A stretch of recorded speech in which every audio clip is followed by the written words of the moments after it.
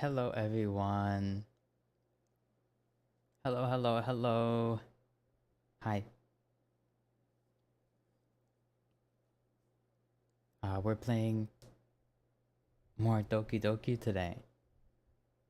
The side stories to be specific. Yeah. I need to hit a few buttons real quick. Whoop. And one more.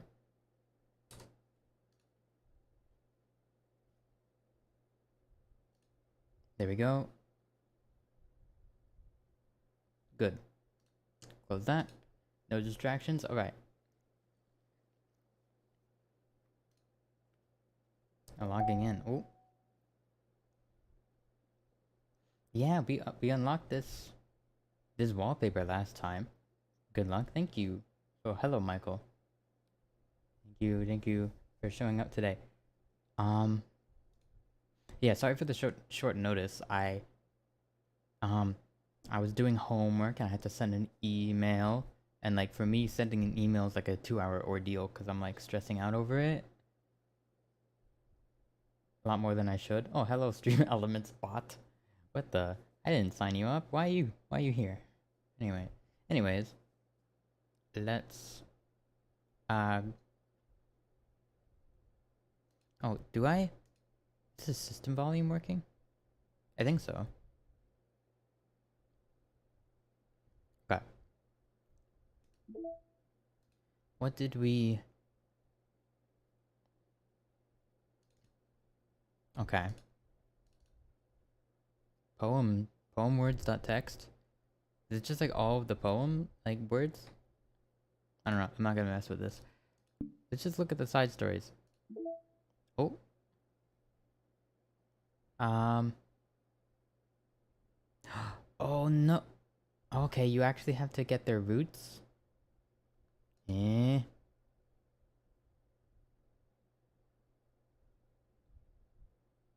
Uh. Wait. Side stories are stories of friendship that are unrelated to the events of the main game. To get all 6 stories, try writing poems for different characters and viewing their special scenes in... Okay, so we actually don't have access to all of them. Well, shoot. Alright then. What do we do then?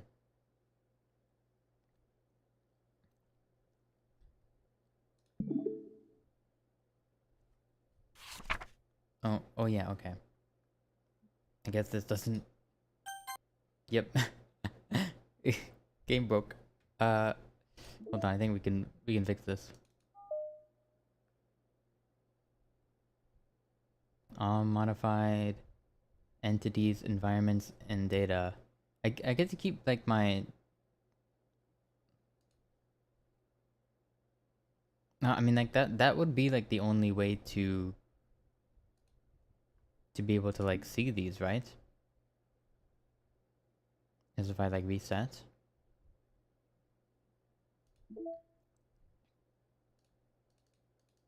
Hmm.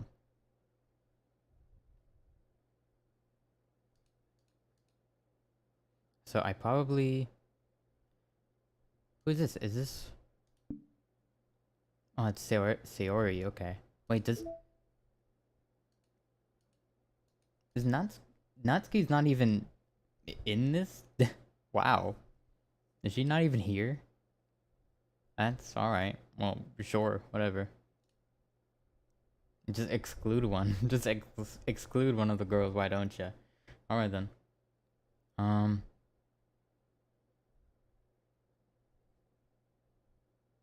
I can... So should we try to go for... Try unlocking... Because I don't want to be like left on a cliffhanger or something.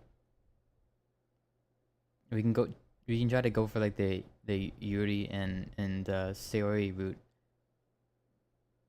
And get those beforehand.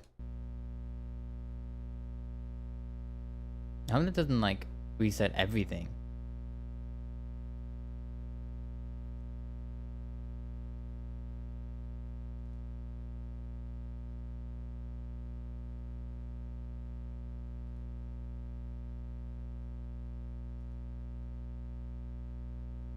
Okay. Like I still get to keep everything, right? I don't know how you would be able to unlock everything otherwise. Oh. Okay. Am I winning? I don't know. Okay, this is what it shows you when you first like click on the game. It's like very creepy. It gives you like a bunch of warnings. Yeah, like that. Okay. Do I? Okay, I get to keep my stuff. Good. That's good. I get to keep my... Okay, I get to keep my meta progress, I guess you would call this. That's good. We unlocked a bunch of this last time. So now we know we can reset. We can reset an infinite amount of times and not lose anything. So I guess just it's time to just play the game. I mean, I guess we just play the game normally and go for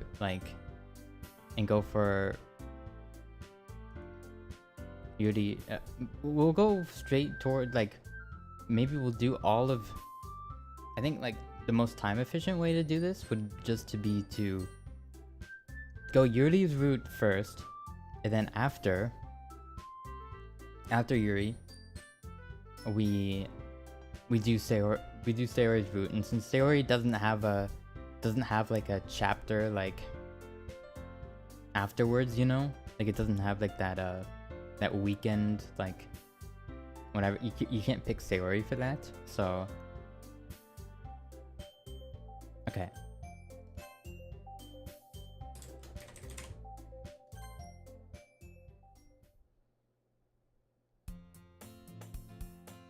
Do I? Oh my god, I don't want to read.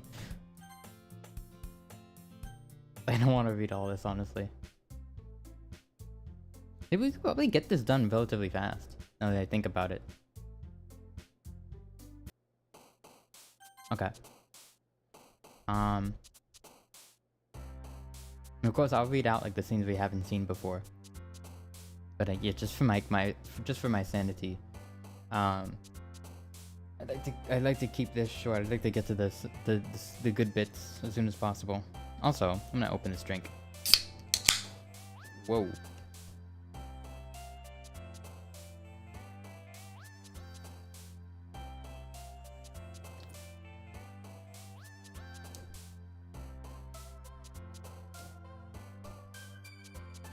Oh, it's not that cold yet. Oh well. Oh well.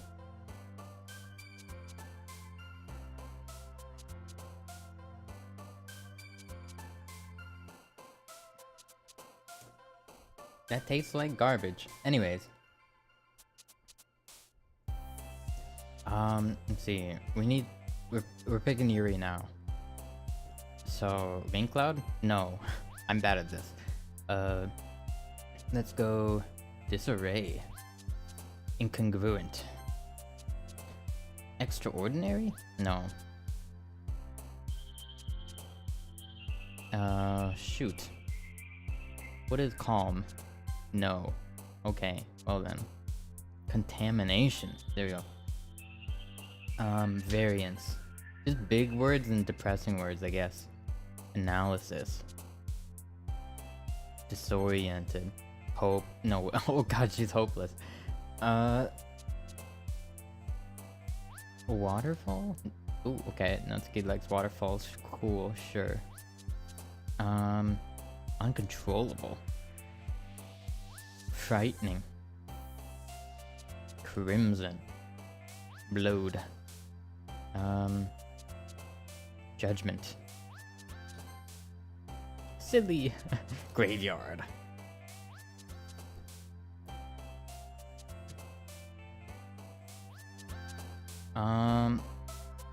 Whisper? No, that didn't work.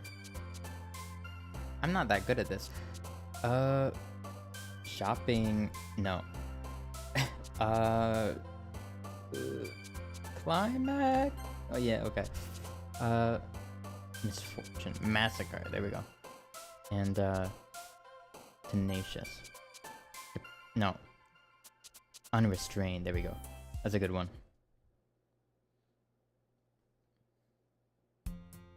What do you even rhyme with unconstrained?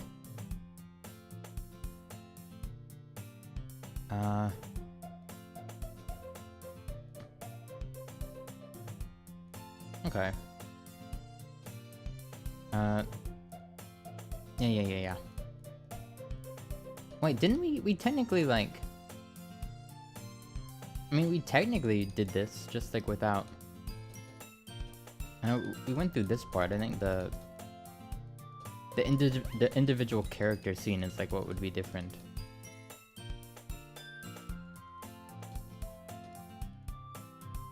Okay. Yuri reaches into her bag and pulls out a book. I didn't want you to feel left out, so I... Wait. Did we... Oh yeah, okay. No, wait, this is the first part. We haven't gotten to her... The actual... Okay, there we go. Screen wipe. Okay. Curious to talk to Yuri a bit more, but at the same time, I would feel bad for distracting her from reading. I catch a glimpse of the cover of her book. Looks like the same book that she lent me. More than that, she seems to be on the first few pages. Ah. Crap. I think she noticed me looking at her. She sneaks another glance at me and her eyes meet for a split second. That only makes her hide her face deeper in her book. Sorry. I was just spacing out. I mutter this, sensing I made her uncomfortable. Oh, it's fine. If I was focused, then I probably wouldn't have noticed it in the first place. But I'm just rereading a bit of this, so... That's the book that you gave me, right? Mm-hmm. I wanted to reread some of it. Not for any particular reason. Just curious. How come you have 2 copies of the same book? Ah, well, when I stopped at the bookstore yesterday... that's not what I meant. I mean, I just happened to buy 2 of them. Ah, I see. There's something fairly obvious here that Yuri isn't telling me, but I decided to let it go. I'll definitely start reading it soon. I'm glad to hear. Once it starts to pick up, you might have a hard time putting it down. It's a very engaging and relatable story. Is that so? What's it about anyway? Well, Yuri closes the book and scans her eyes over the back. The book is titled Portrait of Markov. Wait, have we done this part? Well, it's not letting us skip anyway, so I guess it's unique now. I don't know.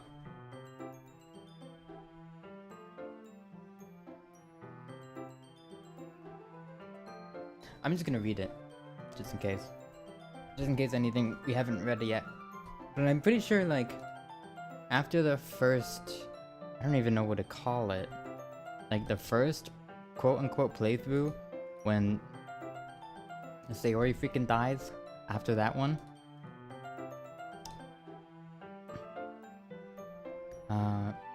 You're not a fan of that sort of thing. I'm like sure we've... I mean, it had a bunch of glitched out dialogue, but I'm like pretty sure we read most of this. So I'm just going to skip through.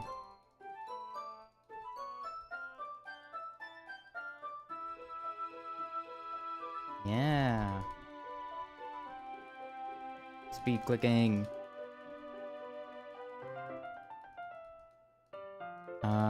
Sorry. Okay. Yeah, now they're gonna put the desks close together. Yeah, we've already done this before. We've literally done this, right? We've done this. It's fine. We'll just skip it.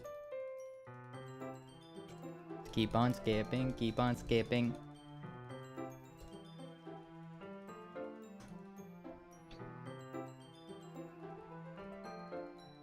Yeah, this dialogue is exactly the same.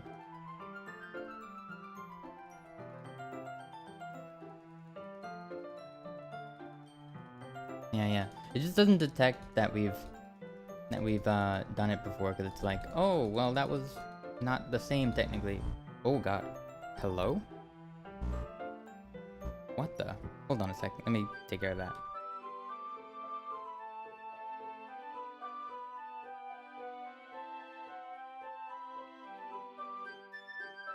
What is going on? My mic was like being extra sensitive for some reason. Very strange. Very strange indeed.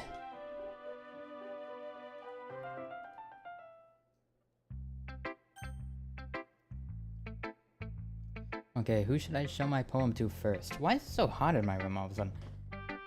I feel like it's like an okay temperature, then I start streaming and all of a sudden it's like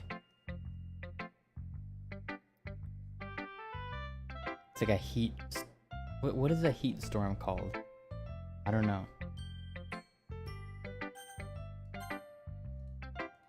Yeah, we're gonna share it with Suri first, I guess. This is a good poem. Are you sure it's your first time? We've read this before.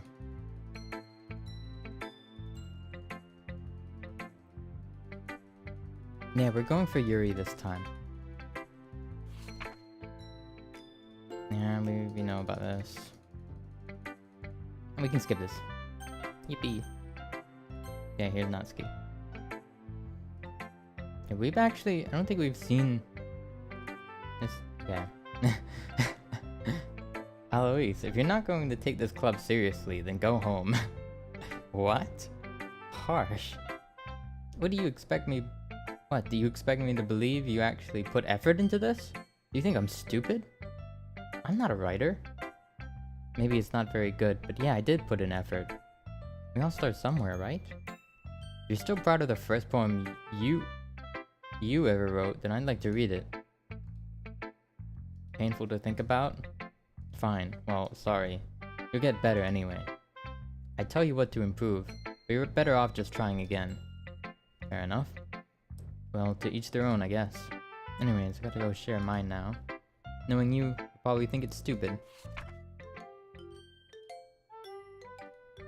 Yeah, I told you that you weren't gonna like it. I like it.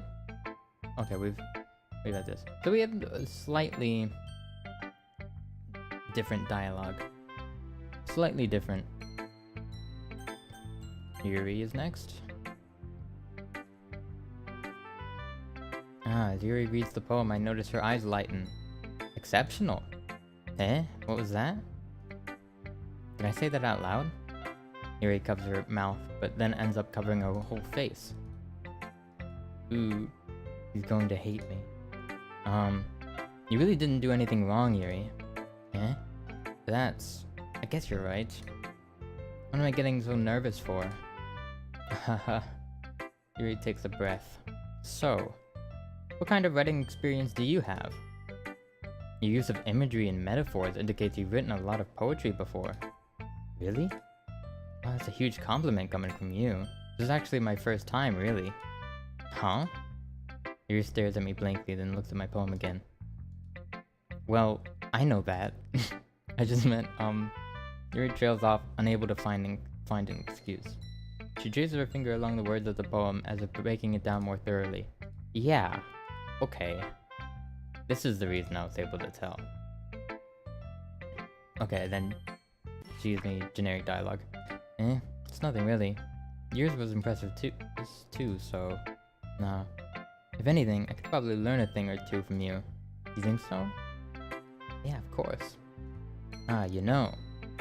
I was really nervous about doing all of this, but in the end, I enjoyed it. I'm going to keep doing my best for you, Eloise. Me too. Okay. Monica. What does Monica have to say? Hi. No. Just skip your dialogue. Great job, Eloise. I was going, oh, in my head while reading it. It's really metaphorical. I'm not sure why, but I didn't expect you to go for something so deep. I guess I underestimated you. It's easiest for me to keep everyone's expectations low. That way, it always counts when I put in some effort. That's not very fair. Well, I guess it worked. Anyway. You know that Yuri likes this kind of writing, right? Writing that's full of imagery and symbolism? Unlike Sayori, who likes using simple and direct words to describe happiness and sadness. Yuri likes it when readers are left to derive their own meaning out of it. It's very challenging to write like that effectively, both allowing people to get something out of it just by feel, or letting them deeply analyze all the nuances. It can take years of practice, which I'm assuming Yuri has at this point. I never really asked though. I'm sure I'm nowhere near her level yet. Hi Status Dude, welcome. You do your own thing. Just keep exploring and learn by trying new things. Sure, I'll end up trying different things a lot. It could take a while before I feel comfortable doing this. That's okay. I'd love to see you try new things. That's the best way to find the kind of style that suits you. Everyone else might be a little biased with their own kind of styles, but I'll always help you find what suits you most. So don't force yourself to write the way everyone else wants you to write. It's not like you have to worry about impressing them or anything. Ahaha, wink wonk. Okay. Yeah.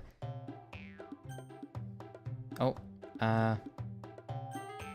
help me. Okay.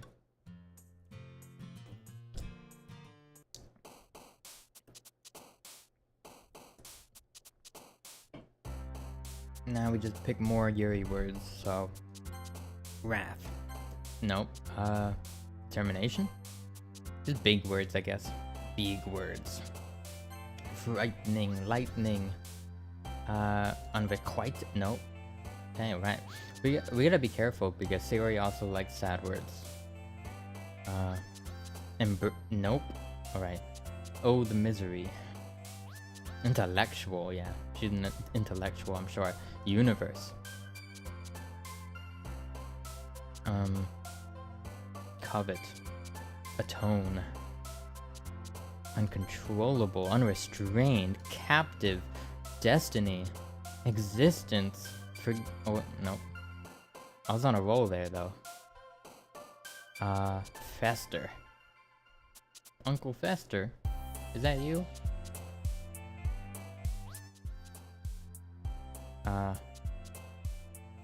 Family. Incapable. Kitty. I just picked Kitty just for the lulz. Another day passes and it's time for the club meeting already. Oh wait, we've read this. We've read this. Hey Yuri. Eh? Ah. I suddenly noticed that Yuri is reading a different book from the one we've been reading together. Sorry, I didn't mean to interrupt. Ah, no. I was just kind of waiting for you. Ah, if that's the case. Why don't we go ahead and get started? Yes, let's. Actually, I have a request. Do you mind if I make some tea first? Oh wait, technically we've done this before, right? This is right before she stabs herself. Technically.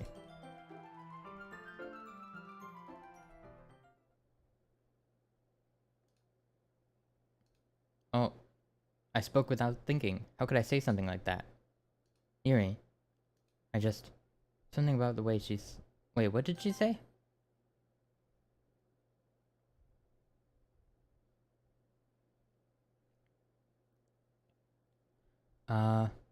Oh wait, before she just went out on her own, but now she invited us. Or... Oh yeah, okay. So, it is different. It is slightly different, because, I guess on the second route, or on the second go-around, it's like, I guess she's like more messed up, so like she goes out on her own, but now it's like, she just lets us walk with her. So Monica's like, eh, where are you off to? And I was like, Yuri was going to make some tea, so we're just filling the water pitcher. Oh, okay. Sorry, I was a bit curious. It's kind of a one-person job, isn't it? Yuri says, Monica, please mind your own business for once. Jeez.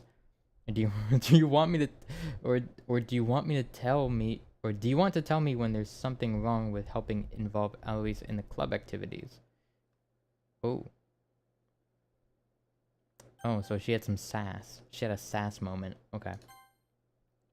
Something about the way she said that. It made me feel so irritated.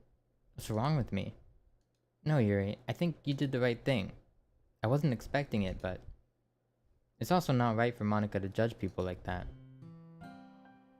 Eloise, how come even when I do something bad, you're being nice to me? Because nothing that you do is as bad as you make it seem in your head. Nobody's perfect. We all have emotions, and we can't always hide them away. But you always amplify things in your head. Your mind turns a light rain shower into a hurricane. Ah, no. Wouldn't you hate me for something as terrible as that? Why would I hate you? I can't hate someone for having emotions. What kind of friend would do that? Friend, do you say? Maybe just friend zoner? Yuri lifts her head. Eloise, I really like being friends with you. Ah, oh wow, mutual friend zone moment. I like being friends with you too. I feel kind of awkward saying something like that. But I'm doing my best to help Yuri feel better. Anyway, yeah. Okay, yeah. Once we fill up the water pitcher, we return to the classroom. Okay. Cool, epic moment. Eloise, do you like oolong tea? Didn't we have this already? Didn't we do this? Oh yeah, we did read this already. It's just less corrupted now. Yeah, we're gonna sit on the floor and she's gonna do the chocolate thing and it's gonna be like, ooh, so spicy.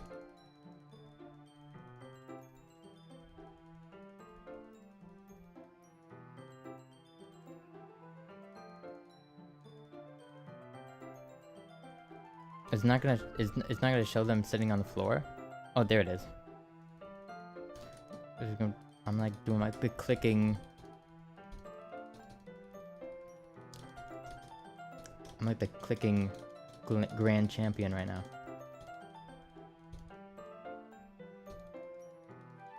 Sorry about this. I didn't know that there was like a. Oh, it's time to share poems. Okay. Yeah.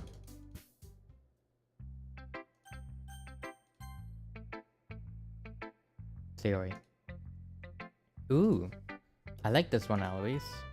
It has some nice feelings in it. I'm glad. Does that mean it's better than yesterday's? Let me think. I don't know. I guess I like them both. That's not very helpful, you know. I'm not very good at figuring out if poems are good or bad. That's why I just go by heart. If it makes me feel things, then it must be a good poem. Didn't we read this already? I think we did. Yeah. Brrr. Go fast. Okay. Natsuki now? Well, I can admit that it's better than the last one. It's nice to see that you're putting in some effort. That's good. But I still don't like this at all. Well, yeah, it's not for you. You're not just trying to impress Yuri, are you? That's exactly what I'm trying to do. I'm trying to get that side story, baby. Now get out of here. For now.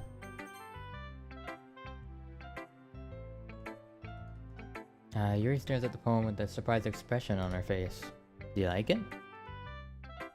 Eloise, this one might be even better than yesterday's. How did you even pick this up so quickly? Just yesterday I was telling you the kind of techniques worth practicing. Maybe that's why. You did a good job explaining. I really wanted to try to give it more imagery. Yuri visibly swallows. What the heck? Even her hands appear sweaty. What the?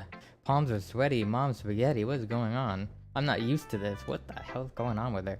Used to what? I don't know. She's so weird. It's fine. Take your time. Yuri breathes and collects her thoughts. I know that Yuri likes to think before she speaks, so I offer that patience to her. Yeah. Just being appreciated like this, I guess. I also like to think before I speak. But I'm not... I don't know if I can relate with this character. I mean, maybe. I do overthink things, I guess. Oh, what did she say? Just being appreciated like this probably sounds really stupid, but seeing someone motivated by my writing, it just makes me really happy. Alright. Are you saying that you've never shared your writing before? Yuri nods. Really? I don't believe it. I really only write for myself, and besides, people would just laugh at me. Do you really think that? Yeah, and Yuri nods. Huh. Even your close friends? Oh, she doesn't have friends. I wonder why. She doesn't have friends, dummy. The raccoon. It happened in the dead of night while I was slicing bread for a guilty snack. My attention was caught by the scuttering of a raccoon outside my window. That was, I believe, the first time I noticed my strange tendencies as an unordinary human. I gave the raccoon a piece of bread in my subconscious, well aware of the consequences. Well aware that a raccoon that is fed will always come back for more. JAC, welcome. Oh, thank you. Thank you, thank you. Well, wait. The enticing beauty of my cutting knife was the symptom. The bread, my hungry curiosity. The raccoon, an urge. Ooh, an urge for a raccoon? What the? The moon increments its phase and reflects that much more light off my cutting knife. The very same light that glistens in the eyes of my raccoon friend. I slice the bread, fresh and soft. The raccoon becomes excited. Or perhaps I'm merely projecting my emotions onto the newly satisfied animal. The raccoon has taken to following me. You could say that we've gotten quite used to each other. The raccoon becomes hungry more and more frequently, so my bread is always handy. Every time I brandish my cutting knife, the raccoon shows me its excitement. A rush of blood. Classic Pavlovian conditioning. I slice the bread, and I feed myself again.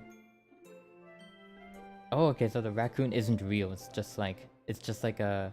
Well, she said it was... her strange tendencies personified as like a raccoon. I don't know. Weird poem.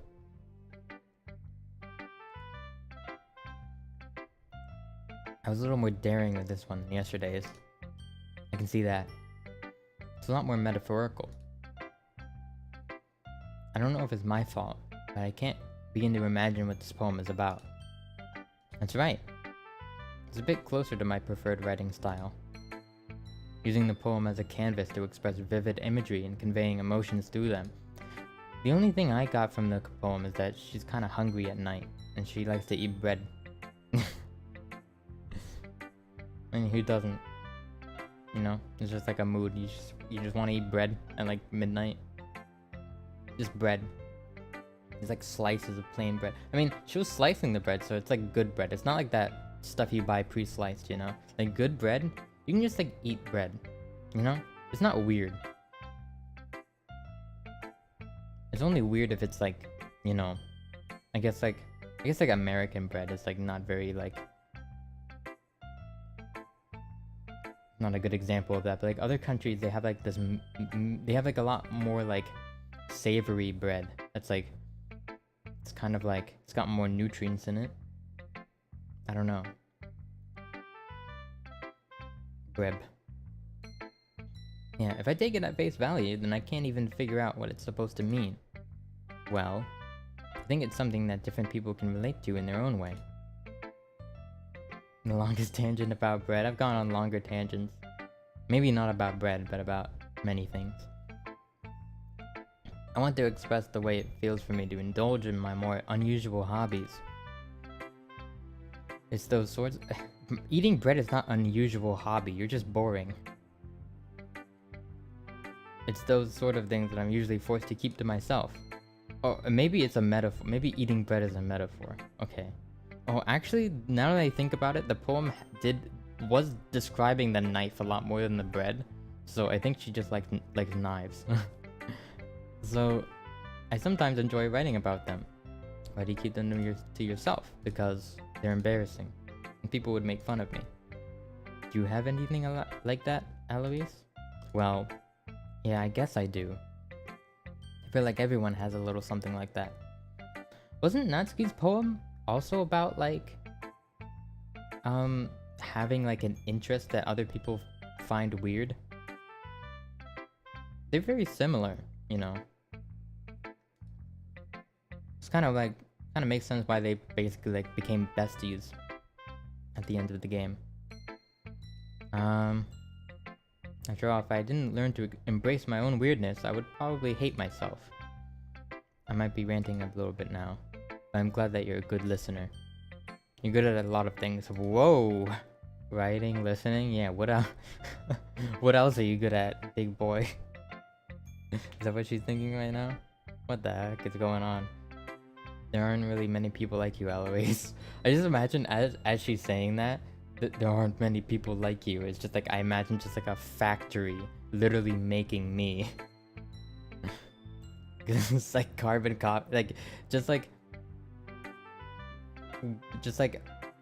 imagine saying that to like one of the most like boring, like just cookie cutter kind of person. I don't know. It reminds me of like, I'm not like the other girls. And then it's just like, no, you're exactly like them. That's exaggerating a little bit. It's just how I feel. I never thought I would feel so comfortable sharing my writing. But now, I almost feel like I look forward to it. It's just a really nice feeling. And you're to thank for that. It's nothing really. Yuri smiles sincerely at me. Ooh. For just a moment, her timidness seems to disappear. Wow. Wow. Monica. What'd she have to say? Don't care. Oh, never mind. The skip didn't work. How's the writing going? Alright, I guess. I'll take that. As long as it's not going bad. I'm happy that you're applying yourself. Maybe soon you'll come up with a masterpiece. I wouldn't count on that. You never know. Want to share what you wrote for today? Sure, here you go. I give my poem to Monica. What's happening to my... tripping over my own words. This one's good. Feels like you're not only getting more comfortable with your style, but the imagery is better than the last one I read. Just wondering, but have you been finding inspiration in Yuri's writing style? I guess so. Can't deny that she's talented. Yeah, totally. I think her poems are the most romantic. That's the best way to describe it. What do you mean by that? What do you mean? She's like a totally different person when she picks up a pen. I noticed that too. Or when she's talking about literature, it's like a light turns on inside of her. But sadly, it's hard to get that much personal conversation out of her. Yeah, knife, raccoon, and bread. Yeah, it's the most romantic poem I've ever heard.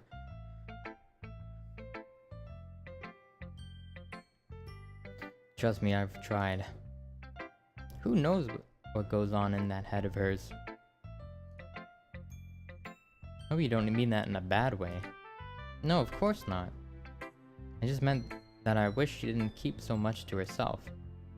But still, defending her like that. You must be pretty into her. You completely misunderstood. Calm down, I'm kidding. Besides, I'm pretty sure she's already got a boyfriend.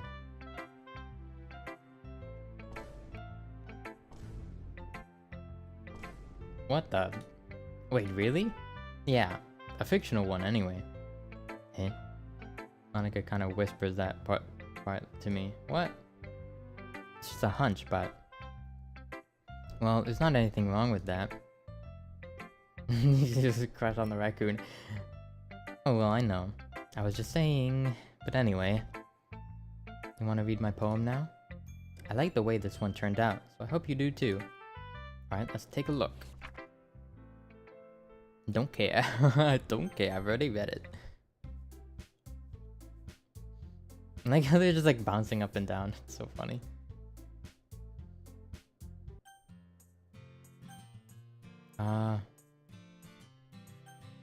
Yeah, I would walk home with Sayori. Zooming. Yeah. Brrr. Okay, now we choose Yuri again? I wonder what will happen. What will happen if we choose Yuri again? Oh, I didn't mean to do that. Nope. Alright. Well. Ambient. Portrait. Secretive. Scar. What? Oh god. Extreme. Starscape. After image. Determination. Whoa, okay. Graveyard. Vertigo. Contamination. Defeat. Oh. Jeez, Sayori. You have something you want to talk about? Existence. Passion. Oh, okay. Destiny. Eternity. Fester. There we go. That was like, it was close. I don't know if I even got that right. Aw, man. I'm the last one here again. Don't care. Zooming. Why does it feel like I'm being watched? I glance around the room. Suddenly, I notice Yuri peering at me from over her book. But she looks away just as quickly with a flustered look on her face. I realize that she won't get anywhere like this. I've never really seen Yuri approach anyone or start a conversation on her own accord. So I have no choice but to approach her myself. By now, it's a little easier for me to do that. I stand up from my desk and sit in one next to her own. I didn't mean to bother you or anything. Well, actually, you didn't even do anything. But I could tell that you wanted to be alone with your thoughts. Alone with my thoughts? How were you even able to tell that I was thinking like that? Well, it's something that I do a lot. So it wasn't hard for me to spot based on your posture and expression. Not that I was staring at you or anything. I didn't do anything creepy like that. In any case, I guess you're right. Sorry if I caused you any concern. Don't apologize. Your troubles are only the concern of those who willingly share that concern. Of course, there are certainly those who find the most comfort in keeping to themselves. But if you were to prefer to share what's on your mind, then I would be glad to listen. Hold on a second.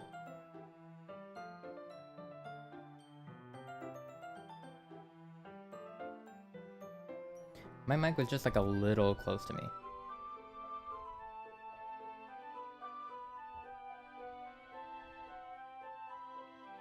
I hope you're not getting like a ton of like those plosive sounds. Like I hope I don't like blow out your eardrums every time I go pop pop pop pop pop, you know. I choose not to go with a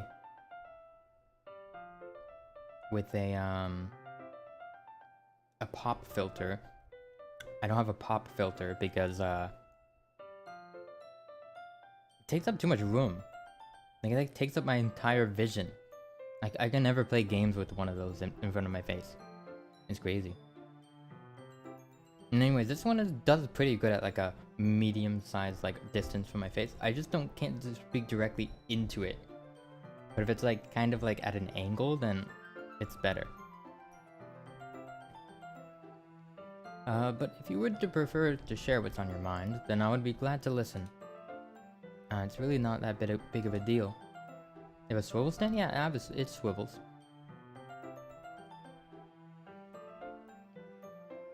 I was just feeling a bit uneasy about Sayori.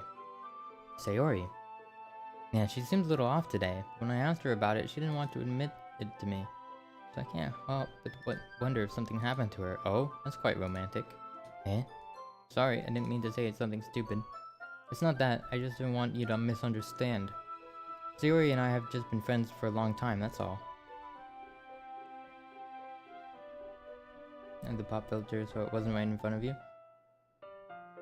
Yeah, that's what I'm doing right now. It's on an offset. But the thing is, like, it just, like, creates more distance. And also, like, the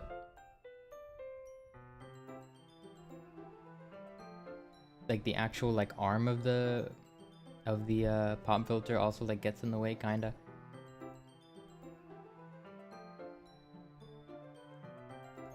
I see. And perhaps it's unusual for her to be dismissive to you about her feelings. Or maybe I'm just reading into it a little too much. Eloise, the world is full of meaning, often hidden deep beneath plain sight. And there are many untold mysteries behind every person, no matter how well you may know them. Ah, so you think that there might be something behind it after all? I think that Sayori is a very complex person. Her mannerisms on the outside don't always match what may be going on inside her head. And she may not know what she always wants. Okay. I sound good? Alright, that's all that matters then. I noticed her strange behavior today too.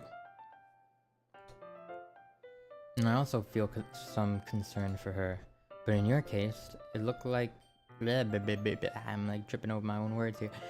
It looked like she was fully occupying your thoughts, wasn't she? Well, I guess that was the case.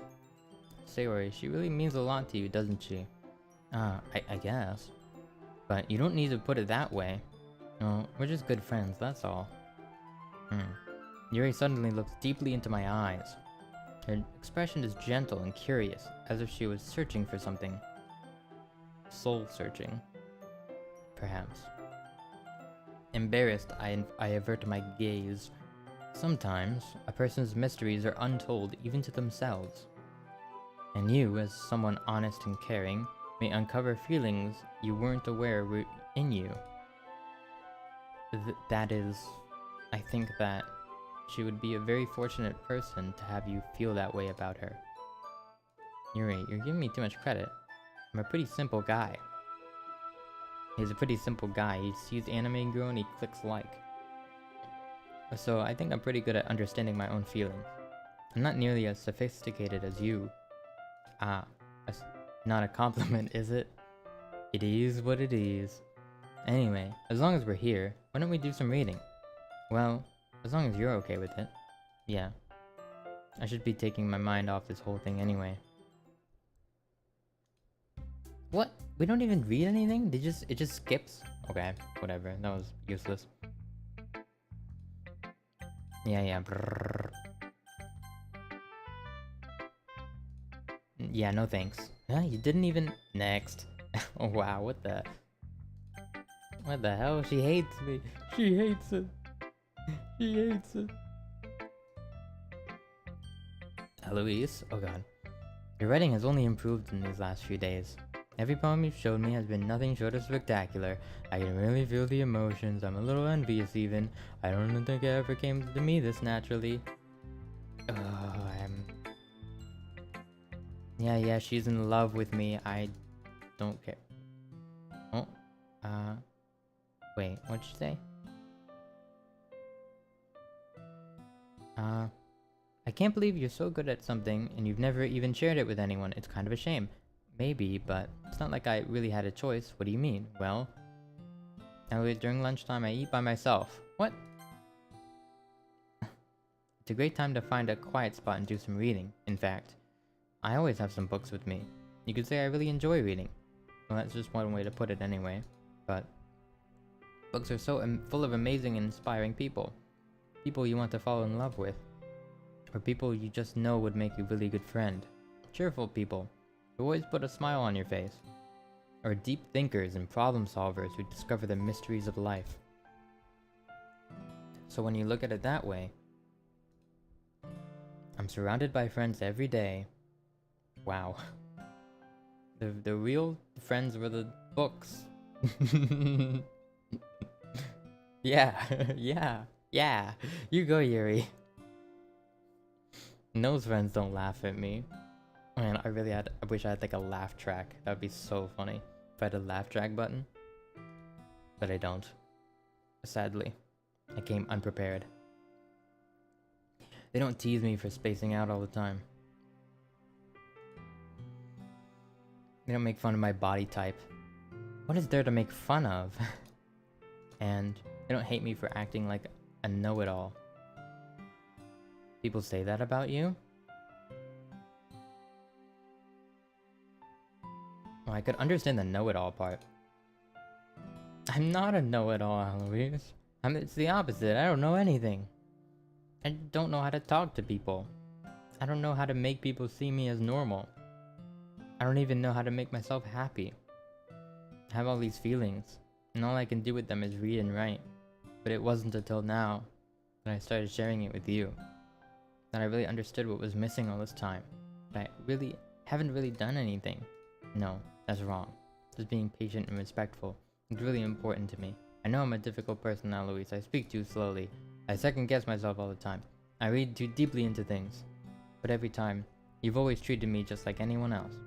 It's so rare that I feel comfortable with myself when I talk to others. Why would just start talking to her like, or talking as her like I'm a robot or something. That's why every time I talk to you, I just feel really happy. I see. Well, I treat you how you deserve to be treated, Yuri. And if other people don't see it that way, then screw them. Yeah, screw the rules. I mean, I joined this club hoping I would make friends.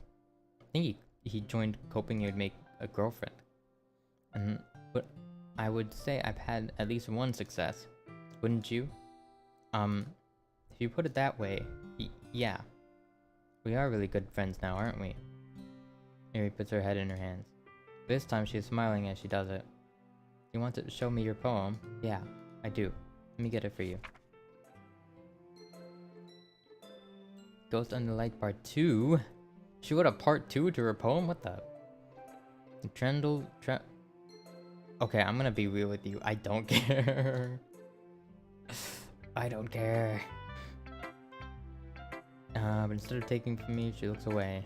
Do you dislike it? Oh, no, of course not. I just don't really know how I should respond.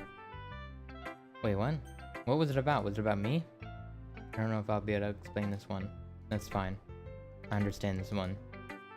Yuri is having an even harder time speaking than usual. Does this one mean a lot to you? Yuri nods. I'm not really good with words, but I'm happy you shared it with me, so thank you. And I hope we keep spending time together. This is so cringe.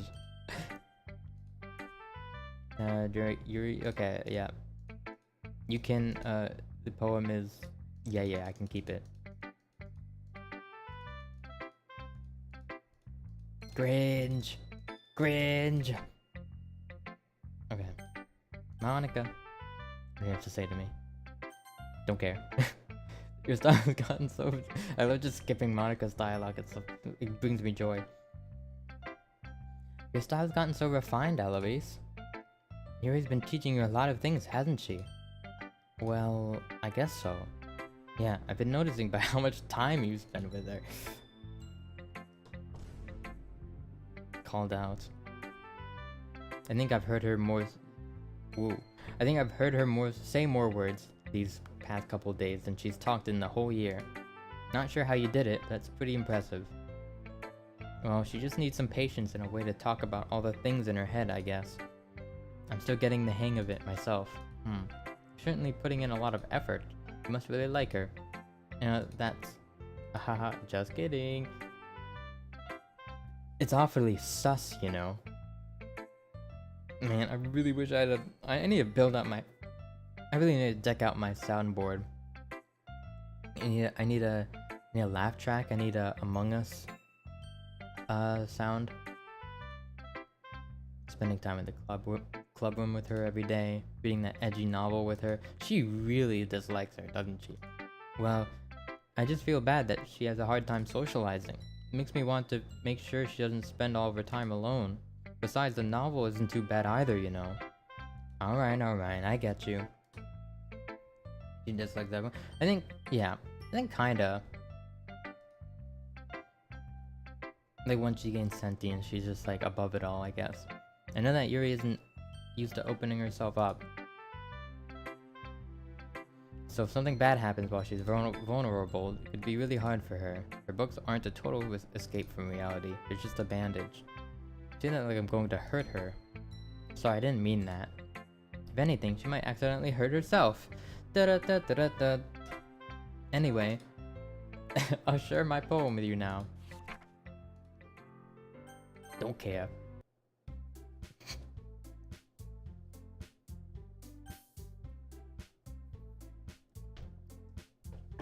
I'm going with da-da-da-da-da Yuri. Yippee. I'll probably be most helpful helping out Yuri. Me? Are you serious? What you refuse to even read my poem? What's wrong with you? Natsuki, I can already tell you're about to say something mean. You're just about to... No, Natsuki, you can't say that. You're gonna... We're on YouTube. I was just saying... So you'll be helping Yuri then, Eloise? Yeah. Yeah, I don't care. Skip. Do you want to get to the spicy scene? Gonna get us demonetized. Natsuki says gamer words live on stream. She totally would. She's the type.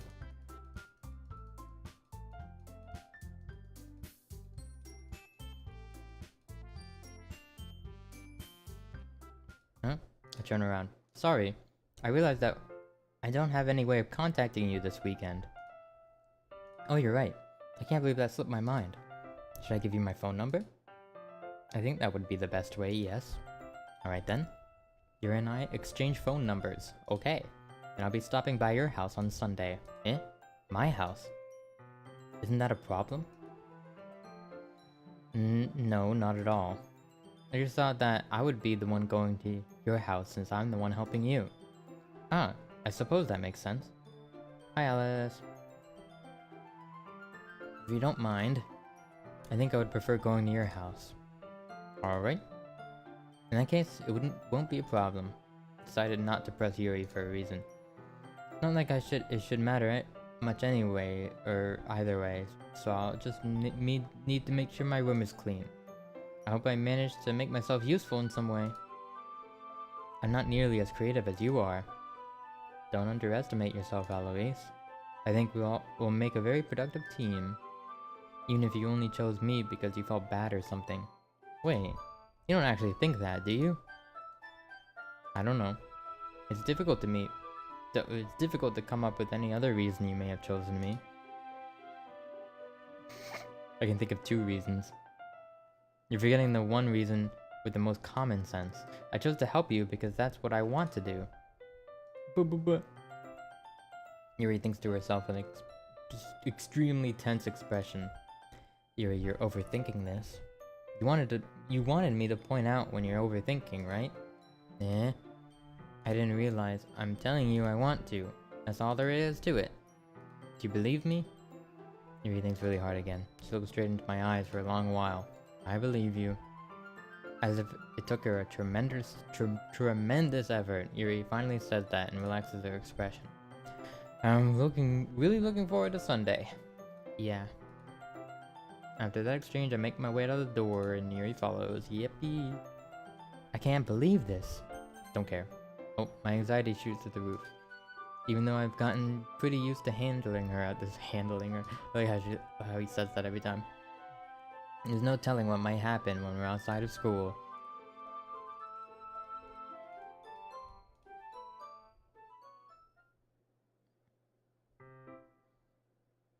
It's already Sunday. I've been getting increasingly anxious about Yuri's upcoming visit. I keep telling myself that there's no reason to be nervous, but it doesn't help much. Yuri is clearly an introvert, and also an intimate person in general. Oh no! I just realized I forgot to make a save. I forgot to make a save at like right before the first poem, so that I could instantly like jump back and oh well. I'm just gonna have to do a hard reset. I guess I could just hit new game. That would work as well.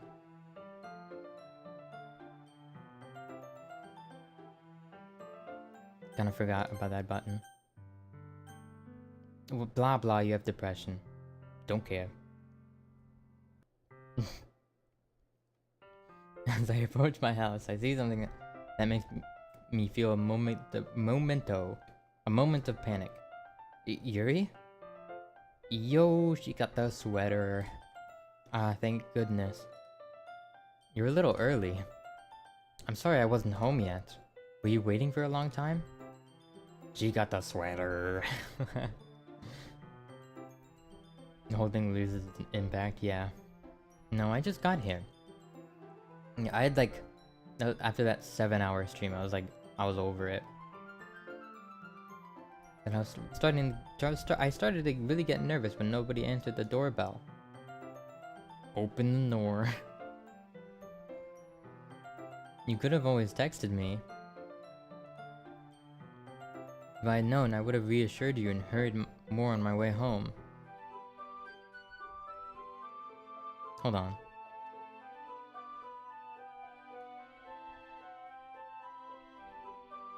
I could probably be up here more, right? That doesn't hurt. Maybe bigger.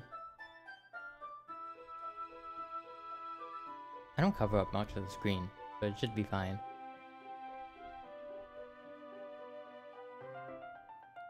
If I'd have known, I would have reassured you and hurried up more on my way home. Now, I suppose that's true. I didn't think of that for some reason. Cover the whole screen, yeah.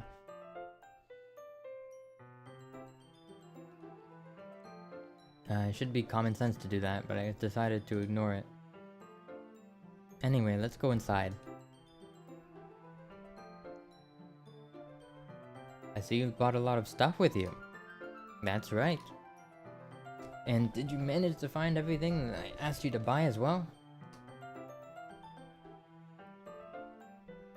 Yeah, pretty much. At least I hope I got everything right. I'm sure it'll be fine. I take Yuri to my room. I have no idea how long the side stories are, by the way. So it might be a long stream, who knows. It's already an hour in and we haven't gotten to them, so that's fun. The first thing she does is glance around curiously, which makes me feel anxious. It's so clean. Haha, I cleaned it before you came over, so... That's very considerate of you. Oh, it's very considerate of you to do. No. I would be really embarrassed for my room to be a mess while you were here. Wow. A man's keyboard is not... Wait. I'm covering it. His keyboard sucks.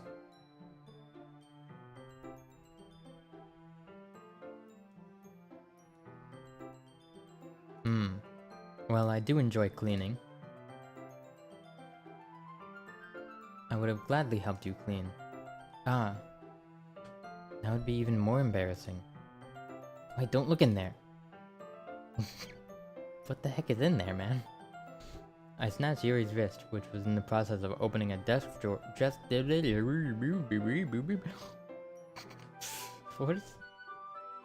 going on with my mouth today?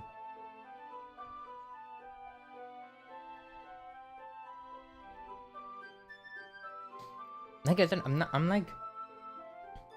like Yuri. Like I like to think before I say words. So it's like really strange for me to just like lawnmower mouth like this, you know?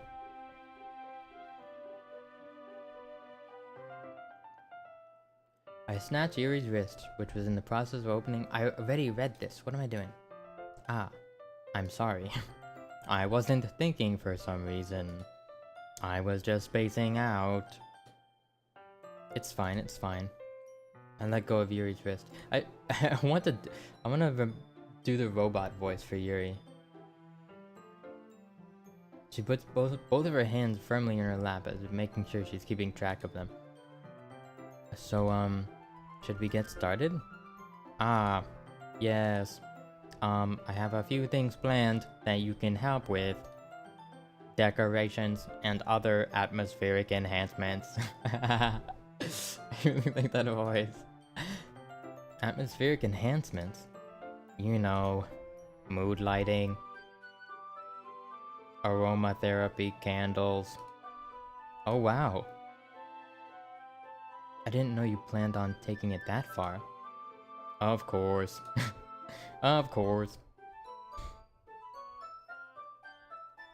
I want to help take our guests to a I want to help take our guests to a faraway place.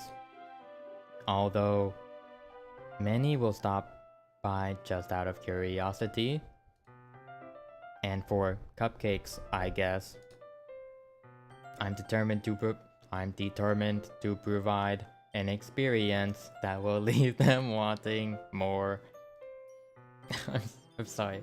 Sorry if you like her. It's just that she's kind of a robot, not gonna lie. It's easy to forget that you're a pretty intense person. Ah, intense. I guess that's the best way to put it. Is that a bad thing? No, not at all. Something I like about you, actually. Is that so? That make me feel relieved. And kind of happy. Yeah, no need to be so anxious. You can relax a little. Relax. I brought some things for relaxation. She totally is a robot, man. I swear. I was going to use them during the poetry event. Oh yeah, like what? Let's see. Yuri rummages through her bag. She pulls out a few candles and a wooden cylinder-shaped object. I did some women be shopping, am I right? I did some shopping on the way here, so I happen to have these in my bag. I plan to cover the windows in black paper and use the candles to light the room. Getting way too much entertainment out of this. I think that would be amazing, don't you? Yeah, that would be really neat. What's that wooden thing though? Oh, this is a diffuser for essential oils. It's her oil, cause she has an engine. She needs her oil changed. How familiar are you with aromatherapy? Not familiar at all. Is that so? It's one of my favorite contributors to a positive atmosphere. Depending on the oils or herbs you choose, you can change the mood of the air itself. This is like some hippie stuff that my mom would do. I think we have a diffuser in the kitchen. You can even feel it permeate through your body. Relaxation, positive energy, romance, reflection. It's almost like magic. Yeah. Though I never feel any different when my mom puts like a different flavor of weird mist juice into the machine. I always just feel sad. That's the emotion always. Just kidding. It's almost like magic. Yuri takes a cylinder and pushes a switch on the bottom. In just a moment, a thin ray of vapor begins to spout out through a small hole on the top. Wow, that smells wonderful. What kind of mood is that one for? Oh, you know. Well, she's like, oh, you know, it's jasmine essential oil for, I don't know. She just said something really inappropriate. It smells a little sweet and flowery, right? Yeah, that's a good way to describe it. I chose jasmine for the event because it provides more relaxation. Jasmine enhances your emotions and helps you feel them flow through your body. You feel warmer and your heart pounds more heavily. I wouldn't know, I don't have a heart. Don't you think that will be perfect for sharing our poems? It does sound suitable. But you seem to know a lot about this, so I trust your opinion on anything. Yuri smiles gently, clearly enjoying herself. She reaches again into her bag and pulls out several spools of thin ribbon. What are those for? Well, did you purchase the origami paper I asked you to get? Yeah, I have it right over here. We won't be using the paper for folding origami. What I'd like to do is write a different word on each paper. We'll need about 100 of them. Oh yeah? What will those be used for? Well, I'm going to cut pieces of ribbon to hang from the doorway of the classroom. Then, we can fasten the paper onto ribbons to create the doorway curtain. Wouldn't that be beautiful? It would also catch the eye of those passing by the room. It may attract some to peek inside. That's really creative. I had no idea you'd be so good at this, Yuri. Is that so? It's starting to sound like Squidward. Well, I suppose I do get... No, not Squidward. Well, I suppose I do get a little intense, as you'd put it. Ooh. Yeah. If I like held my nose, it would be like that. It's just me. She's more relaxed when it's just the two of us. Or maybe it's the excitement she feels from sharing some... Share... Yeah. Here's a marker, Alois. Go ham. You can write any characters you want. I'll help you once I finish cutting ribbons. Alright. Sitting on the floor together, the two of us get to work. I carefully draw a different character on each paper, doing my best to manage my bad handwriting. Yuri unravels a long strand of red ribbon to her desired length. Then she reaches into her bag once more and pulls out a pocket knife. The knife is strangely beautiful. The silver handle has an intricate pattern of waves etched into it. The blade itself is gently tinted blue. That's no ordinary pocket knife. She pulled the legendary karambit from the CS:GO case. Dude, how much did you whale for that? Looks so fancy. Well. Embarrassed, Yuri looks away. What is it? You're going to think it's weird. Yuri, whatever it is, I have no reason to judge. To each their own, you know? If you promise you won't be weirded out? Yeah. Oh, yeah, I promise. Alright. The thing is, I'm kind of into knives. They're just so pretty. I can't help it. I don't know what it is. The combination of craftsmanship and feeling of danger, maybe? Ooh, what am I saying? Please don't think I'm weird for this. Ahahaha. You're laughing at me. No, I'm not laughing at you. It's just funny how nervous you get about sharing. It's, well, an interesting thing to be into, I guess. But I think it kind of suits you. Suits me? Yeah, it's kind of intense, ahahaha. Besides, it's a really cool looking knife, I can't deny that. It is, isn't it? Yuri relaxes her expression once again. Would you like to hold it? Sure, I'll check it out. Yuri carefully hands me the knife with the handle facing me. I take it and turn it around in my hands. It feels heavy and extremely solid. Where do you even get a knife like this? Curious of its sharpness, I feel the point of the knife with my index finger. Yeah, that's a good idea. Ow! Alois, why did you do that? I didn't expect it to be that sharp. I barely touched it at all. It's my fault. I should have warned you. The knife is extremely sharp. It can cut through skin like paper. What? Oh no. A small drop of blood trickles down the side of my finger. Yuri takes my hand and gives the wound a closer look. She stares at it and noticeably fidgets. What the? If you're screaming, she'll go wash it off now. You freaking weirdo, get away from me. Without warning, Yuri puts my finger in her mouth and licks the wound.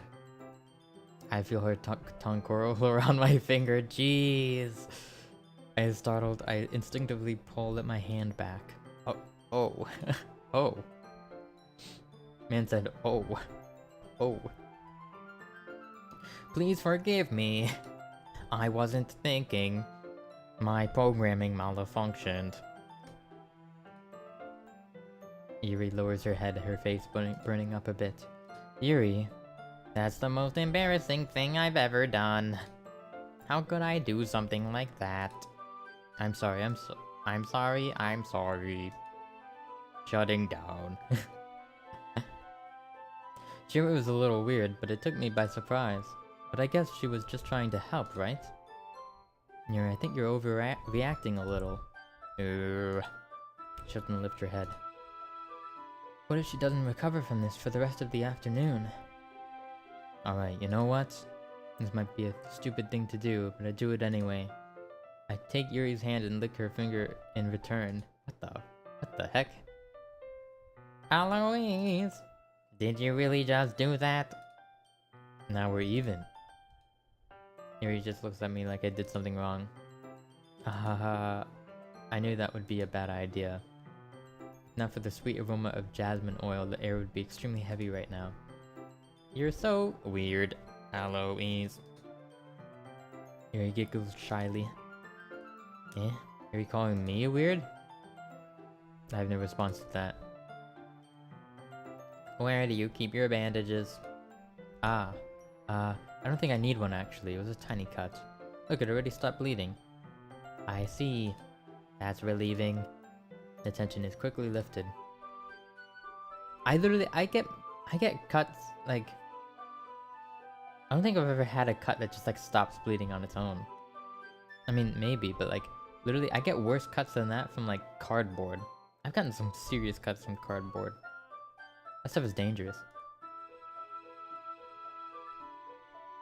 Yeah, like, I'll just come home from work one day, it'll be like, where did I get that? My ankle is just, like, gushing. I want Yuri's knife cut through the ribbon like there's nothing but air. Meanwhile, I'll continue to make progress on the paper. I'm getting paper. The translation's bugging out. That's funny. After we finish attaching the paper to the ribbons, we lay them all out, side by side. It looks better than I expected, and I will be very effective as it will be very effective as a door curtain. It looks great. Good thinking coming up with this, Yuri. Ah, thanks. It's just something I saw online, really. Are you ready to move on to the next task? Yeah, let's do it. What do you have in mind? I'd like to create a banner. That's why I asked you to buy the paint tablets. Maybe I'm the robot, I can't even read. Oh, that's right. One of the items Yuri had asked me to buy was a kit of watercolor paint tablets. We'll need about 6 cups of water to put each of the tablets in. Do you mind fetching those for us? Each must be 18 milliliters each. Exactly. Of course not. 6 cups of water. I'll be back in a minute. Thank you very much. Oh, and just a little bit of water is okay.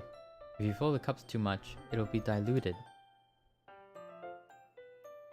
Taking Yuri's advice, I decided to use small plastic bathroom cups rather than full-size glasses.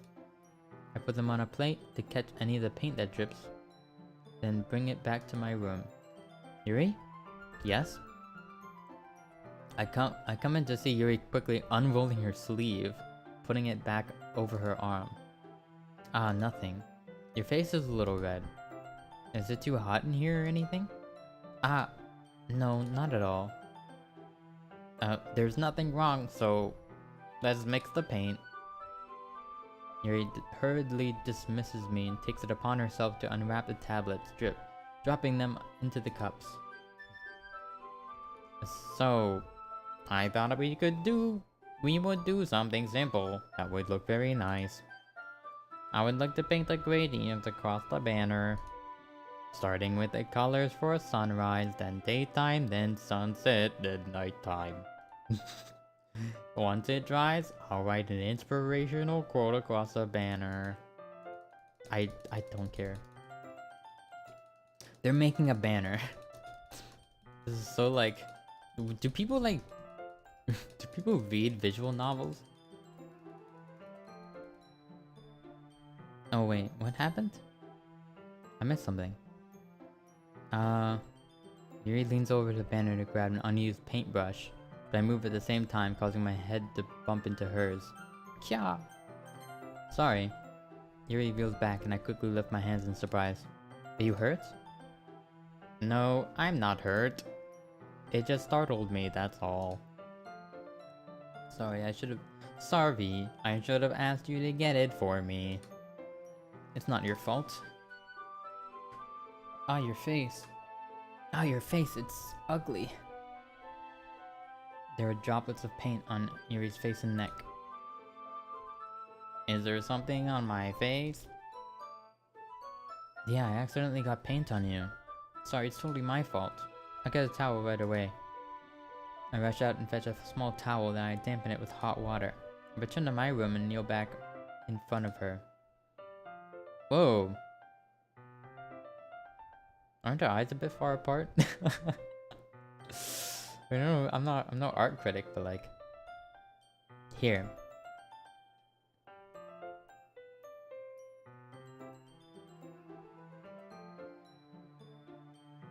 Actually... I think it's fine. It's just like... I don't know. I don't really know perspective.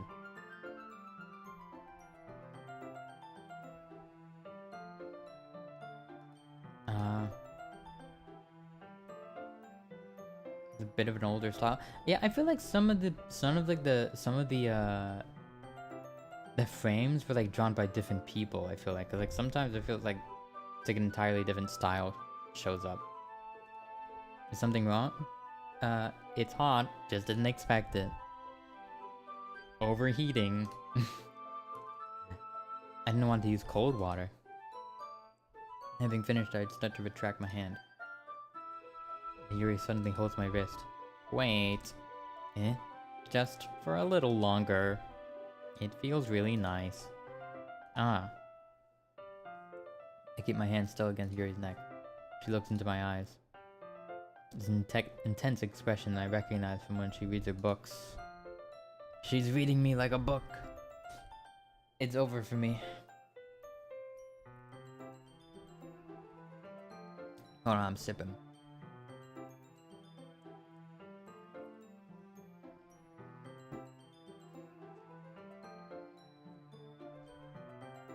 Almost as if she's lost in a daze, enveloped by her own thoughts. She breathes gently, half through slightly parted lips. What is happening? What is happening? What is going on? Is it the aroma of the jasmine oil giving me this dizzy feeling?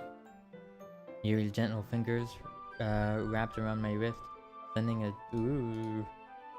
And suddenly her face seems to be much closer to mine than it was just a moment ago. Ah. Yuri slowly pulls away. Sorry. I've been feeling a little lightheaded today. I didn't mean to space out. It's fine. The moment is over as soon as it began. Yuri picks up her brush again, but her movements seem clumsier, like she's unable to focus. I remain silent, forced to ignore the event that just transpired. I hesitantly retrieve my own brush and continue following Yuri's example. That should do it. I finish filling the night sky with white dots that look like stars. Looking at the banner as a whole, it's very pretty and natural looking. We don't even get to see the banner? Okay, whatever. Visual novels, am I right? I think it came out better than expected. I'm really happy with the results. Yeah, me too. Are you going to add the lettering now? Ah, not yet. It needs to dry first. That's true, but won't that take a while? Well, perhaps it would be best to leave it here, and then have you bring it in the morning. I can do the lettering in the classroom before our event starts. Is that okay? That's totally fine. Wonderful. In that case, I'm gonna stop doing the robot voice, I'm sick of it. I don't think there's anything more for us to do here. Phew. Haha. You say that like you're glad it's over. I'm glad it's over. I don't really like Yuri.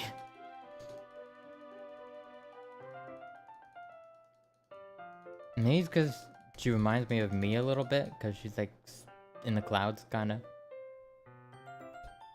I don't like her that much.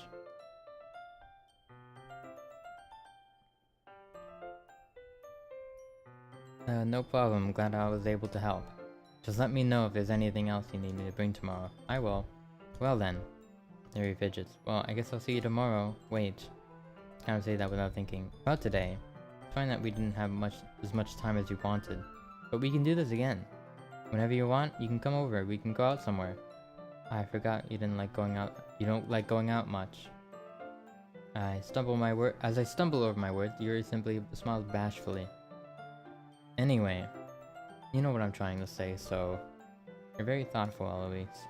Yuri takes a step closer to me, then briefly squeezes my hand. Whoa! I kind of like that about you. Well, how am I supposed to respond to that? But I don't even get a chance to, as Yuri suddenly pulls back. Sayori! Hi. Sayori. Just now we weren't. I'm depressed. It's okay, Eloise. I just stopped by to say hi. Well, it's nice to see you. I'm sorry, but I'm already on my way to leave. Oh, really? That's too bad. I'm sorry. But we'll be together at the festival tomorrow, so... That's fine, right? Of course. Sayori beams. Yeah, so I'll see you tomorrow. Bye. Clearly embarrassed, Yuri hurries off. Sayori waves goodbye after her. Sayori, I don't care. Just kidding, I do care. I love you, actually. I love you. Huh? Those are my true feelings. Yep, my 100% true, real feelings. So there's no way you could like me more than I like you. Should have realized it sooner. Spending time with everyone at the club, making new friends, and having fun with you every day. I'm just getting this because I'm doing this to get the as well. I'll accept any of it. Yeah. I don't really care. This, okay. I needed this shot. I needed this picture. Because I think I needed it. You need to like unlock all the special scenes, and this is one of the special scenes. I'm pretty sure. It's like part of Sayori's whatever. And I'm going back, and I'm doing Sayori's like first 3 days, like where you do her poem 3 times in a row, and then instead of like going through this whole like weekend thing, I'm just gonna like quit out, and then I'll probably, I think that would have been unlocked everything, right? Suddenly, Sayori wraps her arms tightly around me. Eloise, is this really okay? Yeah. I hold Sayori in my arms and pull her closer. You never have to let go of me again. I love you, Eloise. That's why I'm killing myself tomorrow. I want to be with you forever. And that's why I'm killing myself tomorrow. Why did she say any of this stuff? It's like, yep. What is this? Sayori, I'm supposed to be happy right now. I always thought this would be the happiest moment of my life. Even now, why won't the rain clouds go away? They're not going away at all, Eloise. It's okay, sorry. This would be pretty, like, touching, but it's like... We know she's, like, she's, like, uber depressed because she's being, like... Her, like, code is being rewritten to be depressed instead of it actually being a depression thing.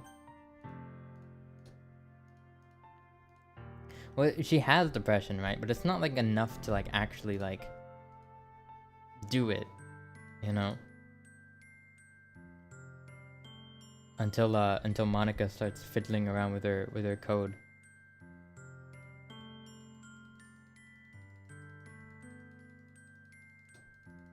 Yeah, I don't care.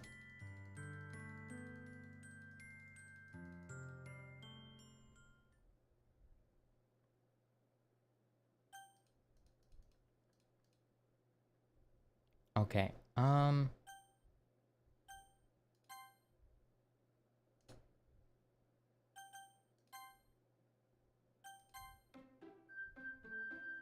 Okay, let me just make sure.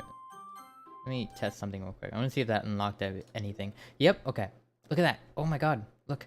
Wait, we do get Natsuki. Pog. Okay. Wait. Oh, okay. And now I think if we... Okay, so if we go and do Sayori's part, then I think we'll get 2 more. Yeah, I'm taking sips. I think if we do Sayori's boot now, we'll get 2 more, then we'll get all of them. Which, dang, that's a lot of parts. Anyway.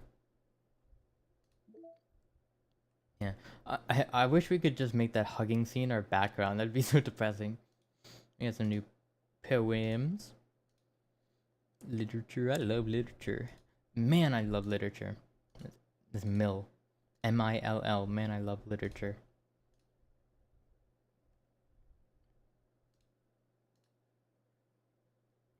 Just love literature. Promo. I don't know what that is. Alright. Let's go back. Fiction. Oh man, I love fiction. That's good. That's good actually. That's good. Alright, new game, baby. Hey, don't care. Speedrun, baby. Make a speedrun. Let's go. And we're actually gonna have a lot of new dialogue because we haven't done any Sayori stuff so far. I think Sayori is actually the hardest. She's the one I know the least about, so I'm gonna try to get this right. Can I save? I can save. Alright. Hope. Love. She likes simple words.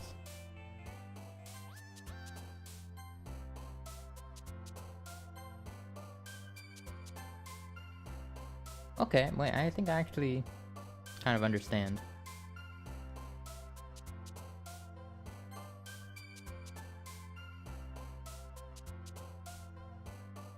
No.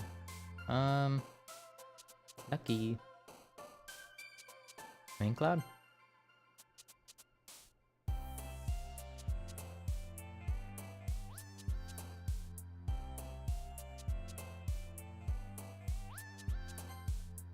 No.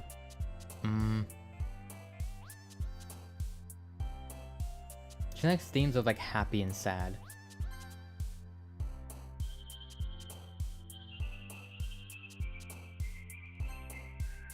I think that made Sayori happy. Pain. Yep.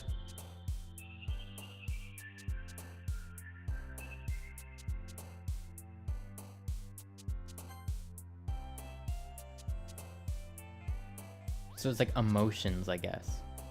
Alright.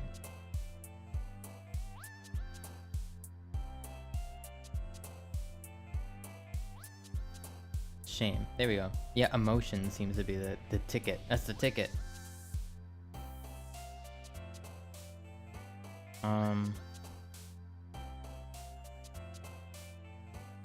Yeah, okay. It is emotions. Wait, we found it. Forgive? No. Family hurt. Silly? No, that's not an emotion. Hurt. There we go.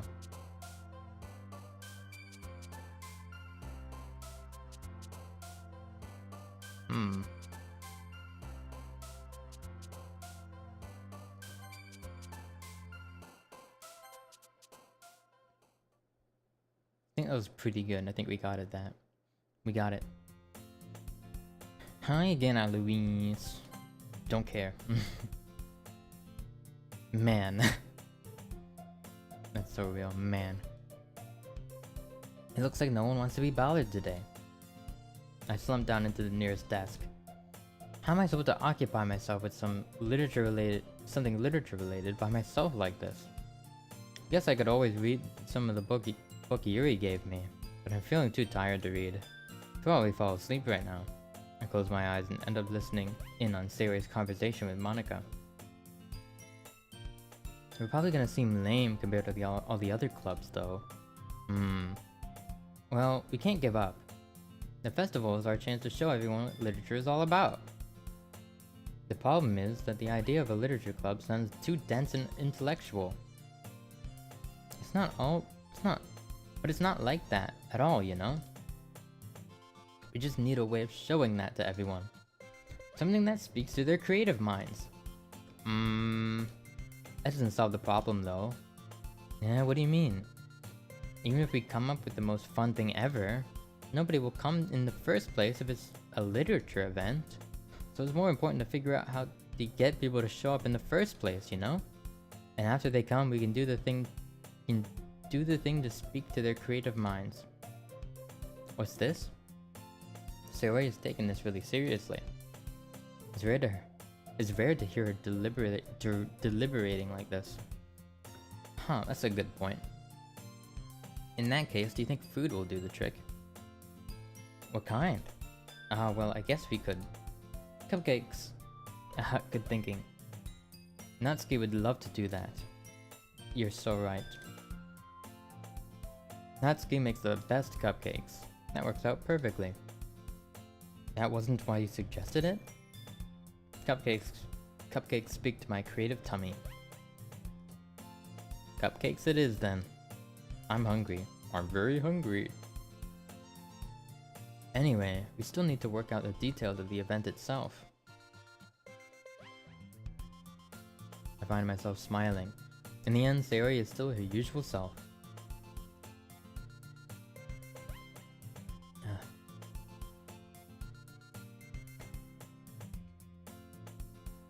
Unlike me, who has trouble finding any motivation at all. Womp womp. Sayori can put her mind to things and make them come to life. I suppose that's why I end up letting her get on my case about things. I can't help but wonder what it would be like to see the world through her eyes. Oh. I open my eyes to find Sayori's face filling my vision. I nearly fall out of my chair. Sorry. Wait, actually, I'm not sorry at all. It's your fault for sleeping like that. This isn't the napping club. Does our school have a napping club? You're staying up late again, aren't you? Now that you're in a club, you're gonna have less time for anime, you know. You'll need to get used to it. Don't say that so out loud. Glance over my shoulder to see if Monica overheard. Like she cares. It's true though. Yeah, I know. You're always looking out for me, Sayori.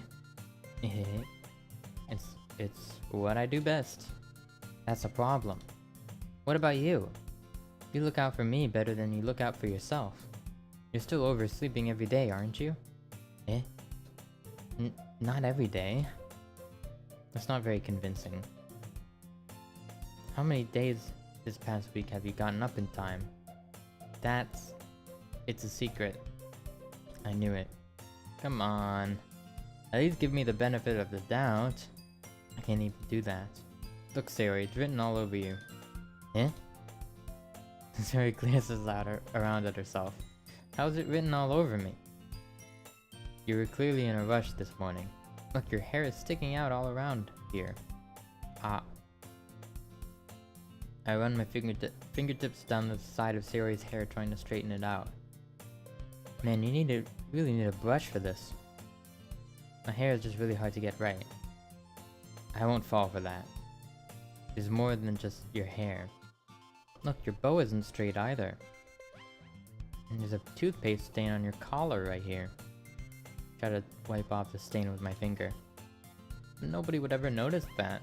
Of course they would. Nobody's gonna tell you about it because they want to embarrass you. Fortunately, I really don't care about that. Hey, you meanie. And you don't even keep your blazer buttoned up. Seriously, Sayori. Why do you think you don't have a boyfriend yet? Wow, jeez. That's rough. That's super mean. Sorry, but you'll thank me later. I start to button her blazer from the bottom. Once you see how much better it looks, you'll change your mind. What the? What's this angle? This is so funny. What is? Well, I was just thinking about how weird it is to have a friend who does these kind of things. Huh? Don't say that. You'll make me feel weird about it, stupid. It's okay though. I'm happy we're like this. Whoa! Aren't you? I guess. Hey, be careful. The button might come off. Why is this one so hard to close? Are you seriously asking that? I struggle to fully close the button near her chest. Does this thing even fit you properly? Like they're looking through a fisheye lens? Eh. It did when I bought it. If you ever buttoned it, you would have noticed sooner that it doesn't fit you anymore. What are you smiling about? It means my boobs got bigger again. Don't say that out loud. Anyway, you look so much better now, so... Why does it feel strange to see Sora's blazer buttoned up like this? But it's so stuffy. Ooh, it's not worth it at all. Sayori hastily unbuttons her blazer once more. Phew. That's so much better. Sayori puts her arms out and twirls around. So if I keep it unbuttoned, then I won't get a boyfriend, right? What kind of logic is that? And why are you saying that like it's a good thing? Because if I had a boyfriend, then he wouldn't even let you do things like this. And you take care of me than anyone else would anyway. So that's why I'm keeping it unbuttoned. Stop saying all these embarrassing things. Huh? I didn't say anything embarrassing. Jeez. Well anyway, let's focus on trying to wake up a little earlier. Only if you focus on going to bed earlier. Fine, fine. It's a deal. I guess we really are better at taking care of each other than we are at taking care of ourselves. Yeah, I guess so, huh? Maybe you should come wake me up in the morning. You're doing it again, Sayori. Aw, but I was joking that time. Man, it's impossible to tell with you sometimes. Okay, everyone. Monica suddenly calls out. Why don't we share the poems we wrote now? Yay. At least I can't wait to read yours. Yeah, same. Failed to sound enthusiastic, but Sayori still trots her way to retrieve her poem. Don't care. Okay. Sayori, let's go. Oh, oh, she's surprised. Oh my goodness.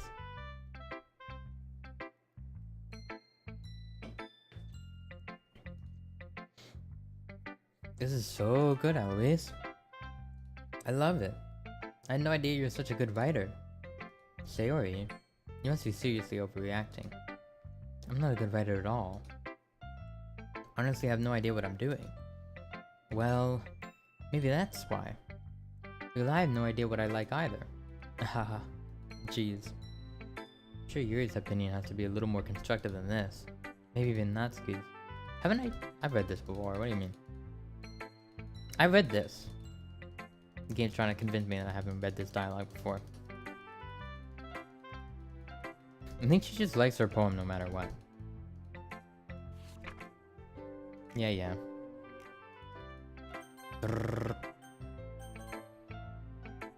Please give us skippable dialogue. Oh, okay. Well, she doesn't hate it, but she also doesn't like it. Well, it's about what I expected from someone like you. It's a little blunt. Well, excuse me. It's not like I said it was bad. It just didn't evoke any emotions. So basically, it's not cute enough for your taste. Do you want to get smacked? I'll pass. Sigh. Well, anyway. I guess I need to show you mine. Not that you'll like it. Oh yeah. And then brrrr. Yuri.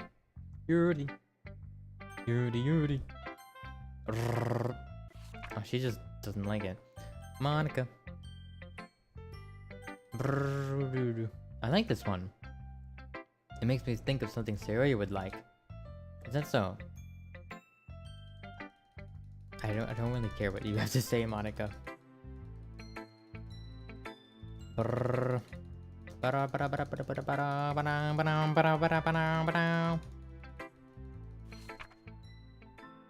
Hole in the wall. They're bouncing. Look at them bounce.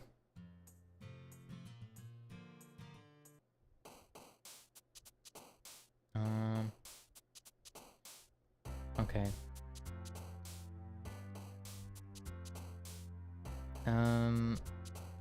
Amazing. Charm?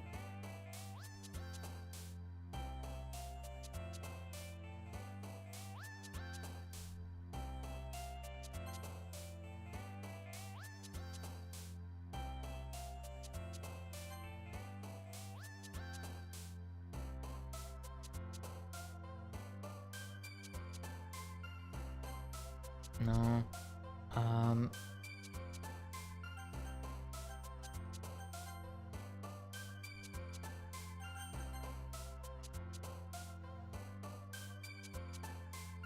Effulgent. Ooh. Come back so I can see if you like this poem or not. Awesome. Yeah, she would like the word awesome.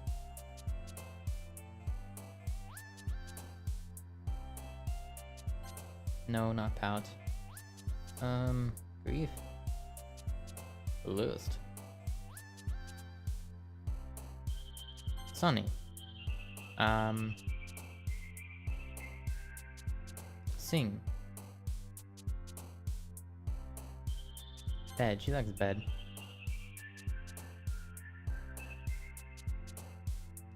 Family. Alone. Fear. Cry. Hopeless. Joy. Fun. Calm. Smile. Pain.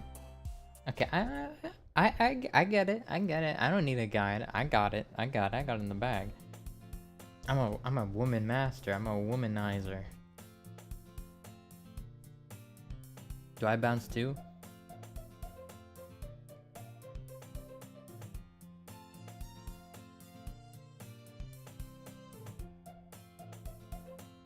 Kinda. Makes me dizzy though.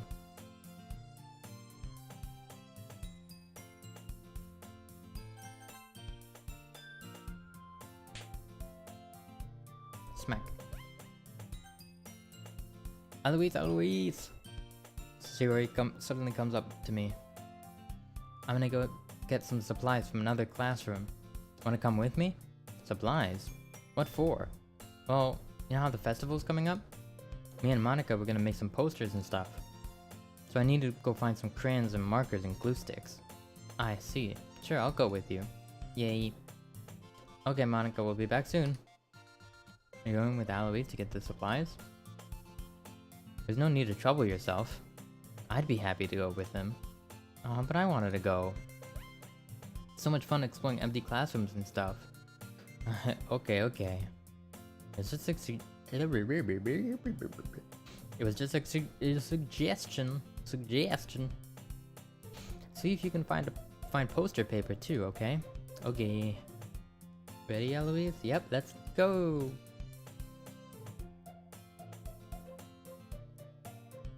Siri and I exit the club room. I follow behind as Siri hums and skips around the hallway. Honestly, feels like I'm taking a kid to the mall or something. Sayori finds pleasure in the simplest things sometimes.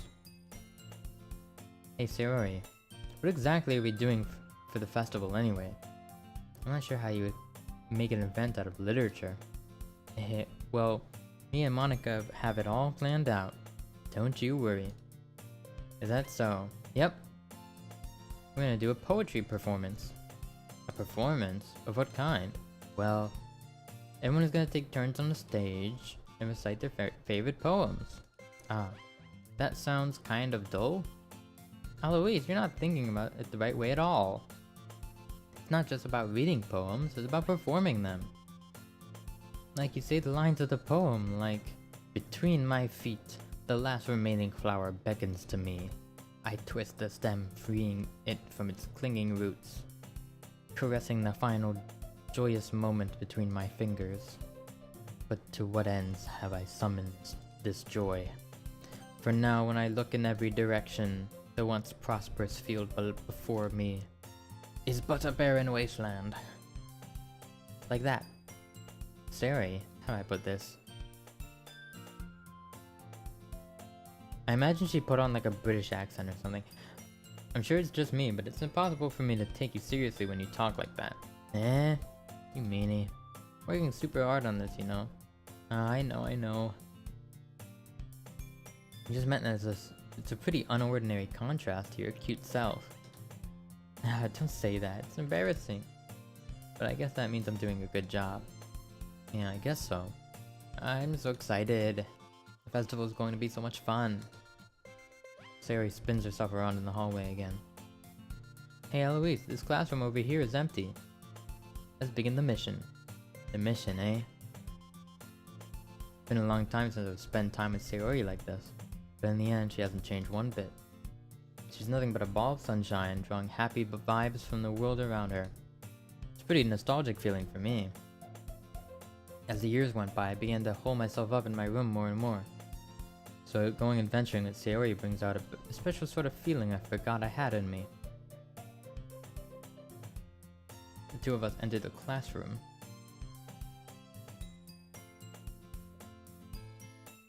Sayori heads straight into the closet and I follow. Let's see what we have in here. Crayons. Sayori... Ooh. Okay.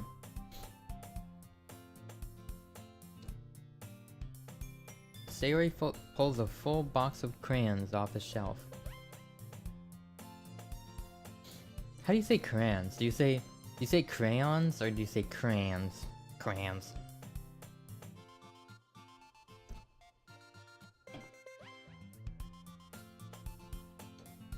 I usually try to like say the Y part, so I say crayons, mostly. Sometimes I get lazy, but that's how I say it. Okay, she pulls the crayons off the shelf. They're the best brand too. They're kind of dirty though. Sayori starts pulling various crayons out of the box, reading the color names. Alright, that's one down. Don't get distracted, we still need to find... Wait, I'm looking for my favorite color. Fine. Then at least move aside so I can look for the poster paper. The cranberry sauce. I dropped one by accident. Smack. Yeah. Sayori bends over and smacks her forehead right into the shelf. She falls onto the floor, and the crayons spill all over her lap. Ow. You okay? My forehead. Sayori clutches her forehead. Geez, Sayori. It's just like you, isn't it? Come on, let me see. Since Sayori is sitting on the floor, I grab her by the waist and pull her out of the class. Grab her by the waist? Ooh. You have to move your hands, Sayori. It hurts. Just do it for a second. Sayori slowly releases her hand from her forehead. Why is she sitting like that? I've tried to sit like this before, cause like, it looks so unnatural, right? To sit like this. So I like just sat on the floor. I was like, can I even do that with my legs? And I tried it, and it physically hurts to sit like that. Sayori slowly releases her hands from her forehead. I gently brush her bangs to the side. Ow! Sorry.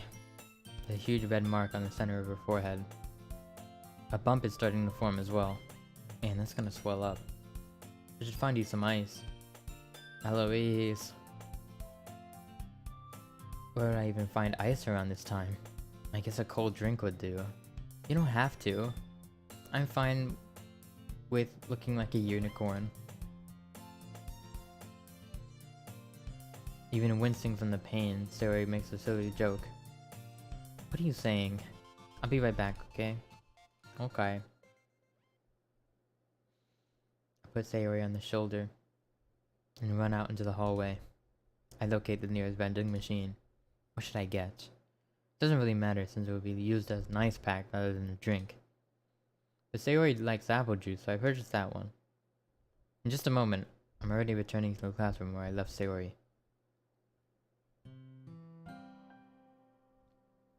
She has one palm on her forehead and using the other hand to clumsily scoop crayons back to the box. At least they were already in the wrong spots before I spelled them. Starry, here. Oh. I hand Starry the bottle of apple juice. It's rectangular. It's nice and cold. Starry opens the cap and starts drinking from it. I was about to suggest, like, maybe don't get her favorite drink, because then she'll just try to drink it. Starry, what are you doing? It's for your forehead, idiot. Ah, sorry, I forgot. How hard did you hit your head? Starry places the bottle against a bump on her forehead. It stings. Just bear with it, it'll feel better soon. Looks like you've cleaned up most of the crayons, so that's good. Hey Eloise. Kind of reminds you of growing up, doesn't it? Eh? What do you mean? You know how we used to play outside all the time? I would always try to keep up with you. You were kind of oblivious in some ways. Like I usually fell behind or had trouble climbing on the things you did. But sometimes when I tried to do things I couldn't, I would get myself hurt. I'd fall and scrape myself or get a bump. And I would start crying really hard. Haha. And you would rush over as quick as you could. And you would try really hard to get me to stop crying. It was almost like you blamed yourself and were afraid of getting in trouble if someone found out. You know it wasn't your fault at all, you know? Did I really do that? Yeah, you don't remember? Come to think of it, maybe I do remember a bit. Guess we were always so focused on my games that I didn't pay enough attention to you. So in a way, it was my fault. Kind of like this time too. If I wasn't rushing you out of the closet, you probably wouldn't have hit your head. Eloise. I don't think you realize it, but you're always thinking about other people. Even after all these years, you're rushing to help me even though I'm just being clumsy. You're really a sweetheart. Don't call me that. And I don't really do this kind of thing all the time. I guess when it comes to you, it just feels natural. Before I know it, I'm treating you like that. I guess that's what happens when you've been friends for so long. Really? Maybe you're right. Eloise, I'm so glad that nothing's changed between us. Nothing will happen 2 days from now. Do you think it'll be like this forever? Forever? If forever meant 2 days, then yeah, sure. If I'm honest to myself, there's no telling where we'll end up for college or after that. So it wouldn't be fair to make any promises. Dude, this guy is so lame. But, well, I hope so. It's been this long already, right? I can't imagine you ever changing, so my hopes are up. I'm so happy. Starry has a whimsical expression in her eyes. We remain silent for a moment. She's so silly and clumsy on the outside that when I see her deep in thought like this, it makes me not want to disturb her. I guess we should go back. I don't want to worry Monica, you know? Good luck with that.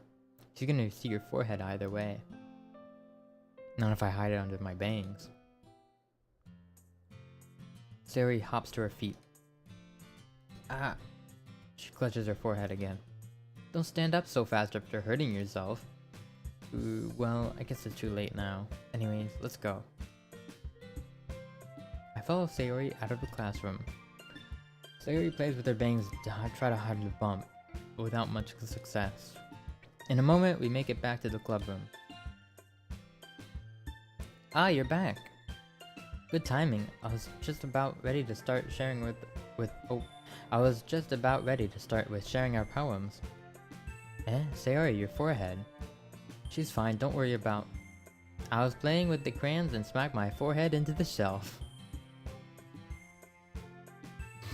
Well, anyway. Were you able to find everything we needed? I have it right. Starry frantically glances around herself. I forgot all the stuff! Calm down, Starry. I have it all right here. I found the poster paper too. Sounds like you ended up doing all the work, Eloise. Oh, hi Gail. Hello.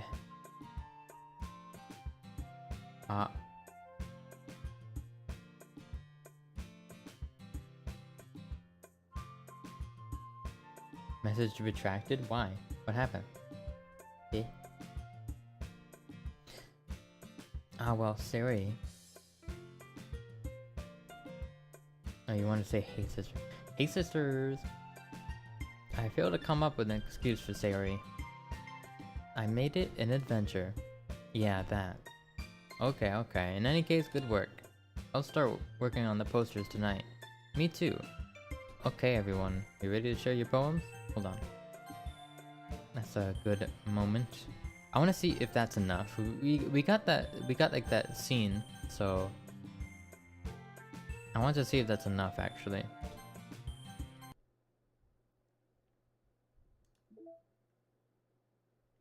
Let me count. 1, 2, 3, 4, 5, 6.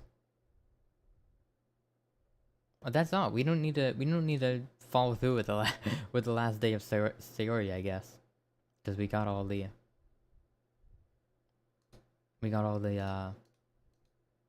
the photos. You know. I guess the rest are from side stories.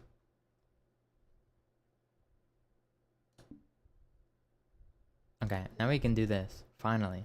Jeez. 2 hours in. Sorry I didn't do my research. I thought they would just... I bought the thing, so I thought they would be unlocked. I didn't think I'd have to like go and do all the routes. Alright.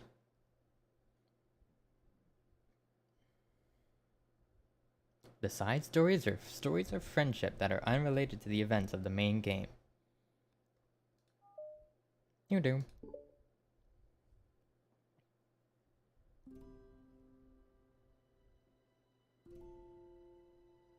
Oh. Whoa. Wait, is this like a cutscene? Like, what the heck is happening? Well, I'm not even touching anything. This is crazy.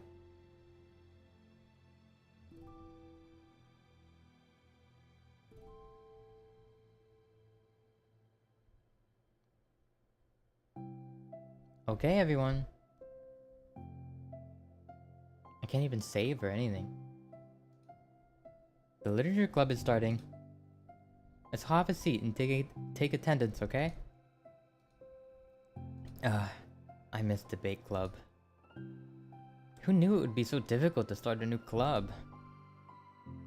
I feel worse with every day that passes without anyone coming in. I'm really starting to lose confidence. Oh, is she here by herself? Monica's the only member of the literature club. Bad ending. In the days that have passed, all of our efforts to recruit new members have been fruitless. This reminds me of like all like the people started making like mods to this game and making like their own their own little like fan fiction stories that are like, yeah, I saw like a bunch of those when this game came out. But this is like official. It's real, based on a true story. Am I going about this wrong? Monica glances at one of her flyers. The headline is, "Do you like literature?" Maybe nobody is into literature enough to pick it over their other club interests. Wait, this is real? Yeah, it's real. It's DLC. It came out like a long time after the game came out. Like, I don't even know how many years it was. This came out like, I think like either 2020 or 2021, so it was like well after the game officially released, like at least 3 years, I think. 2 or 3 years. I can't just rely on people liking literature. I need to sell them on a vision. A vision. But what kind of vision? Monica rests her head on her desk, deep in thought. Oh, I thought you meant this was a real story, Ira. No, this is not a real story.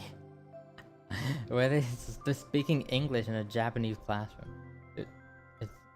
no. It's so quiet and the noise of the air conditioner is soothing.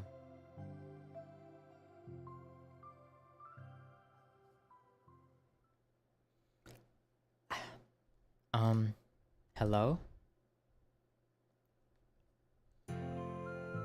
Whoa, new music. Suddenly, a voice causes Monica to snap awake. Wait, this is sick.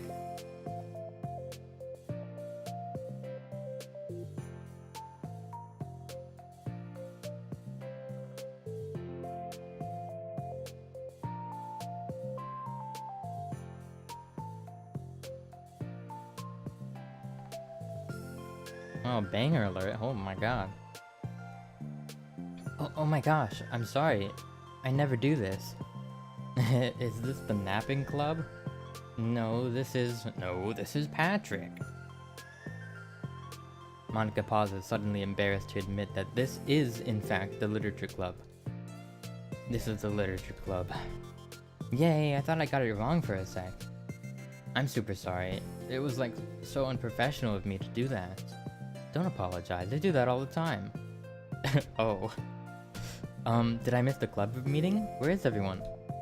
Well, about that. This is everybody. Really? Just you? But we're getting more members. I'm working really hard on it. Hold on a sec. If it's just you... That means I get to be vice president. Wait, vice president? What are your qualifications? Well, I'm better at napping than you. Maybe I should be president. Hey, now you're just making fun of me. Oh, I'm sorry. What was your name? Sayori. Okay, Sayori. I've been trying really, really hard on this club. I know you caught me at a weird time, but...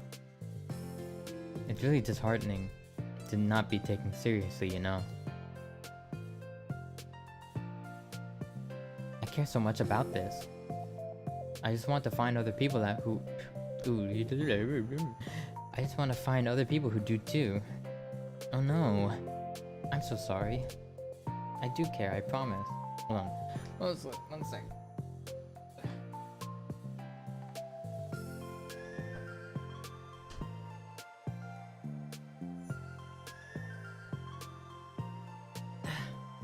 This music is so good.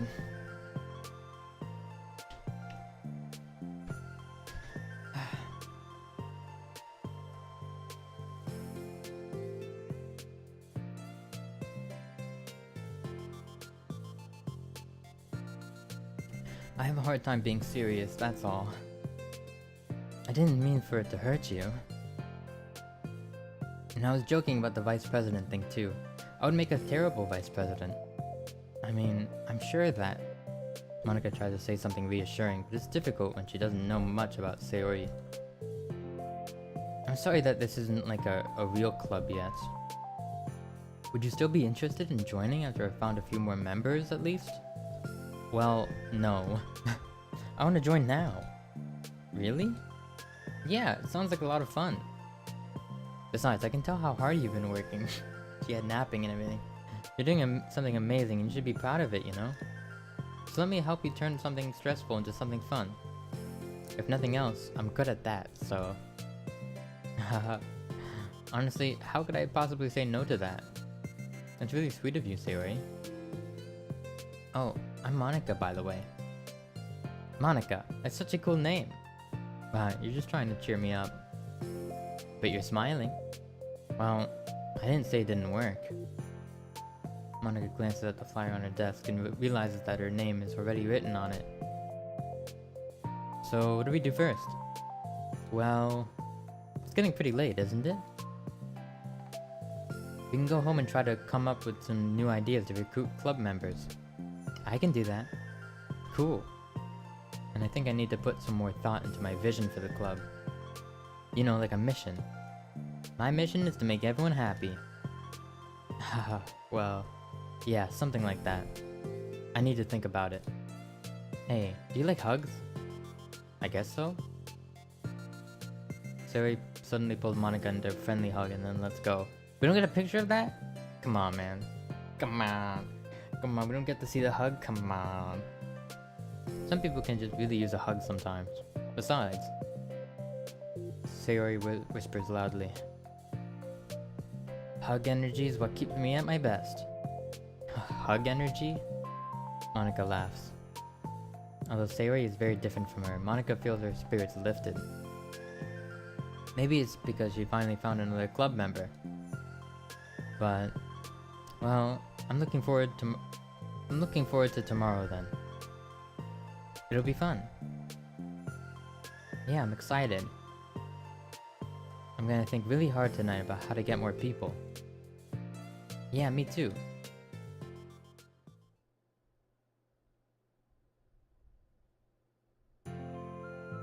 A day passes and the time comes for the literature club, Monica and Sayori, to reconvene.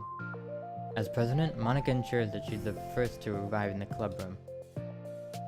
But she finds herself waiting longer than expected for Sayori. It's been 10 minutes already. Your face looks so sad, it caught me off guard. Maybe Sayori changed her mind about joining? No, that can't be. She was so excited yesterday. I'm getting kind of worried. Suddenly, Sayori kept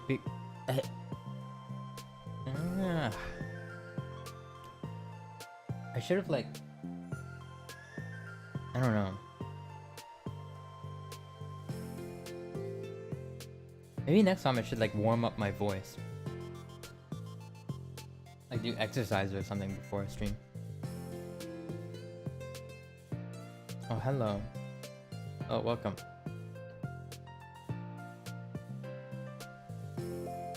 Suddenly, Sayori comes bounding through the door. She came bounding over. In her hand, she's holding a sheet of paper. Sorry I'm late, I'm here. It's okay, welcome back. And... Sayori spins over to Monica and deposits the sheet onto Monica's desk. Oh, what's this? Oh. A poem? Take my hand, take me forward, take me to your dreamland. Caution me to watch my step, so I can't look back at my footprints. Climb the stairs ahead of me, while I look up to you. The more I look forward, the more I look up. The more I can lend to you. If you can trust me to follow your pace, I'll trust you to set it. If you can trust me to lend you a smile, I'll trust you to return it. Take my hand, take me forward, take me to your dreamland. Do I speak Spanish? No. Sorry.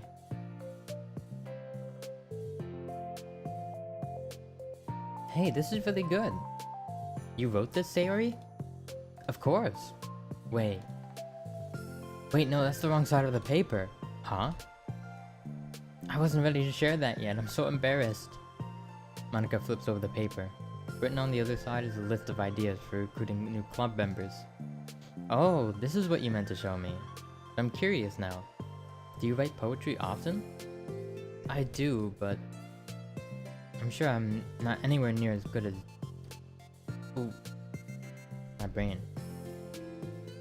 I'm sure I'm not anywhere near as good as at it as you are. Really? I'm actually terrible at writing poetry. I've never written anything I was happy with. I always read it again a week after I write it, and I'm like, wow, this is so stupid. That's me with I guess I don't know, trying to write anything, I feel like that. I can't look at it after a few days after writing it, because I'll just completely want to just tear it to shreds, you know? I don't know. It's like the dramatic version of me doesn't agree with the person I want myself to be, or something like that. Aw, show more confidence in yourself. You love writing stories? Wow. I've tried to write lyrics a few times, and it's always the edgiest thing. Pretty sure actual AI could probably write better than me. I guess you're not wrong there. I need to set a good example or whatever. You know, I can envision the club doing something like that. Doing what? You know, sharing poems we write and stuff like that. Oh yeah, I would love that. It's such a good way to learn about other people, you know? It's we have so many emotions that we can't express to other people usually. But you can when it's in a poem, right? Yeah. I think that's helping me form a more cohesive vision for the club. So I'm glad you showed me, well, even though it was by accident. Me too. I felt embarrassed at first, but now it feels kind of good that someone else read it. I'll try to show you more of them in the future. I'd love that. Oh geez, I'm getting distracted. Do you want to go over this recruitment brainstorm together? My brain stormed so hard. It was like a brain hurricane. My brain is a natural disaster. Sayori, that's terrible. Anyway, let's take a look at the list. Make cupcakes. I was hungry. But it's a good idea. Isn't it? Let me think about this. I mean, when would we have the chance to give people cupcakes? You know, like when they come into the club. Like, if we said we had free cupcakes on the flyers? This is like the same trap that a recruitment office tried on me. I talked about this last stream, I think. Like, I'm kind of worried that it would bring in the wrong kinds of people, you know? Wrong kinds? People would just come for the cupcakes and then leave.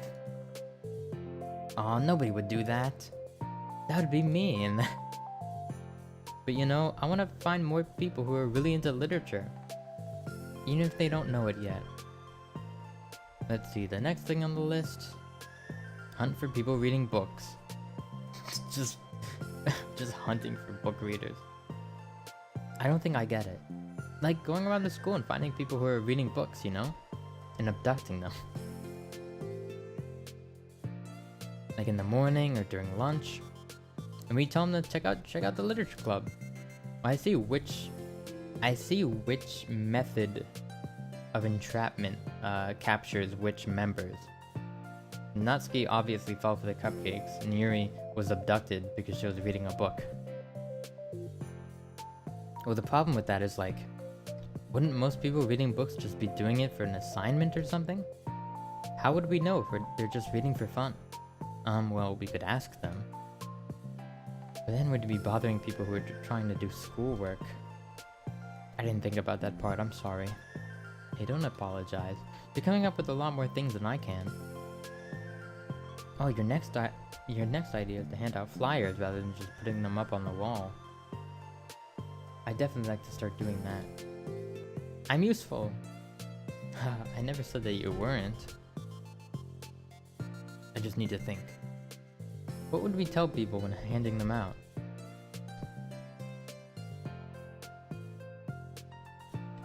I don't want to just be like, join the literature club. Let's figure out how we can better engage people. What if you told them about, like, club activities and stuff? What club activities? Yeah, I guess it's supposed to be my job to come up with that, right? Did you put on the school forum? I don't think the school probably has a forum. I think this is based on, like, a Japanese school, and, like, the Japanese are a bit behind when it comes to the internet. So I'm not sure all their education would be online. They still, like, do, like, all their government papers, like they still, like, fax them and stuff like that, and they, like, sign things by, like, they don't do anything digitally. It's crazy over there. Even though they have such insane technology, they could easily just do everything digitally. They just don't for whatever reason, because it's easier to just go with tradition, I guess.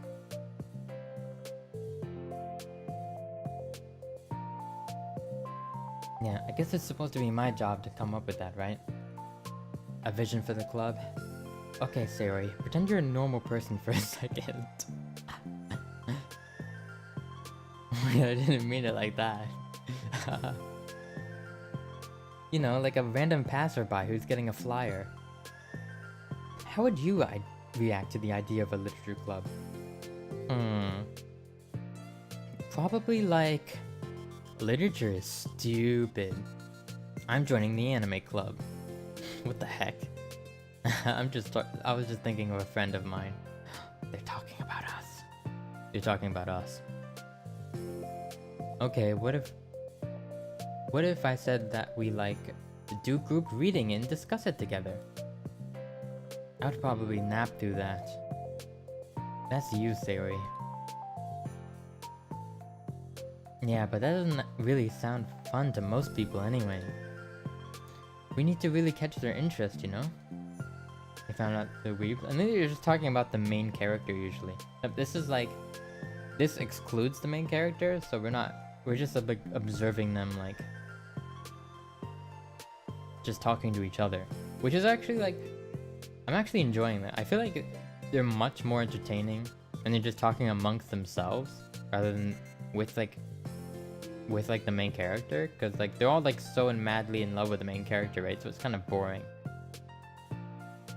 But it's interesting seeing them talk to each other. This sucks. Why is it so hard?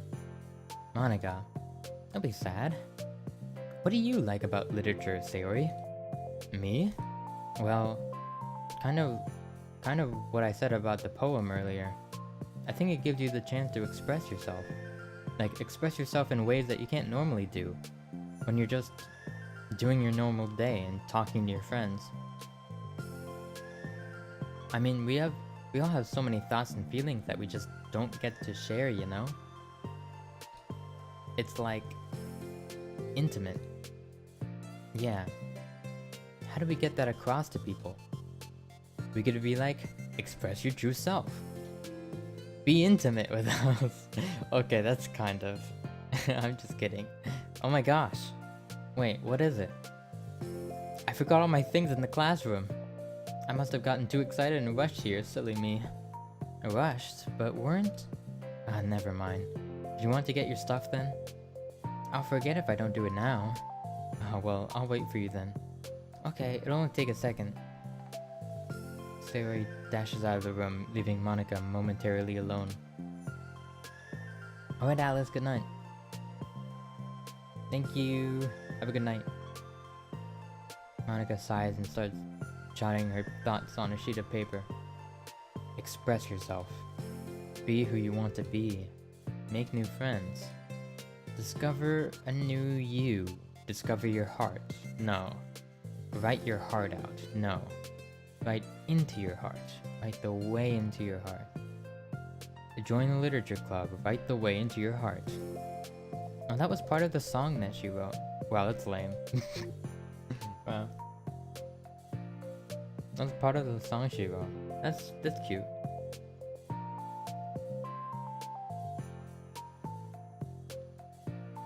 Monica! Ah, you startled me. Sorry, but it's something important. On my way to my classroom, there's a girl reading a book. There was a girl, a female, and reading a book? It's her recruiter. Wait, are you sure she's not just doing homework? I can tell she was really into it. Well, I guess we could take a look. Monica grabs one of her flyers and stands up from her desk. The two then depart from the classroom, with Sayori leading the way. This way. You don't have to run.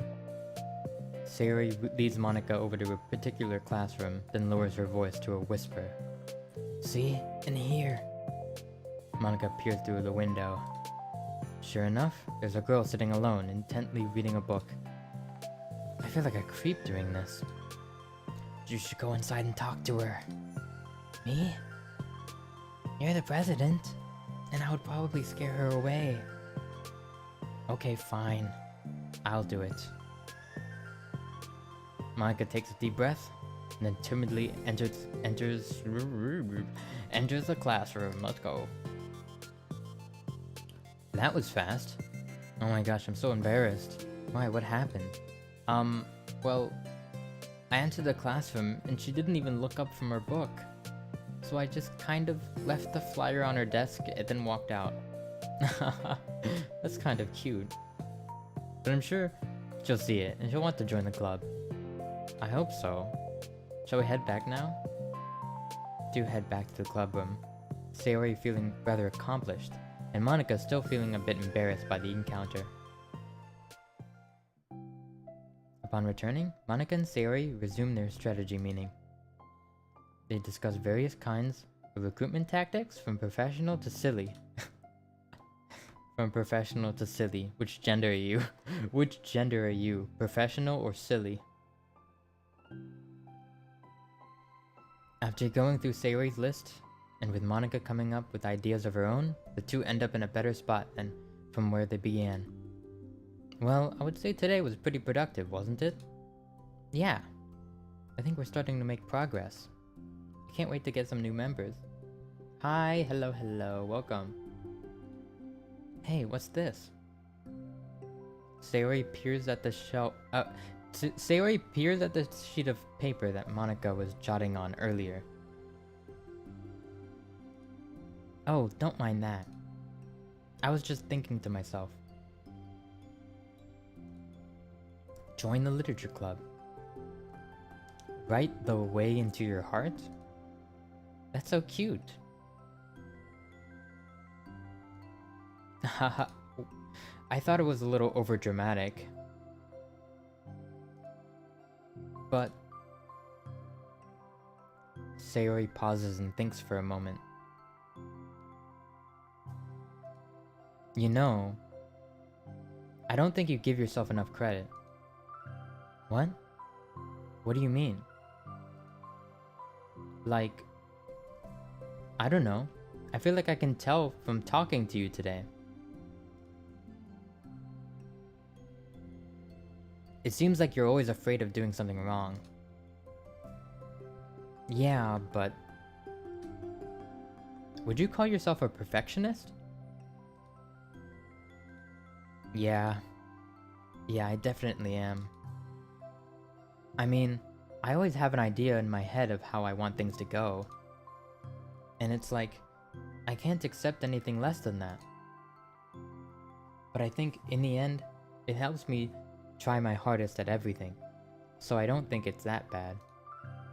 Like with this club, we have such an opportunity to make it into exactly how we envision it. But it feels like we only have one shot at it. So I'm just really afraid of it deviating from that, the vision. What's the vision? It's... Monika pauses to think, then shakes her head to herself. She sighs. I don't know. I just want everyone to... Monika trails off. Smiling, Sayori taps the... Wait. Smiling, Sayori taps her finger against a sheet of paper. Write the way into your heart. I think that's what you're trying to do. Is to make the club that you need the most out of anyone. Well, you're the one who knows yourself best, of course. But I'm here to help you. Monika returns Sayori's smile. It's sort of amazing how kind you are. Hi, Fluttershy, welcome. We're really gonna make this the best club ever. Sayori nods, and the two remain silent for a moment, lost in thought. The only sound is a steady whisper of the air conditioner. And the only movement is the afternoon sunlight, trickling its way in and out of the moving clouds. Oh, you like this game? Me too. Sayori breaks the moment with a big yawn. Time to go home?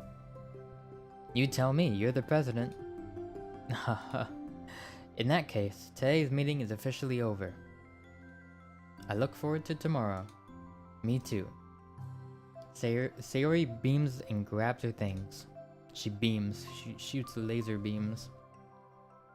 You go on ahead. I need a few minutes still. Okay, I can wait. That's alright. I just want some time alone. In that case... Sayori waves enthusiastically at Monika. Good luck. Monika smiles and waves in return as Sayori spins her way out of the club room. All alone, she sighs to herself and takes a minute to zone out. She wasn't prepared for the self-reflection encouraged by Sayori, But she decides it was something she probably needed about right now. The club that I need the most? I don't get it. I just wanted to start a club with more passion. Something that I could use to help lead people to happiness. Literature is the key to that. But it's the window to the real person inside of us. Underneath the person who's forced to always smile and blend in. The person who's forced to be perfect.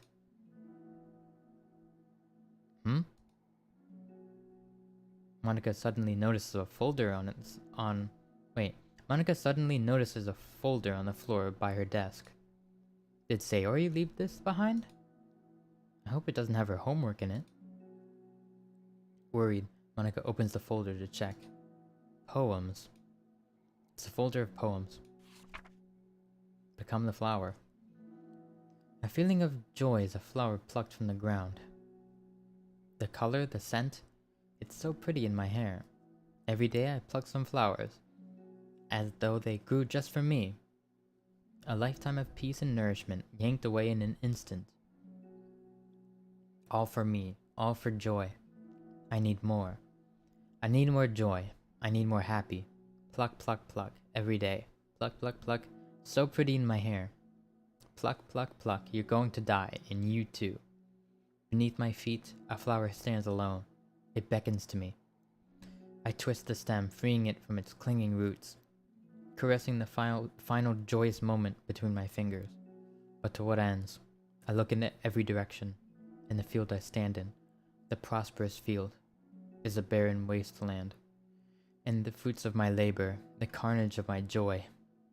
And that is why I've decided I must become the flower. What the? Wait. Sayori? Oh. Yay. Okay. We did one part. I think we unlocked that jammer that was playing. That's cool. We got more wallpapers. That's cool, I guess. Are there Steam achievements for this game? I wonder.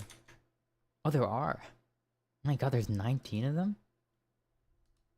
How? Okay. Okay, wow, this is gonna take a while. I really should have done my research beforehand. Alright.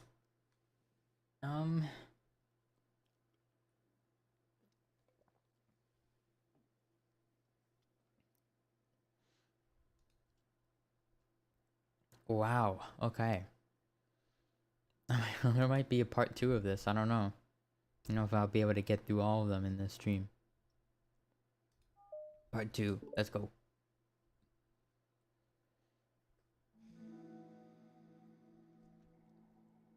Another day passes in a flash. It's already time for the next club meeting. Although Monica should have come up with a plan for today's club tasks, she hasn't been able to shake her guilt and anxiety from reading Sayori's poem. Man, I really wish I had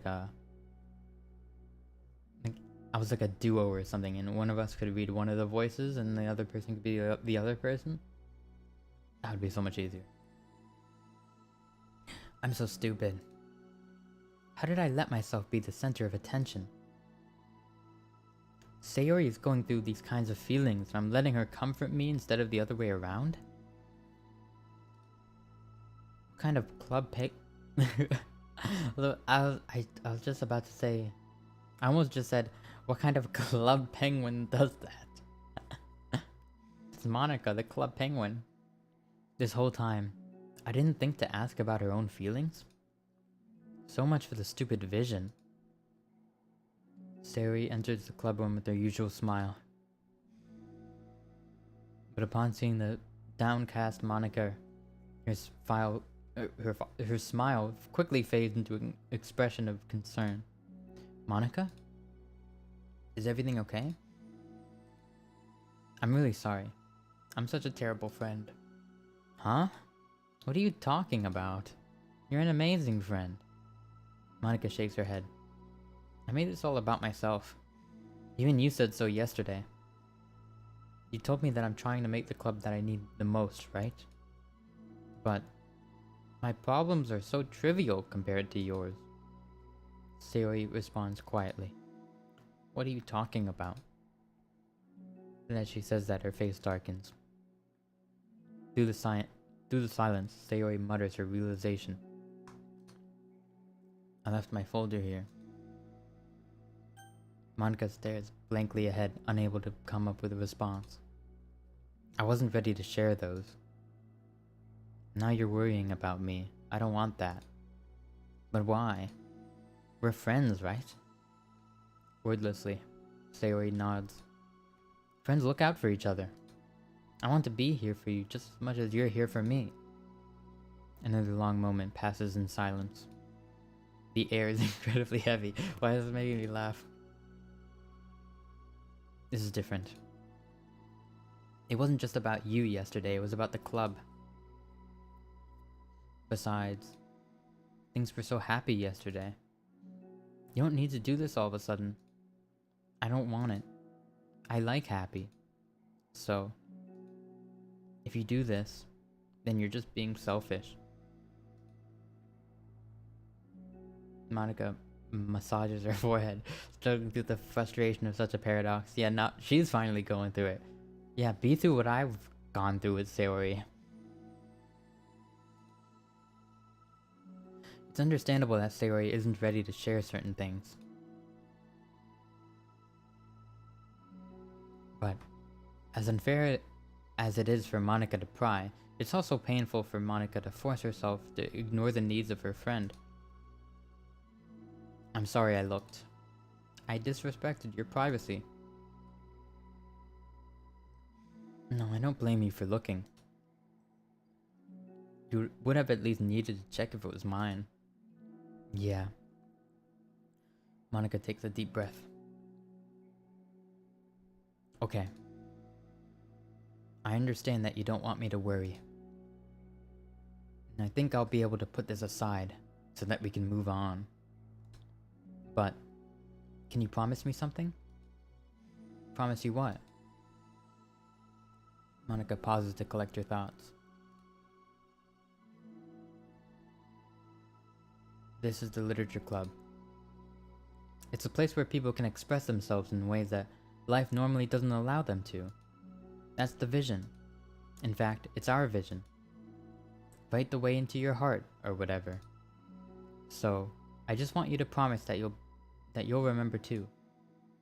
It doesn't have to be right now, but I want you to be here for you. I want to be here for you when you need it.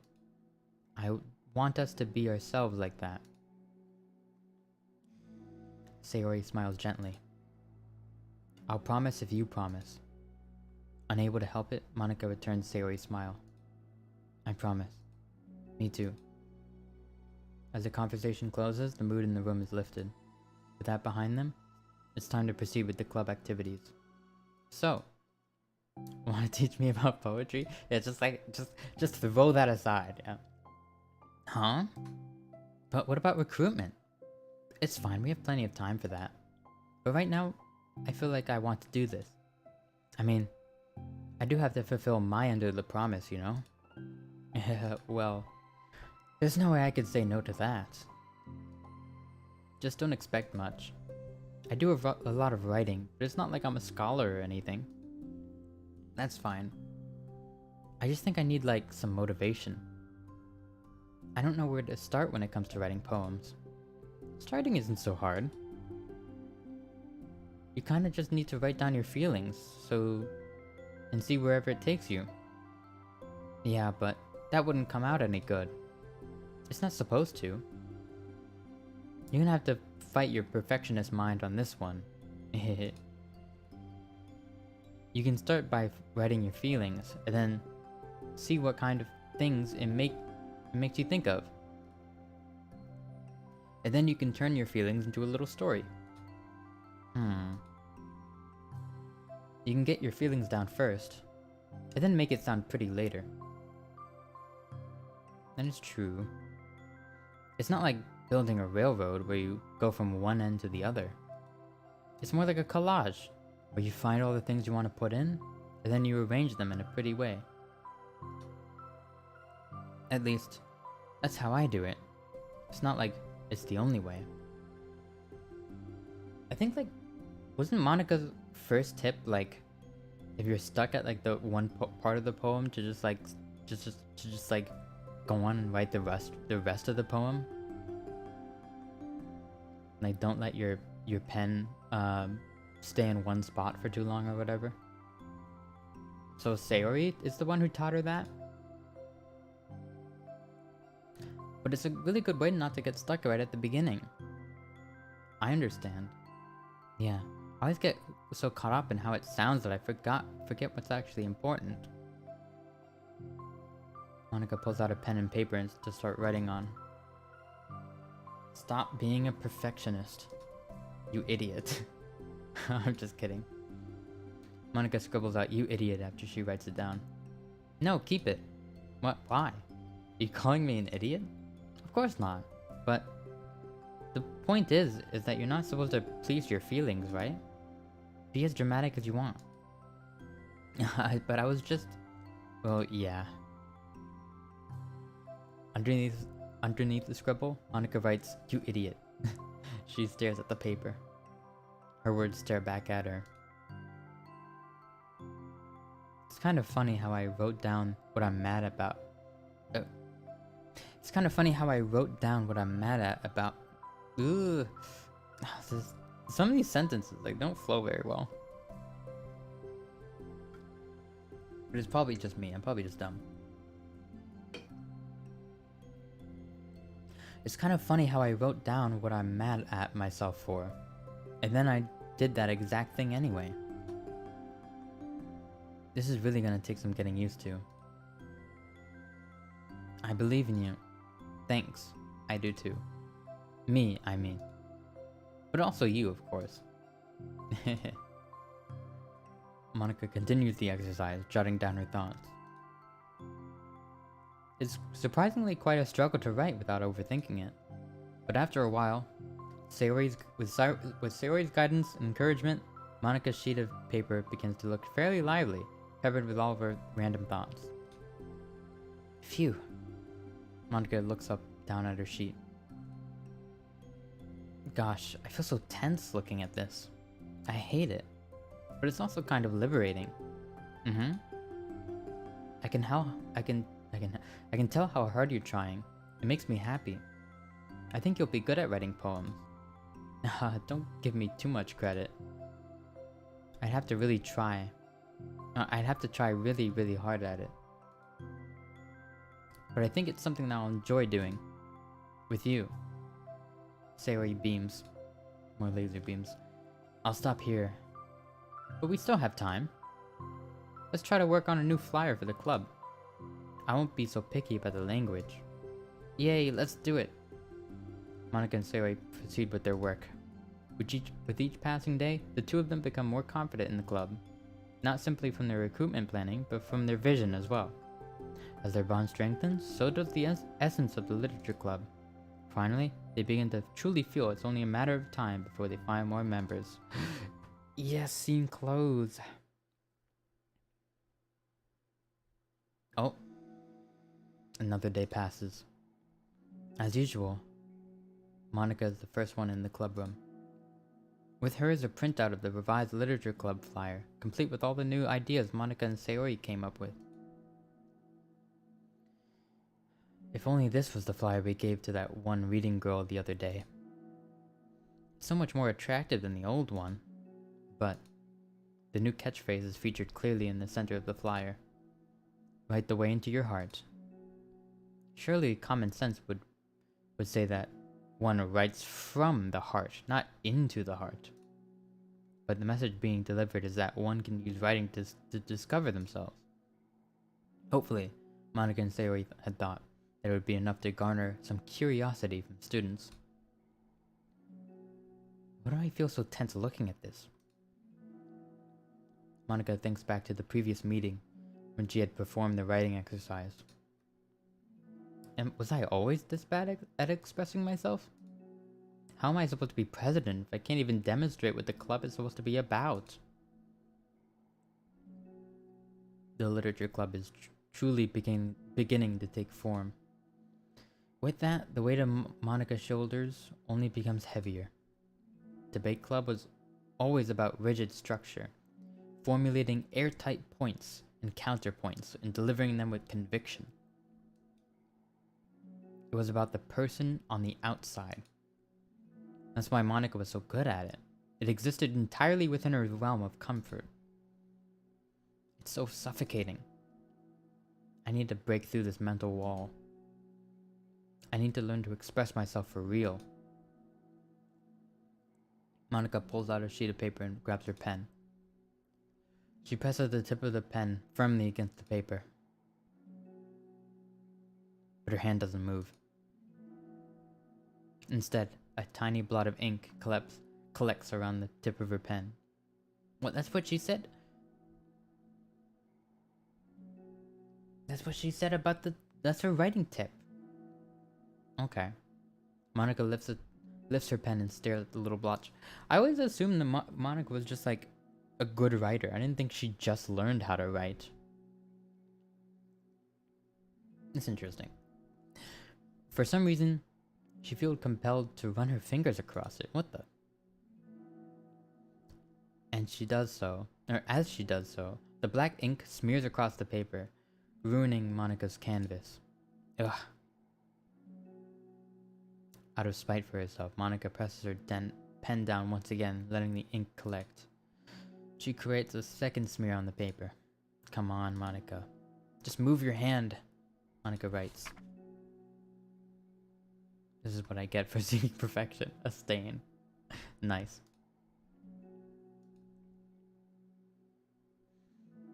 Monica slides the paper away from her and puts her head down on the desk.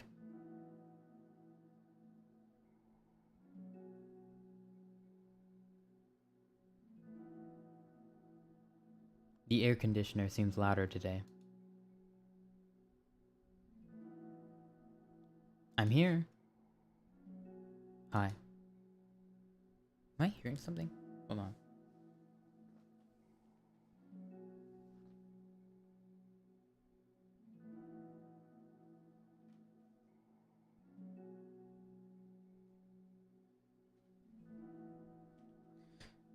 No, I'm just hearing things.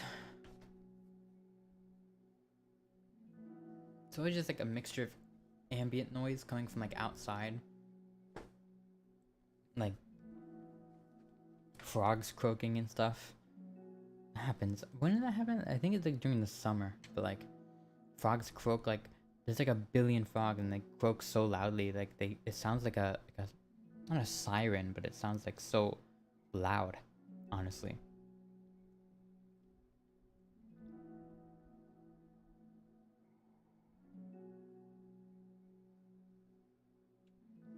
I don't think that's what it is though. Not right now. I'm just hearing things. Monica hears Starry approach her desk, then stop for a second, probably reading the piece of paper. Then she sits down on the adjacent desk. Bad day? Mm-hmm. Me too. You too? The new flyer looks so good. She just ignores it. You've been working so hard. On the club, but also something else, I think. I can't do it. I'm sorry. It's so hard to just be vulnerable. Sari takes the sheet of paper from Monica's desk. She writes something down, then stares at it for a while. Can I trust you? Of course. You can trust me with anything. Sari gazes at Monica with sadness in her eyes. Understanding the signal, Monica takes the paper from Sari's desk and reads it.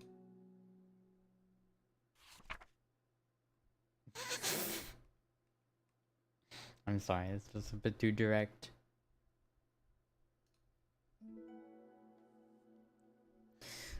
No, nobody does this. Sayori. This is really, really hard for me. Her voice shakes. So, if I can do it, then you can too. Because you're like a million times better than me. That's completely not true. Starry takes a deep breath, trying to steady herself. And it's something about me I never told anyone before. Wow, this is like ultra like bad, like sad now that Monica, after this, the kind of that Monica pulls, it's just actually like abhorrent. God, this makes me feel bad.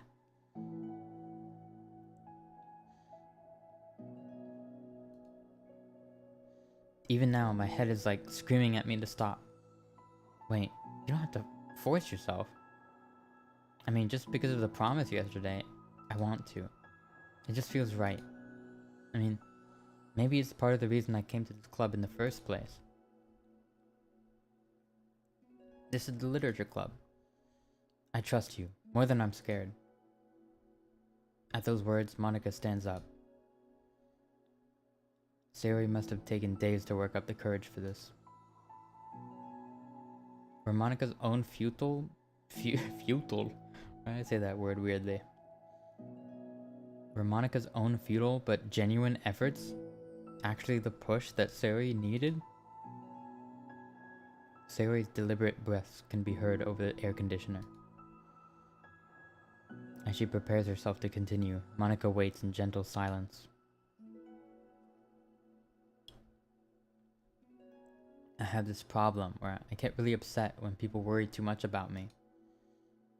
I can't control it. It's like, why waste your energy worrying about me when you could just be happy instead? Then stop doing things that make people worry about you.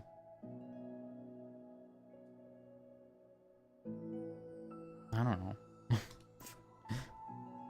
I guess that's what she tries to do. She's just bad at it. So I guess I never tell anyone about these kinds of thoughts that I have.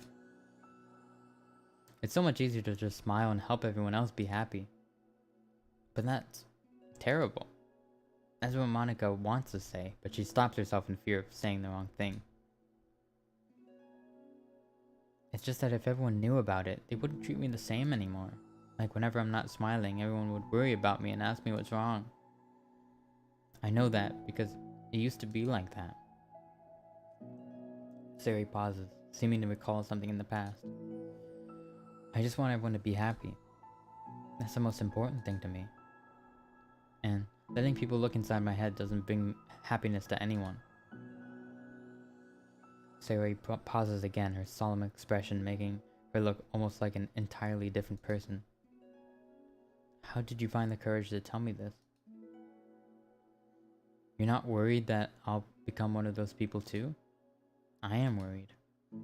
Part of me really hates myself for doing this, but another part of me, I think, just felt like it would be different this time. Yeah, instead of Monica feeling sorry for her, she takes the opposite route and she's just like she's just like leaning into it.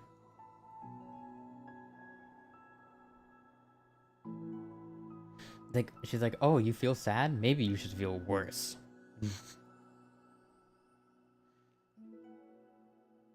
Whenever we talk about what the club is supposed to mean, I kept feeling like it was right for me to do. Especially after you've been trying so hard to express yourself too. It just made me feel like I could say it in confidence, and our friendship doesn't have to change. Haha. It's so silly. The club is only 2 people, but it already means so much to me. Monica feels a tightening sensation in her heart. A feeling of connection as Starry's emotions radiate between them. Me too. I was so lost until you showed up. You're so brave, Starry. You're so strong and brave. I don't even compare. Monica steps forward. But if nothing else, I could at least offer you some hug energy. If you'd like. Oh, what kind of hug is this? Wordlessly and without a smile, Sayori rests her forehead on Monica's shoulder. It's the weirdest hug I've ever seen. Through their contact, Monica can almost feel the torrent of thoughts swimming in Sayori's head. And in this moment, enchanted by the air of the club. This ain't really a hug, but alright. Monica realizes that, of all the days that have passed, this is the one where she really, really hopes that nobody new walks through the door. She speaks softly. You're like the sweetest girl I've ever met. You can say anything. I'll never judge you. Except when she does judge her. In the future. I promise. Sayori's breaths begin to quiver. She takes several deep breaths, trying as hard as she can to start speaking, to say the things she had never once dared to say out loud. Finally, she speaks in a choked voice. I'm so worthless. I'm worthless and everyone would be better off without me. She suppresses a sob as a tear falls down her cheek. I'm just an inconvenience to everyone. I'm not good at anything. And it just feels like everyone just has to put up with me, and I hate it. I hate it. The more Sayori speaks, the more she fails to control her voice, falling victim to the overwhelming sadness clutching her at her throat and chest. I don't want to have these thoughts. I want them to go away. And now I'm making you put up with me, and I just want to die. As soon as Sayori loses her composure, Monica becomes determined to keep her own. She only wants to be what Sayori needs right now. So, she won't let any sadness show. Her voice comes out as soft and gentle. This isn't putting up with you. It's just being your friend. Monica offers a few words of comfort.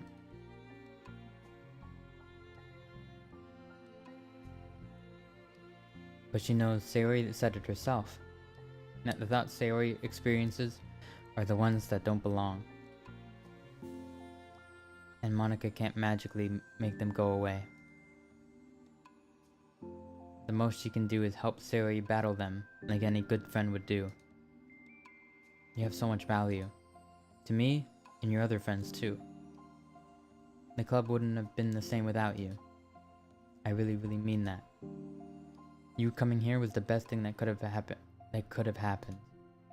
Even if we never got any other members, I would still be happy. That's what brought you here. You brought us a vision, and you also brought us happiness. And that's your favorite thing to do, right?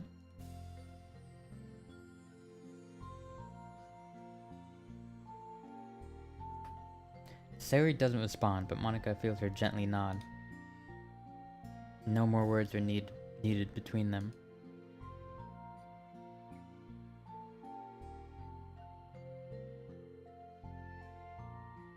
The two share their embrace for a while longer, Monica letting Sayori take as much time as she needs. Once her breathing steadies and her sniffles fully cease, Sayori lifts her head and wipes her eyes. I guess I needed that. Some days are harder than others. Well, I'm here whenever you need me.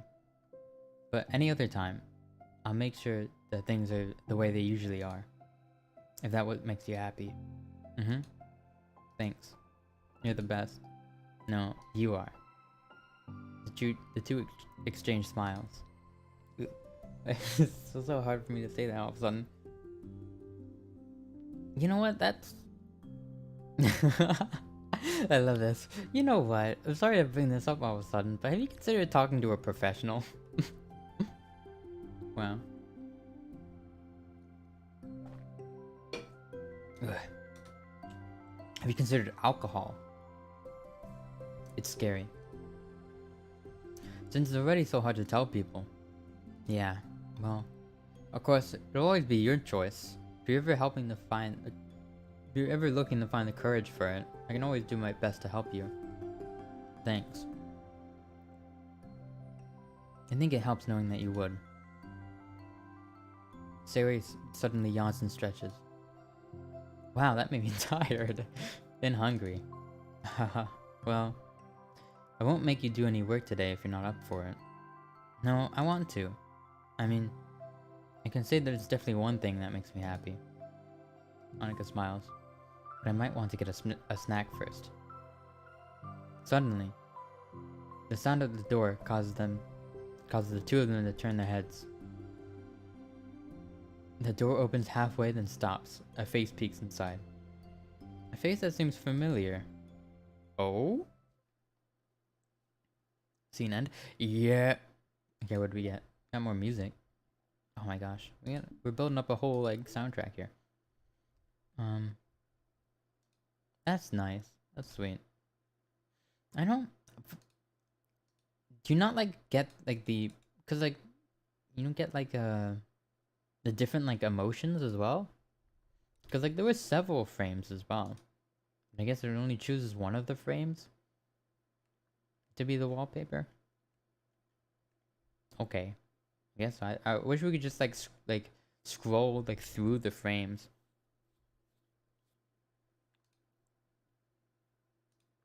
But I mean, these are fine. These are, like, good enough. And I feel like if someone was cataloging like all of the art, they would probably want all the different, like, expressions as well. What the?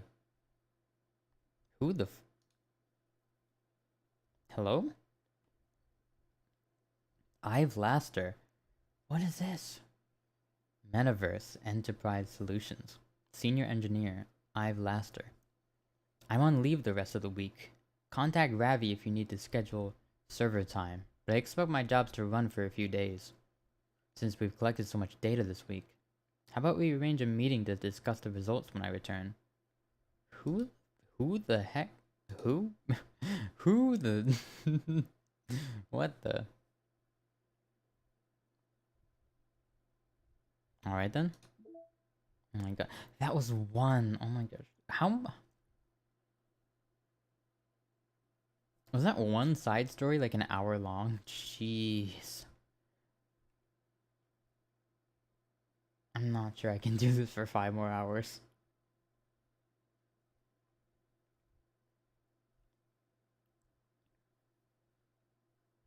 Alright. Let's go and see what Yuri's doing.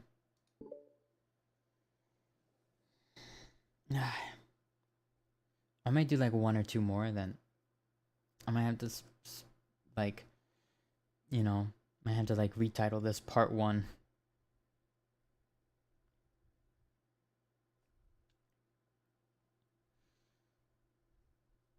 The club meeting is suddenly interrupted by the sound of the door, causing Monika and Sayori to turn their heads.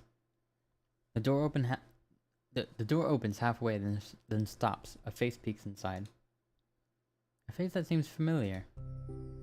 Oh, it's Yuri. Oh no. Sayori's face widens, recognizing the girl.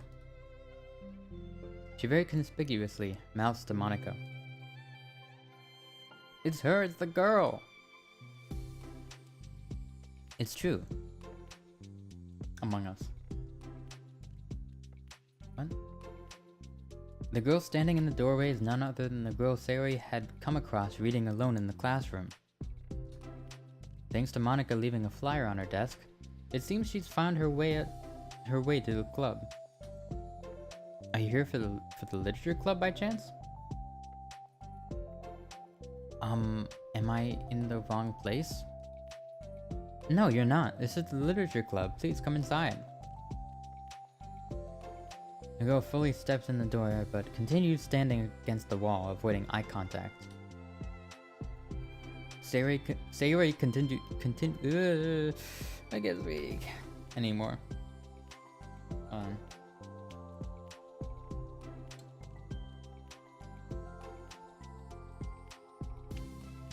Sayori continues to fail containing her excitement. It's happening, oh my gosh. Thank you so much for coming. Sorry it's a little empty. I'm Monika, and this is Sayori. And we run the literature club, even though it's just us so far, but... What's your name, by the way? I'd like to join your club. Already? Wait, really? Are you sure? I mean, I should be good enough. Everyone is welcome here. You don't have to be good enough. Oh. Do you want to have a seat? We'd love to get to know you. A girl nods, sliding over to a nearby desk and gently sitting down. So what's your name? Yuri. I'm Sayori, and this is Monica.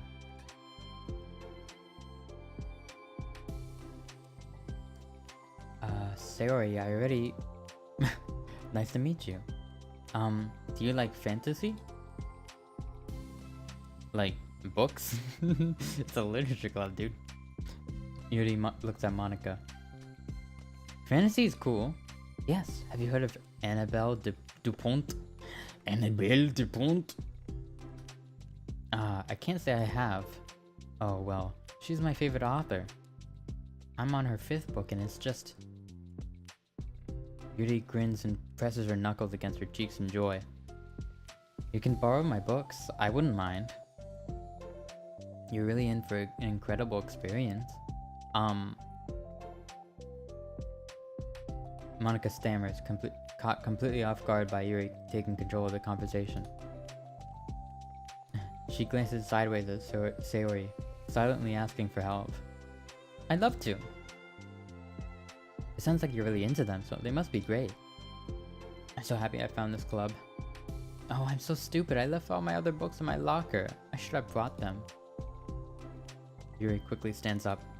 I'll be right back. I'll go get them for you. You probably only need to bring one for now. Sayori nervously says that, noting to herself the considerable heftiness of the book that Yuri set down on her desk. True. Okay. I'll go get the first one then. Yuri exits the club room in a flash, leaving Monica and Sayori silently exchanging glances. Oh my god, I wasn't prepared for this. How do I handle someone so intense? Like, I have like no experience with fantasy, except maybe stuff that I read when I was a kid, but that's probably a joke compared to what she's into. I'm sure it'll be fine. In fact, I think it's neat that we have different people who are just into different kinds of literature. It'll be fun to learn from each other. Yeah, I mean, I don't disagree, but what if this is her only interest? Doesn't it seem like that? Monica, don't you think you should be more optimistic? We have a new club member. There shouldn't be room for anything but being happy. I'm excited to get to know her more, aren't you? Yeah, I guess you're right. Sorry for being hasty, I just got really anxious all of a sudden. It's because you're afraid of not being able to take the lead. Oh, what the heck? It's kind of scary how you can point things out like that, Sayori. I just like learning what makes people happy or sad. Yeah. Hey, you know what? You'd probably be great at helping Yuri feel comfortable here. Maybe you should take a break from helping me with the administrative stuff and just focus on spending time with her. Yay, that's exactly what I want to do. Besides... Sayori lowers her voice. I'm probably gonna need all the time I can get. She taps her finger against a dauntingly chunky book Yuri left sitting on the desk. Right afterwards, the door opens to reveal Yuri's return. I'm back. Her breath is slightly heavy, which, combined with her short time gone, indicates that she may have ran at least part way of the back. Ran at least part of the way.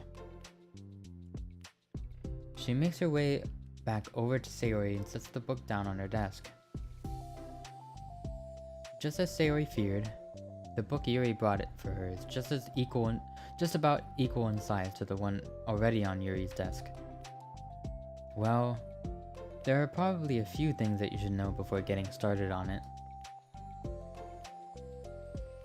There are some things— oh god, so much text. There are some things that are more explained in other books that take place in the same universe, so going over those would be good to keep you from getting confused at the start. Sayori Sayori nervously interjects. Well, I was just thinking that maybe today we could just get to know each other a little bit more. You know, I think like we're gonna be reading together, then I think I would like that. From across the room, Monica smiles and nods while Sayori nods at Sayori while Yuri isn't looking. Oh, okay. Yuri sits down and looks at her book, then glances around the room, showing no indication that she has anything more to add. So, what made you decide to want to join the club? Well, I like reading, so I was immediately interested. I had no idea that someone was starting a literature club. That's my fault, since I haven't been paying attention to any of the club recruitment advertisements. I only found out because she— Yuri glances over at Monica. Monica came into my classroom and put the flyer on my desk. Suddenly, Yuri's face darkens and she shakes her head at herself. I was so stupid. I got too nervous and couldn't even look up, so she just walked out. It took me several days just to come here because I was afraid that Monica told everyone how inconsiderate I was, but I decided that I was probably irrational. Wait. No, that was totally my fault. I felt so bad about interrupting you like that. I just walked out. I was actually really hoping that you would come by. Yuri exhales in relief. I always seem to interpret things as the worst possible scenario.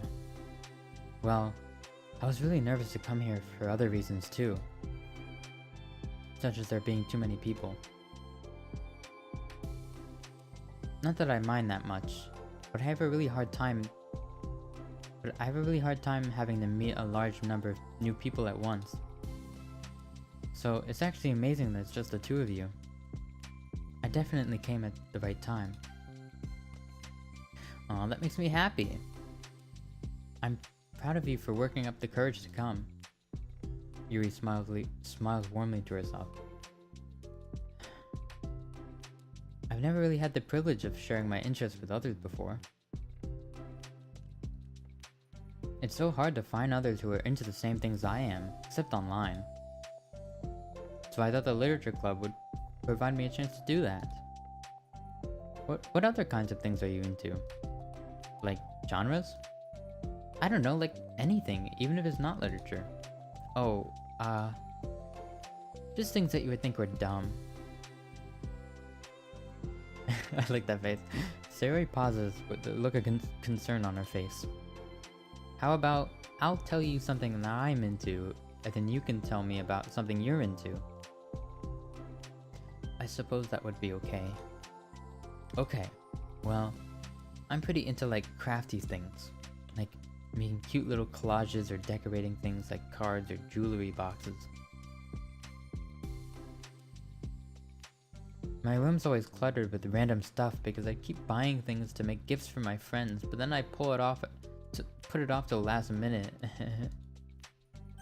So yeah, that's something kind of silly that I'm into. You sound quite creative. Not that much. It's just that you'd be surprised by how much you can do with scissors and glue and stuff. So, I have to share something that I'm into now, right? Sayori nods. Well, I guess I'm into nature. I love nature. Monica, I'm gonna start a nature club. No, you're not. You're stuck here with me now. Am not. Oh yeah? Well, I hereby appoint you as Vice President of the Literature Club. Now you're stuck with me. Hey, don't give me responsibilities. Oh yeah, I'm sorry Yuri, I interrupted you. Go ahead. It's fine. Yuri pauses, feeling awkward after having gotten cut off. I like going out into the woods, or to the park, or just places where you can walk or sit and not have any people around. It's peaceful. It's just nice to remove myself from everything that matters and let my racing mind operate autonomously for a while. I struggle with that word. Autonomously for a while. When do you like to do that? It just depends on my mood. After school, on the weekends, whenever I feel like I need it. Wow, I feel like I would never have the time to do something like that. Well, I find that we have a lot more time than we think we do, if you just don't let it slip away through your fingers. The three continue their conversation, led primarily by Sayori, but with Monika chiming in every now and then as well. Monika had intended to leave it to Sayori and focus on her own work, but she had found it difficult not to join in. Before they knew it, the end of the day was upon them once more. Oh, it looks like we should be wrapping up for today. So, are you two going to be starting on that book the next club meeting? That's the plan. I'm so excited. Sayori beams. Yuri collects your things. How many times Sayori going to beam? Take a shot every time Sayori beams.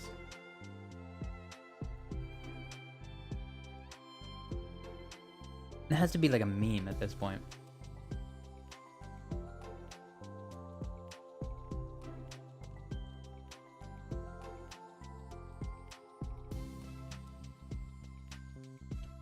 Once packed, Yuri wordlessly waves to Sayori and Monika with a gentle smile.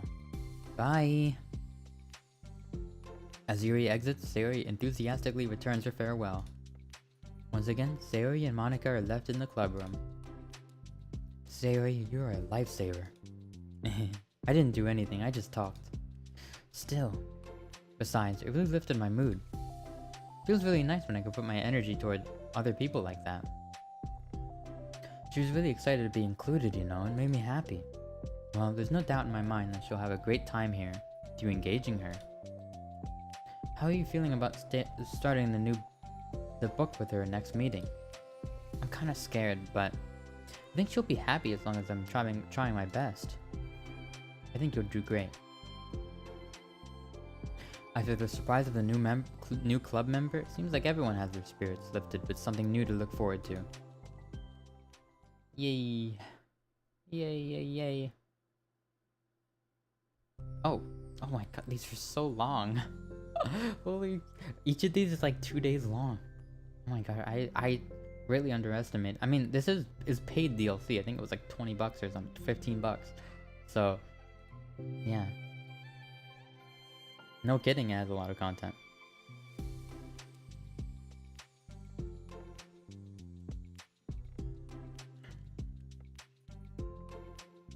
Swallowing her anxiety, Yuri makes her way to the club room, expecting to be the last one to arrive.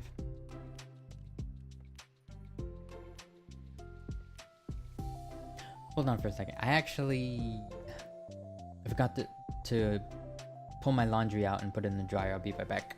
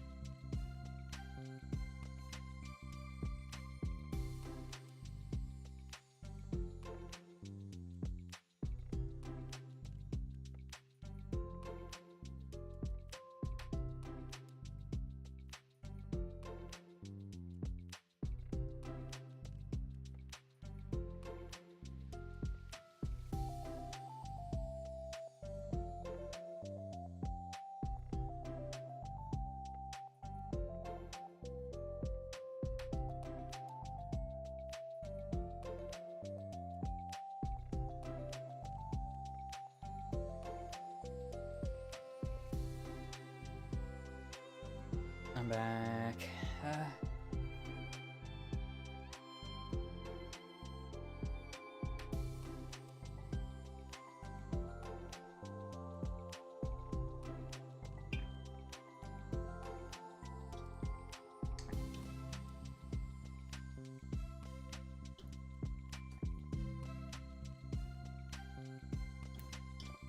Now, I think I'm gonna...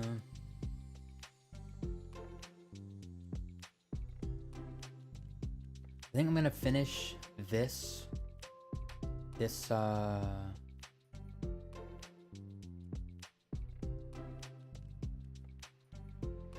am I saying? I'm gonna finish this, like, scenario, I guess? And then maybe the next Yuri scenario? Because it's like a two-part thing. I'll finish these 2 parts, and then probably make a part 2 stream for another day. Yeah, I'll do that.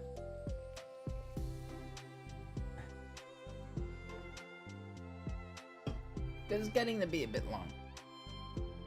It's my fault for...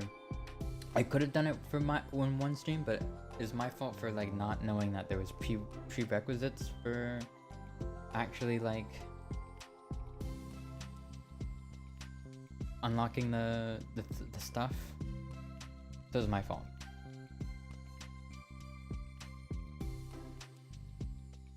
Alright.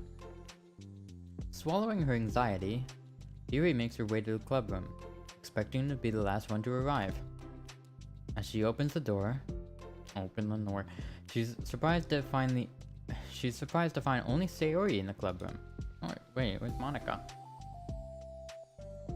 It's club time again. Oh, I'm gonna open this.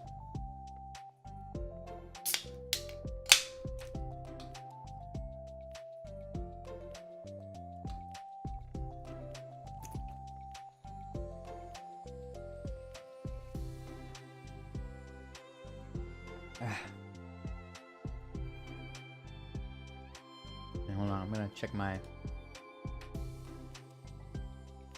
Okay. Alright. It's club time again. Monica went to the computer lab, so it's just us today. Is that okay? What you doing in the computer lab? Yuri silently nods, unable to make eye contact. Oh, so that's why it was just Monica and Sayori. I mean, not Monica. Yuri and Sayori. I'm sorry about yesterday. Sayori tilts her head. Sayori tilts her head, unsure of exactly what Yuri is talking about. Well, I mean, the way I got overly excited to share my books and how you had to stop me so we could talk first. It was so inconsiderate of me. I got too excited and forgot to think about everyone else in the club, so... Yuri, you didn't do anything wrong. I thought it was cute how excited you were. Well, still... I think I changed my mind about the book. We don't have to read it. Huh? Why? Because... I know that you were just humoring me anyway. In retrospect, it's rather obvious that nobody was truly interested. But if you like it so much, then it must be worth sharing. I've already decided I'll join the club, so you don't have to try so hard to entice me. That's not what I was doing. A moment of uncomfortable silence stretches between the two of them. Well, the thing is, we don't even have any club activities yet. I mean, Monica and I have just been working on recruitment stuff mostly. So, it just sounded like something fun we could do together regarding your books. You know, like as a club activity. That would be okay, right? Why am I being so resistant to this anyway? It's exactly what I wanted in the first place, and you're being so nice about it. I really don't know what's wrong with me. I'm sorry for being like this. You don't have to apologize. Just tell me if there's anything I can do to help to help you feel more comfortable here. Sayori pulls her desk up against Yuri's and sits next to her, The book in question is already on Yuri's desk. Peering over, Sayori reads the cover of the book. I'm like pulling words out of nowhere here. Dusk Bell. Part 1 of the Everlast Saga. It's Dusk Bell by Annabelle. Sorry, I'm ready now. Oh right, I should probably get some paper. Yuri grabs a spiral notebook of hers and tears out a few sheets of paper. Wait, how come you need paper? Oh, it's useful to draw things out sometimes, like maps, timelines, family trees, or just for taking notes. Family trees. What kind of novel is she reading? That's crazy. Map? She draws? She reads fantasy novels? She draws the map of the thing? That's crazy. That's actually kind of sick. Honestly, like, there's only been a few times where I've had to play a game that like required me to get out like a piece of pen and paper and just jot down notes or like map something out. And honestly, like, it's annoying at the time, but in like retrospect, it's like super cool. So I actually enjoy when I have to do that. Like when I have to think. When I'm forced to think, you know.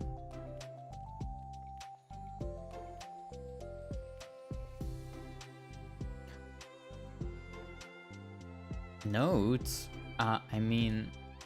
Yes. That's an effective strategy. Exactly. I'm sure it'll be especially helpful for someone new to the genre.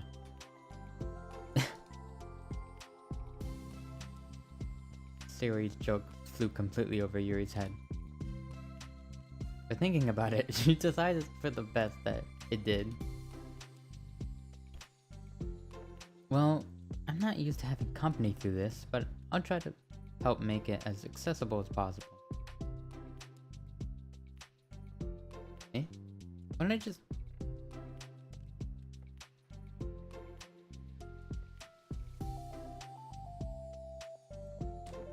So I'm a very paranoid person. I keep hearing things.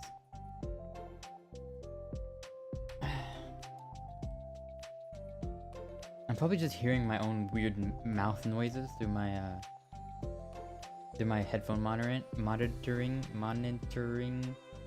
I can't speak. I cannot speak. Well, I'm not used to having company through this, but I'll try to help make it as accessible as possible. I trust you, you're like super smart. Oh please. Yuri tries to dismiss the compliment, but she can't help hide her smile and light blush. You can't generalize intelligence, I'm only smart in the things I have a lot of experience with. Oh, I'm taking a drink.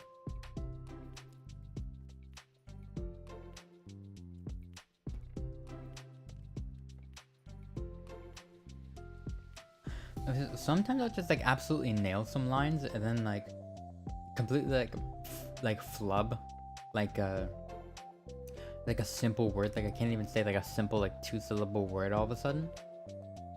This happens sometimes. Then I'll say like 2 whole sentences with like flawlessly with perfect pronunciation. I don't know. Contrarily, I'm awful at anything involving real people. That should be evidence enough from the 2 days I've spent here so far. So in my eyes, it's everyone else who comes off as smart. Especially you. No. Sayori rubs her shoulder. Her shoulder against Yuri's? What? Rubbing shoulders? You're such a sweetheart when you're not being shy. Anyway, would you like to get started? Okay. After the minor diversion between them, the two get back on track with their planned club activity. Yuri begins to guide Sayori through the basics of the fantasy world her story takes place in. The more of it she details, the races, factions, history, elements of magic, the more questions Sayori seems to have. But despite Sayori's expectations, Yuri eloquently guides her through it in a way such that it's fun to follow along. I think like the story in these kind of novels are really cool actually, but like books, dude. That's why like I'd rather just like play a video game and like a really cool like fantasy story and just like then like watch like a 2-hour video explaining all the lore instead of like reading a book. I'm so weird.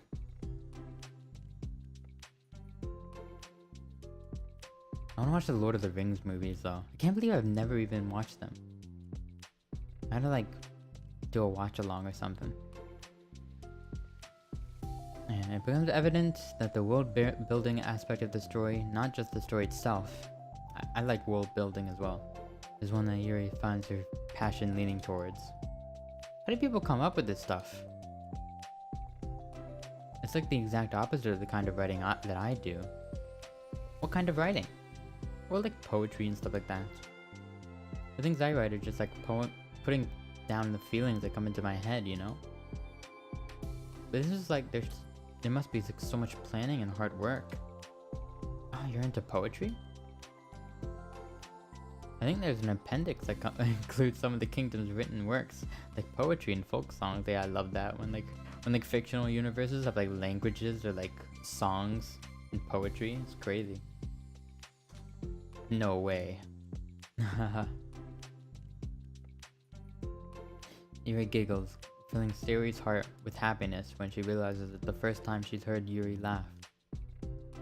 It means Yuri must be having fun.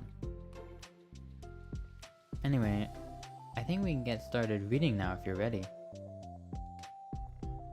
Okay, but I can't read very fast. Oh, that's fine. I'm very patient. Patience is something I pride myself in. I see. Sayori shots Yuri is patient into her notes. Alright. Good night. Good night, good night. I'm gonna pass out here soon as well.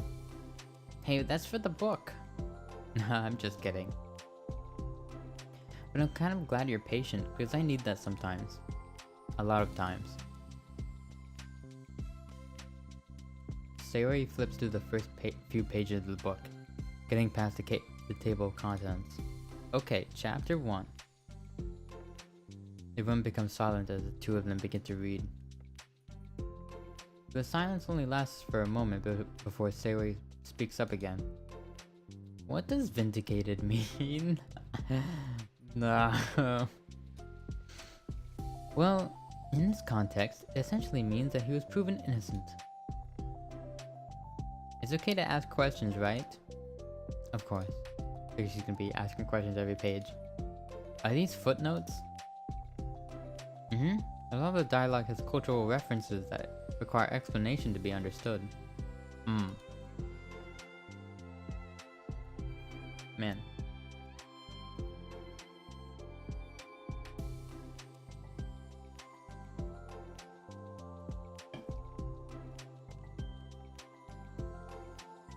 This does not inspire me to pick reading back up, I'll tell you what.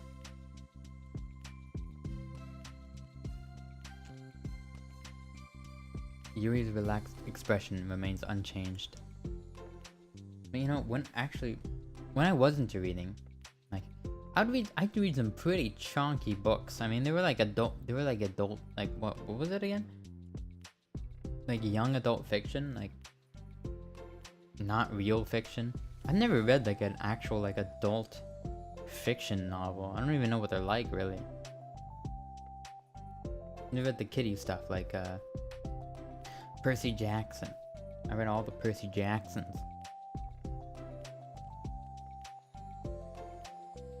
And there's also this novel. I felt like it was sometimes I feel this novel was like a dream that I had, like a fever dream.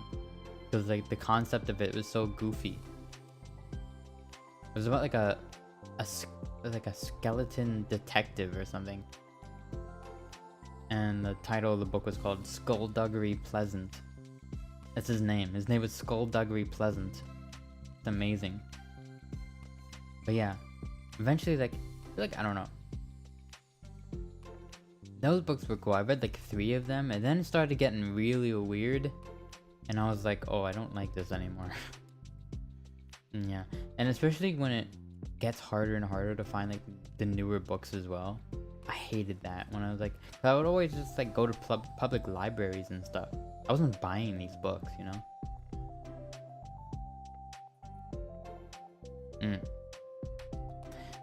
Don't have enough time to read anyways anymore. Meanwhile, I'm sitting here playing games for 5 hours at a time. I technically I have time to read, but it's not time that I'm willing to sacrifice from like other hobbies, you know? Just take it. The time is taken. Anyways. Meanwhile, Starry's expression grows tense as she tries to make her way through the dense text. Mucho texto, as the kids would say. Up until now, their expressions have been reversed, with Starry easily navigating social situations and Yuri struggling in them. But the tables have turned. Wait, are they talking about the past now or the present? Where? Right here. They're talking about the past. These paragraphs are describing a flashback that Barnes is having. Barnes? But they didn't tell me that. It's implied from the context. Starry rubs her temples. Two of them continue, with Starry asking fewer questions. She begins to understand the value in the notes, as she finds herself referring to them somewhat often, and even adding to them. But a reduction in questions comes not from her getting used to the reading, but rather from her fear that she'll come across as stupid. At last, Starry reaches the end of the chapter. The chapter? Hello? That was a long time for a chapter. Wow.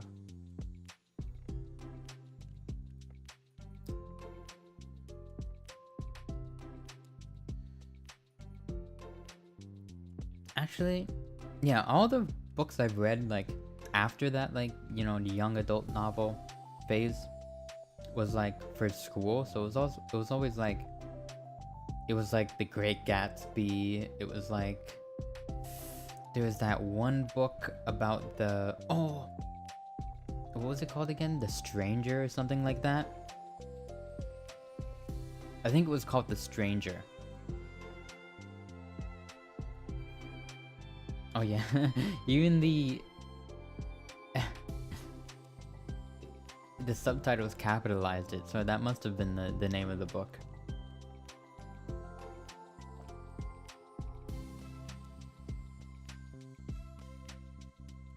Yeah, that book is wild.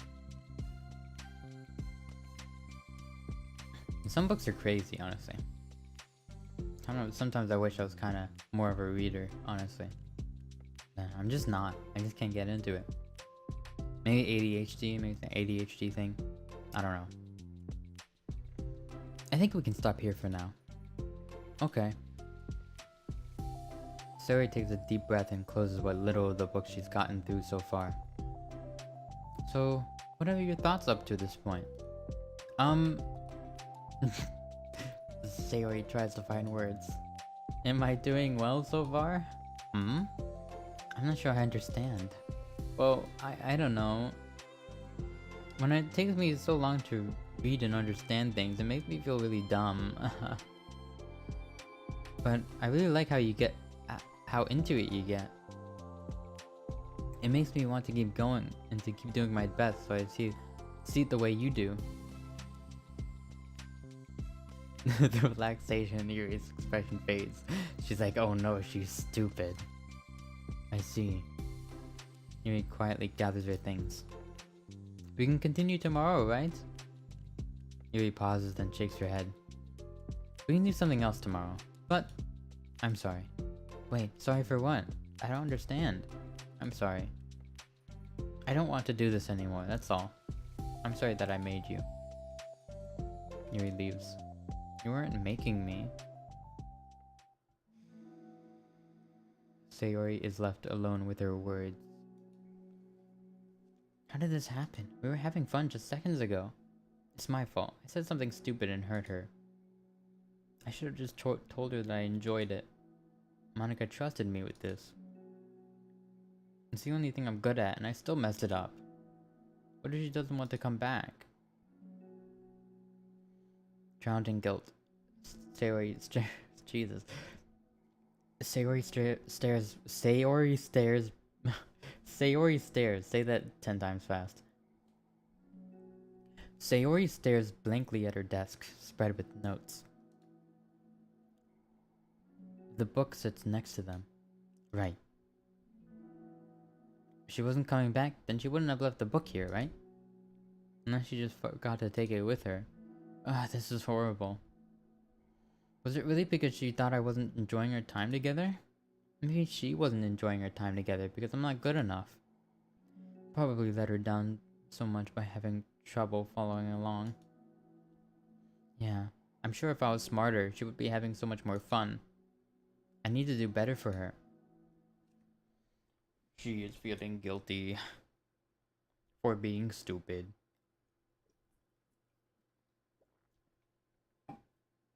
Yeah. Very relatable. I am also stupid. Wow.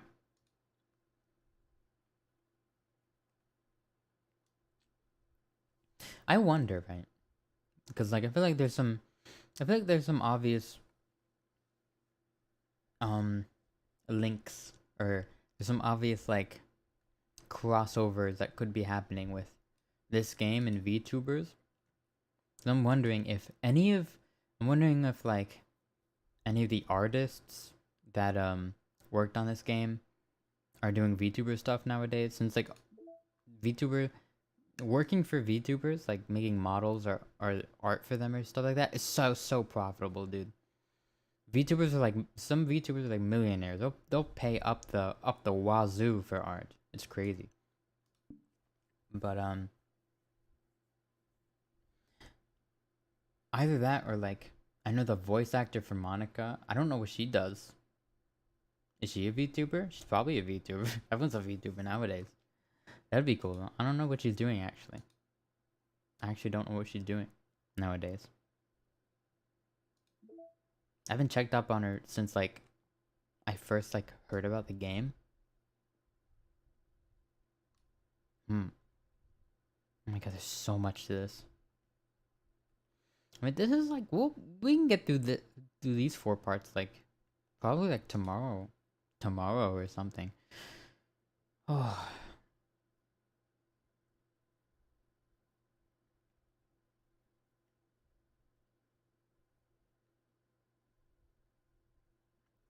What are these?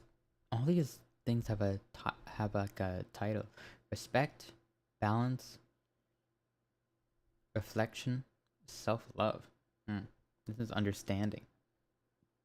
I guess we're gonna understand Yuri a bit more, I guess. Part 2. All right, let's try. This is probably the last chapter after this. Then I'll end for the day, for the night.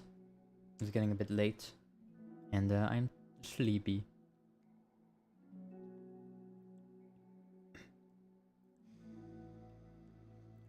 For the first time, Sayori is the first one to enter the club room. Anxiety courses through her relentlessly. Will Yuri show up today? Sitting at a desk, she stamps her feet in an attempt to calm down. I wonder.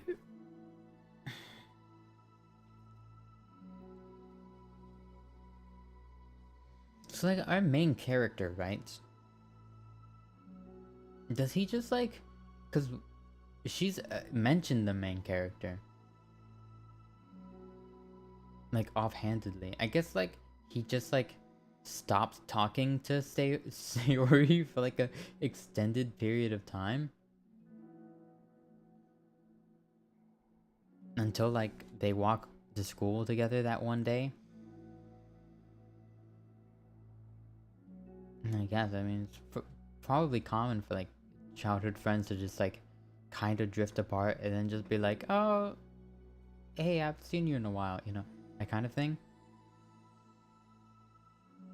I don't know. I feel like if she was into him like that, she would like probably drag him here. Maybe. I don't know. But I guess she did kind of do that just after everyone else joined. Sitting on the desk, she stamps her feet in an attempt to calm down. Why am I letting this affect me so much? I'm doing everything I can to make Yuri happy. But my best wasn't good enough. But it was still my best. But I'm letting everyone down. I'm always just a disappointment. Womp womp. Sayori continues to wrestle with her self-deprecating thoughts. That's me. Every day. Every tiny noise causes her to lift her head in anticipation of Yuri's arrival.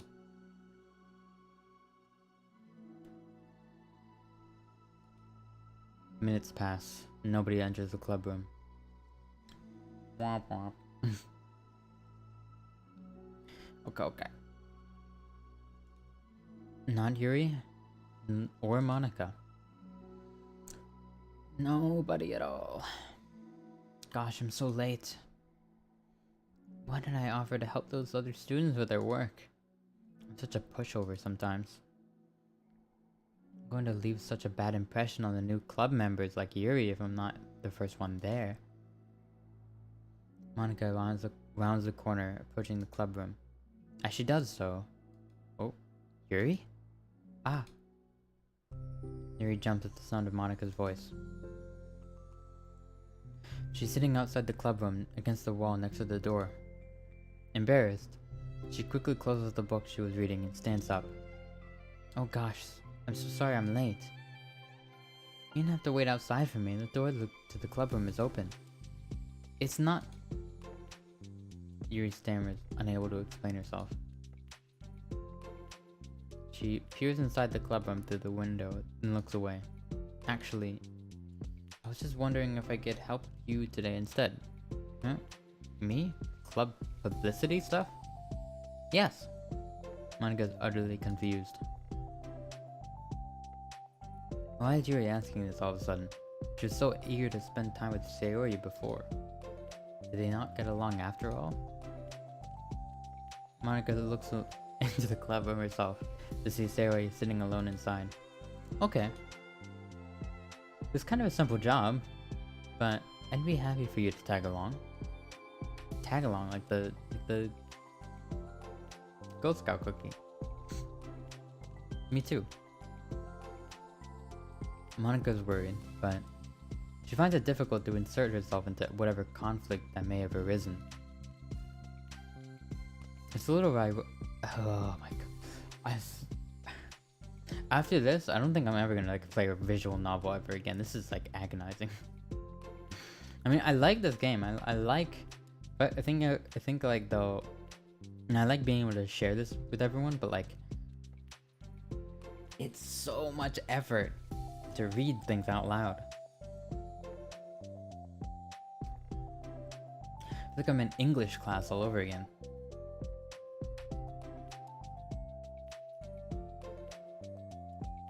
Is that when I'm just talking, I'm like completely fine, right? But whenever I have to read something, it's like I trip over my words like non-stop. It's crazy. I have no idea why that is.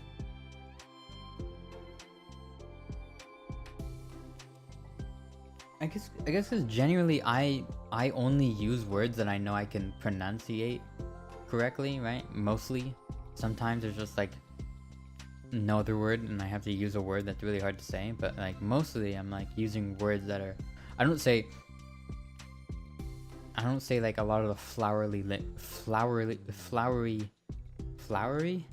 oh my gosh, I'm just saying I don't use flowery language like this game.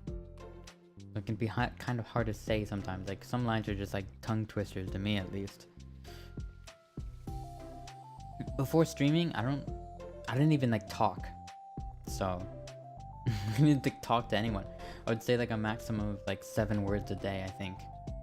So, you know, I'm not human yet. I'm like adapting. I'm like still like processing it. Okay.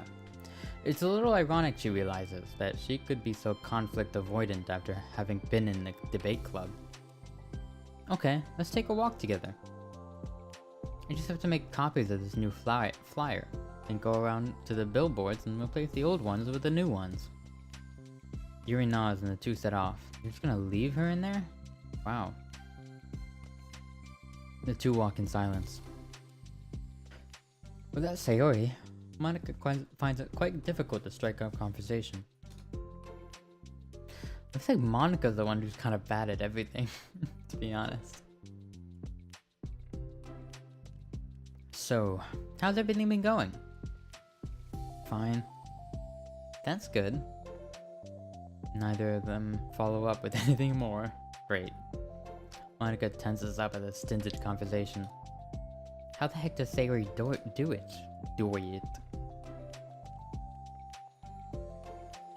Sorry, I didn't see you yesterday. I went straight to the computer lab to work on the flyers. Sayori told me. What did you two end up doing yesterday? Just some reading. Oh, I'm glad. It's really starting to feel like more like a literature club now. Yeah. It was kind of funny. I felt so intimidated at first when I heard about the kind of stuff you're reading. But, you know, it's kind of stupid to me because I'm always just intimidated by things I'm not good at. And it's silly to assume that everyone who comes to the club will just have the same interests as me. But it's so cool that you were able to get Sayori into it. It's just like the club is working. I'm really happy about that. She's not into it. Huh? She's not into it. And I'm stupid for forcing her into it. Onto it, I mean. Yuri falls silent again as if she started her thought but can't figure out how to continue it. Did something happen? Yuri sighs. No, it's just me. I'm thinking.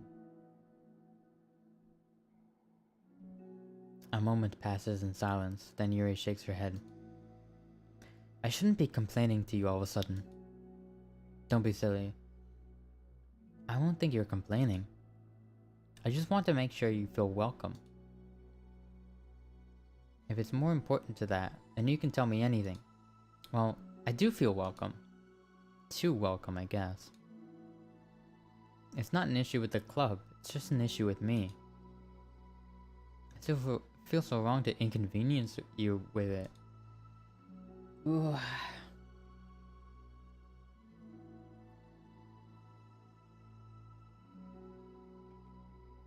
Ah. Monica pauses and thinks. Well, what if we put it this way? It's my job as president to understand the needs of the club members, right? We're going to have all kinds of people joining this club, hopefully anyways. And learning about the diverse needs and interests of everyone will help me come up with the club activities that everyone can be happy with. That everyone can be happy with? Not just only some people? Of course. I need to be looking out for everyone. Otherwise, what kind of club would it be? I see. Yuri looks a little more relaxed. What are some of these words, man? Sympathetic, pragmatic? Nobody uses these words. It signals to Monica that switching from a sympathetic approach to a pragmatic one was a good choice. I don't even know, what is pragmatic even? I don't even know what that word means.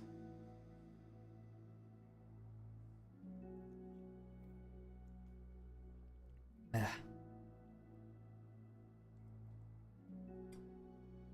Hi. Oh, you're at work? Yeah, I'm sorry.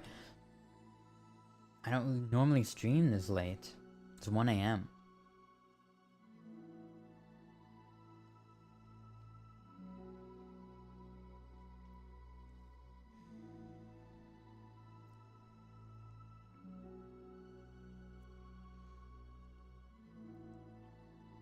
Each individual truly does have their own needs.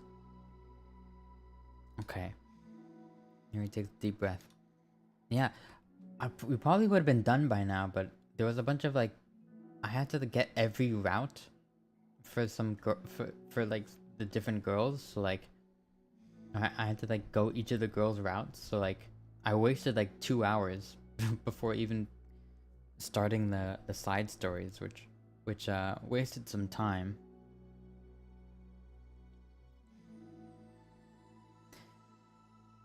I'm a really weird and awkward person. I've accepted that about myself. I just don't know how to, I guess, connect with other people. How is it so easy for everyone else? How do you just make conversation about an arbitrary topic? I can talk for hours about the thing that I'm into. Unfortunately, so much that I don't know when to stop. But for anything else, I just have no idea what to say.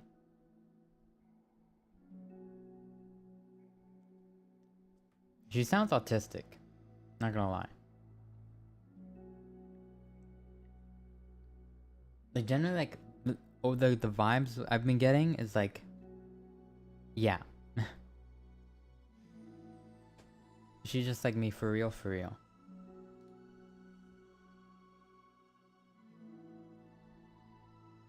The thumbnail image is the cutest. Thank you, thank you. I linked the artist in the they're in the description. So check them out if you want. There, it was just surprisingly cheap. That's also probably just because the Japanese yen is about worth its weight in sand right now. So so commissioning Japanese artists is very it's very easy at the moment.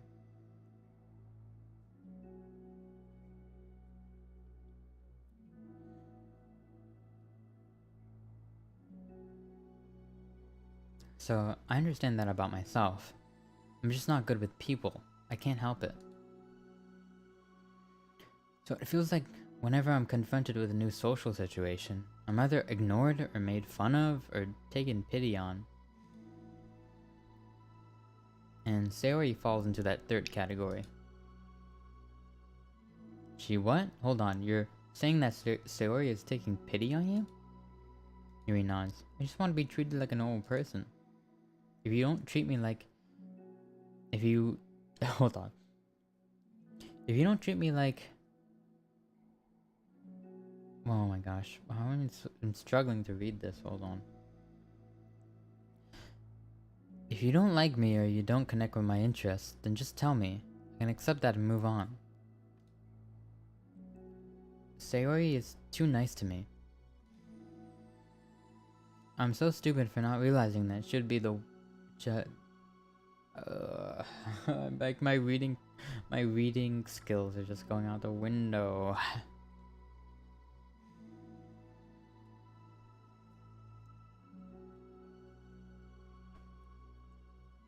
I'm so stupid for not realizing that she would just go along with whatever I pushed onto her. Nobody deserves to put themselves and do that kind of discomfort just because they have pity on some weirdo who doesn't know how to make friends. It's the worst feeling. I hate it. Yuri's sharp words cut through the tense air. Wow. Somewhere in the middle of the conversation, the two stopped short in the hallway, prioritizing the conversation over their original task. Monica looked at Yuri. Why does this make me laugh? Monica looks at Yuri. Yuri only looks down with her fists clenched. I think you should tell her that. I could never tell that to someone's face. It's pathetic. Sayori is different. Yeah, she's built different.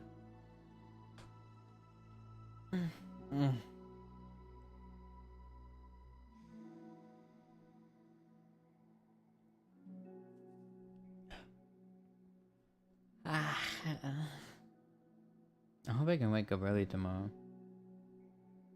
I have a collab tomorrow, do you know that? I haven't made a thing or anything. I I should have at least like retweeted it because they did mention me. But I'm gonna have a hopefully nothing goes wrong. But tomorrow at about 2 p.m. EST, I think. I think like the scheduling was all weird. I think 1 p.m. EST. I don't know. I think 1 p.m. EST or EDT. Technically, it's EDT at this point. I don't know. But yeah. Hopefully that works out. I don't know. I don't even know if I'll be streaming it or not. But if I'm not, then I'll link to whoever is streaming it. Okay. I'm sure that's all she's trying to do. And so if you're able to explain to her, I'll make a community post if I'm not streaming it. But I'm gonna try to stream it.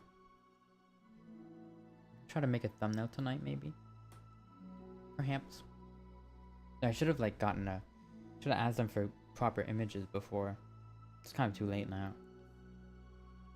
I'm trying to see if I can find one. Just use my Photoshop magic.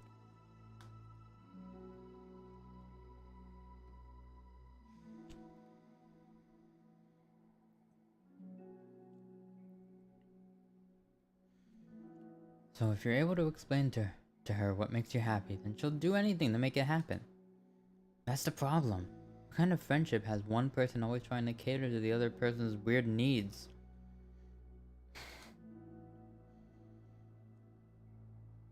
I'm sorry, I'm making myself sound so... No, I think I'm starting to understand. Monica hesitates to finish her thought out loud.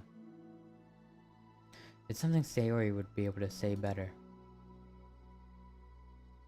A Sayori is someone who would give anyone however much kindness they need in order to smile.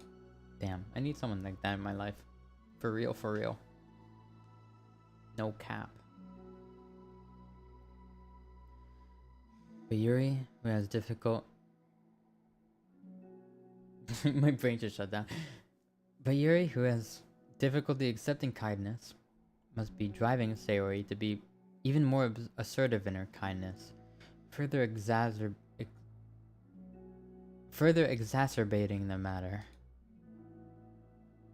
Neither person is to blame, but it's an issue that can be resolved without them understanding each other better.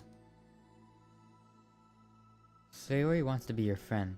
I promise that.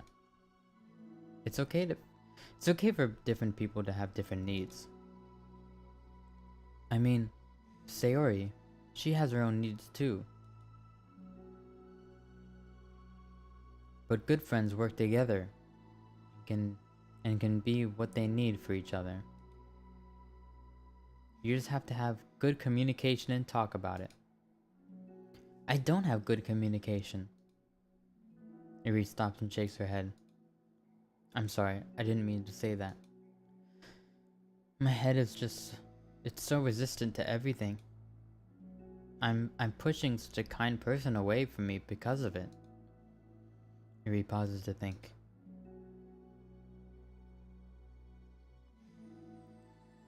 I'm so tired of this cycle I'm creating for myself. I think I'm so afraid of people pushing me away that I just push them away first. How thoughtless and immature of me. Yuri takes a breath. She takes a breath. What? Yuri takes a deep breath and exhales. Oh.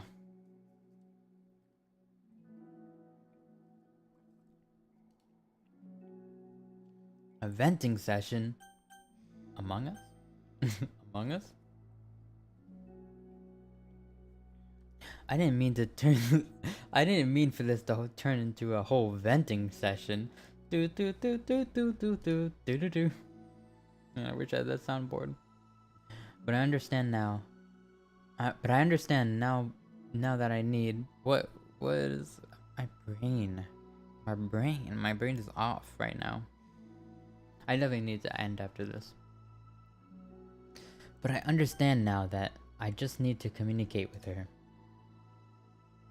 Ha ha ha ha ha ha ha. You're totally fine. It's for the club, remember? You're just helping make the club a better place for everyone. Yeah. Yuri falls silent again. She looks like she wants to say something.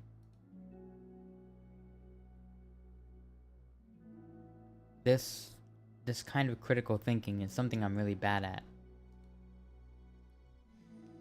You know, about people. So, thank you.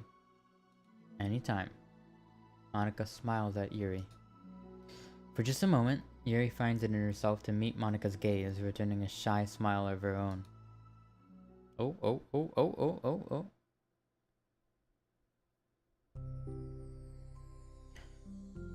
Yuri and Monica finish replacing the old flyers with the new ones.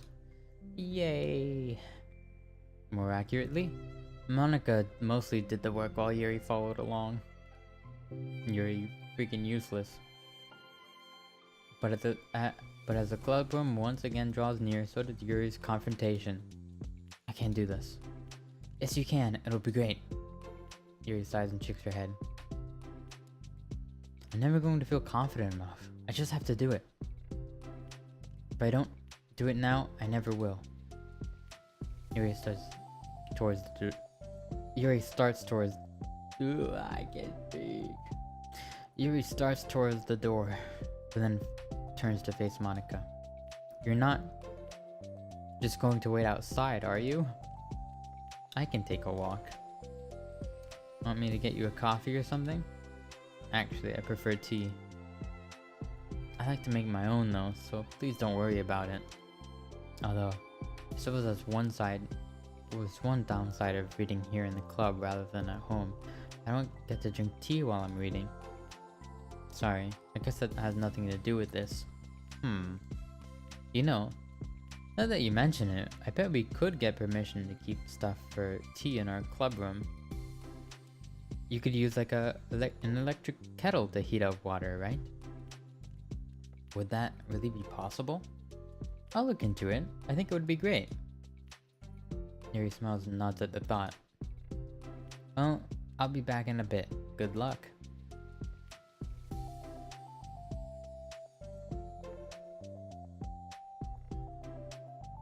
I wonder what kind of music it'll play for Natsuki. Kind of excited to hear whatever new tracks, if there are any new tracks. Hopefully there's a new track for Natsuki. That'd be pretty cool. Monica waves at Yuri, then turns around and departs down the hallway as Yuri's smile fades once more. A moment of daydreaming about tea isn't enough to save her from the anxiety of the task that lies before her. But it must be done. Taking one more deep breath, Yuri timidly opens the clubroom door.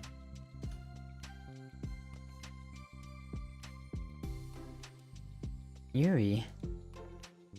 Wait, hold on, I'm not done yet. Starry shuffles a bunch of papers around. Yuri stammers, her words suddenly caught in her throat. At that moment, she realizes how Starry has been spending her afternoon. I wasn't expecting you to come today. I was really hoping to make it all the way through the next chapter first. I got most of the way through it. And look! Starry holds up a sheet of paper. It's a page of notes, beautifully produced with indentations, categories, and even color coding. Oh god. As Yuri sees it, her expression shifts from anxiety to despair. I was afraid you were getting really disappointed in me, so I've been trying really hard. Stop. Yuri presses her fist against her forehead. Please stop. I can't take this. Yuri? Sayori's voice quivers in shock after having received the exact opposite response she was expecting. I'm sorry. I'm sorry. I'm sorry. Sayori looks away in guilt. Did I do something wrong? I don't understand, so if I did something wrong, please tell me. Yuri shakes her head. No, it's me. I keep putting myself in these situations where people are afraid to treat me normally. If you don't like this kind of reading, it's okay. Please just tell me. I don't need to be treated differently just because I'm weird. But I don't treat you differently. I just want my friends to be happy. So, I thought that if we did something together that you would really like. I don't want your pity. Oh damn. Why did I do that? Yuri sinks to her knee. Yuri sinks to her knees. Her voice squeaks. I'm sorry. Oh god. Tears of guilt and self-loathing begin to stream down her face. What is happening? This isn't how it was supposed to go. I thought it was gonna be like tee funny, like girls hanging out and being cute or something like that. When I heard like Doki Doki side stories, I was like, oh, they're just gonna have like slice of life adventures or something. That's what I thought. That's what I actually literally thought. Why is it so hard just to articulate your thoughts? Why do you end up pushing everyone away from you?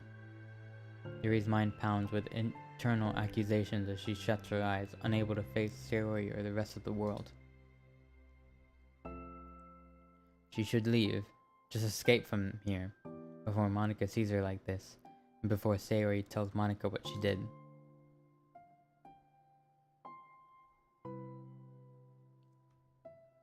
But before Yuri can put any strength into her legs, she feels a warm pair of arms gently wrap around her from behind.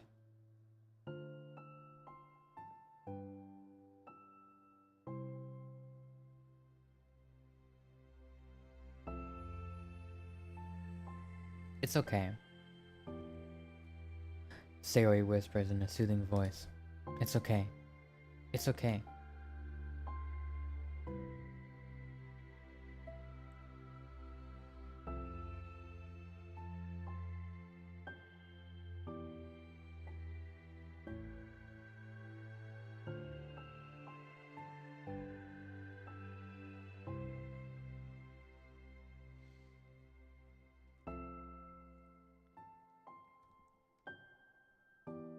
Overcome by despair, Yuri finds herself unable to protest or pull away from Sayori's kind gesture. Yuri sniffles, breathing heavily through a clenched throat, trying with all her willpower to control herself. I understand.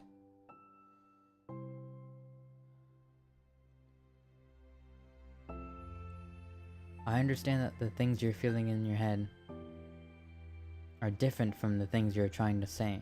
I know that must be what you're feeling right now. I promise I understand that. So, I'll give you just as much time as you need. When you're ready, just tell me your feelings, and we'll talk about them together, okay? Yuri sniffles again and nods her head.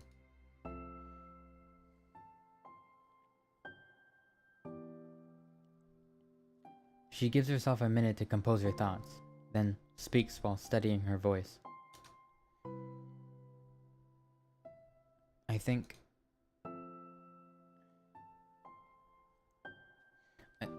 that I've gotten so used to people being weirded out by me that it feels like anyone who's nice to me is just doing it out of pity. I'm so horrible with people. And so it makes me not want to believe that someone can actually like me for who I am.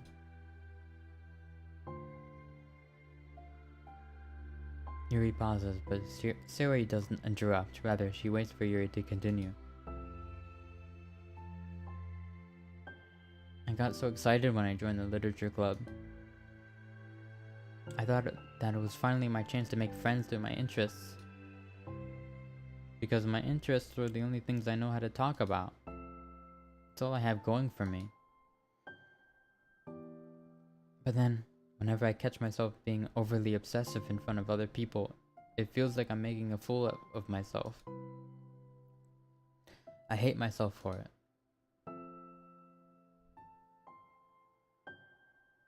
Ultimately, I just want to be treated like a normal person. And how am I supposed to expect that when I can't behave like one? I just want to learn how to get along with people and stop ruining things for myself. That's all. Yuri finished her thoughts, feeling more steady after having gotten them out.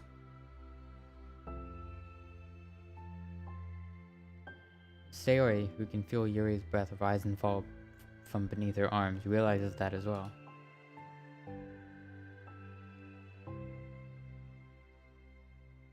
Thank you for helping me understand you a bit better. You know, you were so great at helping me while we were reading. So, I'll help you with the things that you need help with too. But I feel like it would just be frustrating for you with how much patience I require sometimes. That sounds kind of familiar. I couldn't stop worrying about that while we were reading. I was so afraid that you would get frustrated with me. But I would never do that.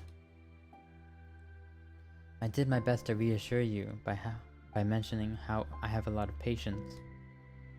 Yeah, I know, but my irrational fears just won't be quiet sometimes. I'm sure it's the same for you, right?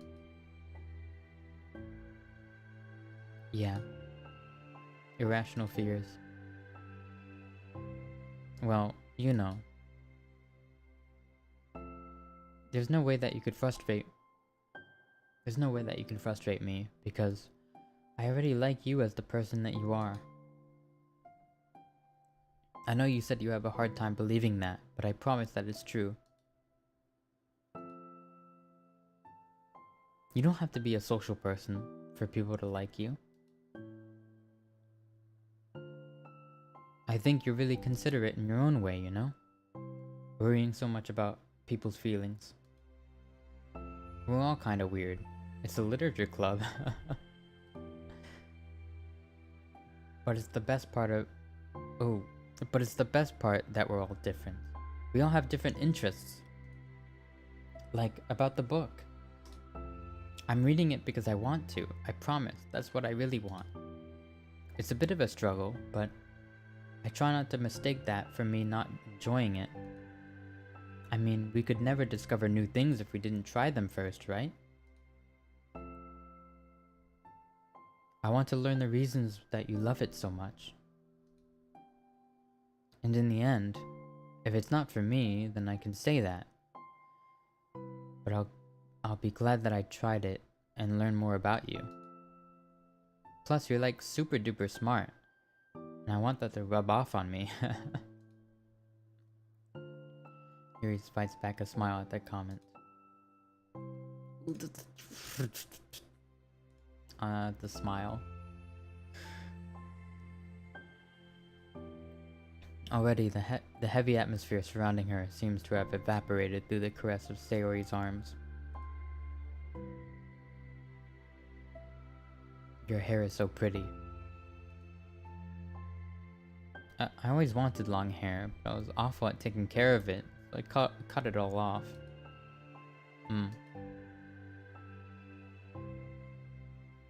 Yuri's tension relaxes. For once, she feels okay just listening rather than worrying so much about the right thing.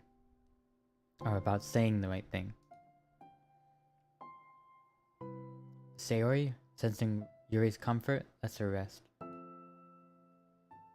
It must be so difficult for her to feel relaxed around other people.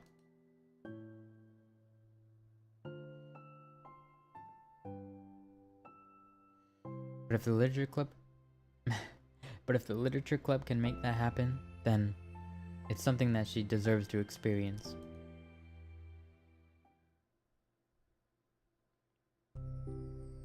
Well then, based on my understanding of your feelings, I suppose I wouldn't mind if we were to continue reading.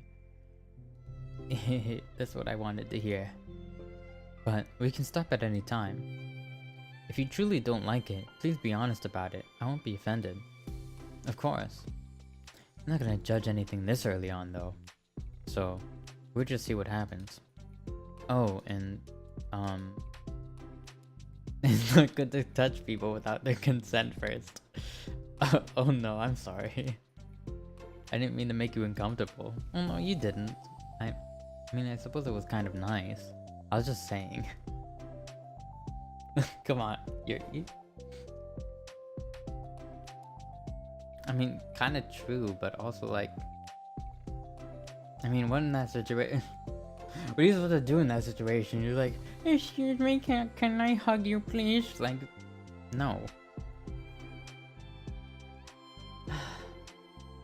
I'm back.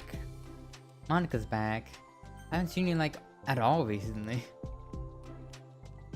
Sayori trots over to Monica. She whispered loudly, "Can I hug you?" Sure, Sayori. Sayori wraps her arms around Monica. Oh yeah, you're right, it might be good to know. Sayori can be kind of a hug monster. Don't call me a monster. Artemis is a monster. If he inherits the kingdom, it could spell disaster. I'm guessing that's some sort of reference to their book they're reading. Yuri laughs. Monica looks perplexedly looks between the two of them and then smiles. I'm glad you've been enjoying your reading so far. Looks like our first real activity at the literature club. Or it looks like our first. I can't read this, man.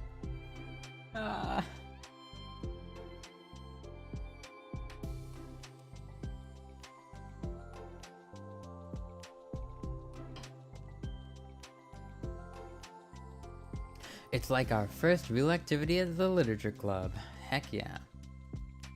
About that. Well, you've been so patient with exploring my interests. I don't know. It's just like, this is for reading, right? It's a visual novel.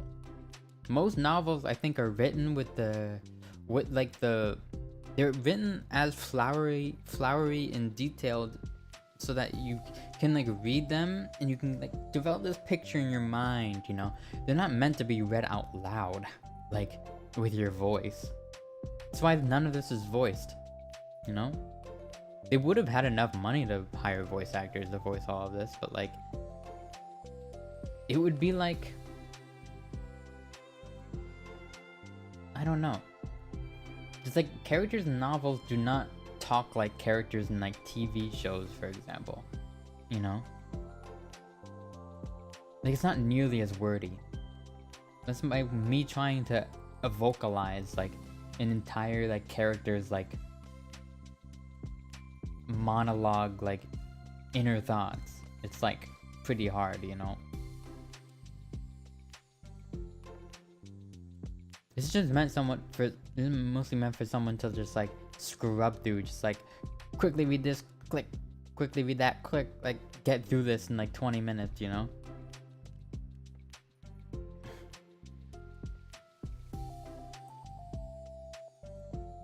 But so is the curse of the streamer, I guess. I don't know.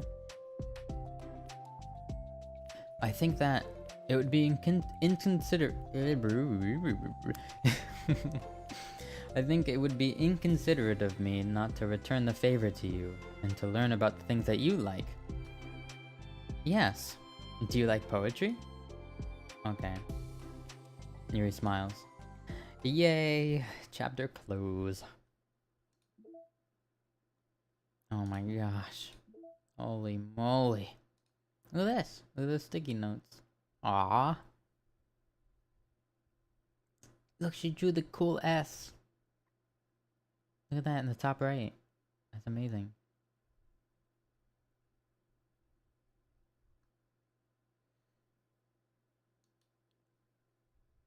These are so cute, actually.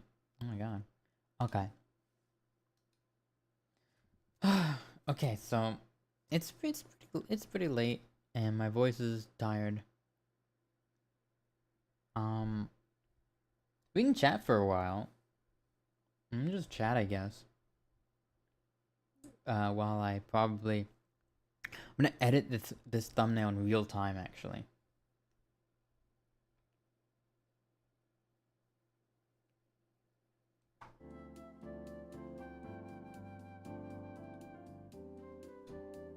You're gonna see me edit this thumbnail in real time because I've got to yeah, at work. Yeah. It's 1:30 a.m. for me.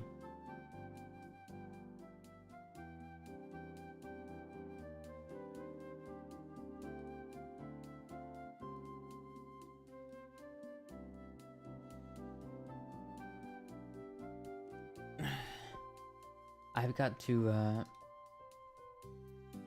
edit the thumbnail, make sure people know that it's part 1, it's not just the whole playthrough.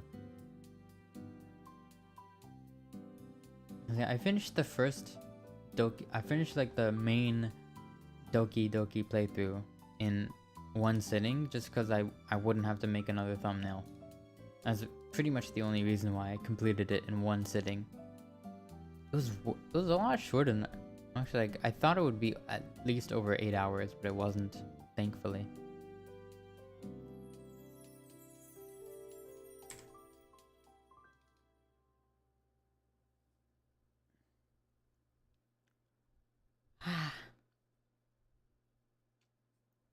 But yeah, gonna have to make a thumbnail for this, huh?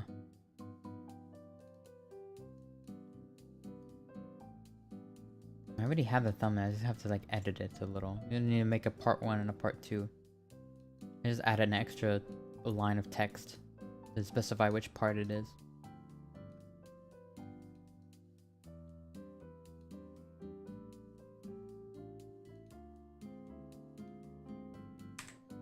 Okay. I'll go, side stories.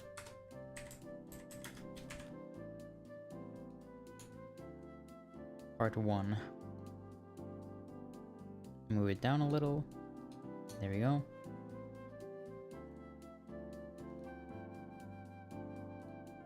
Okay, save as.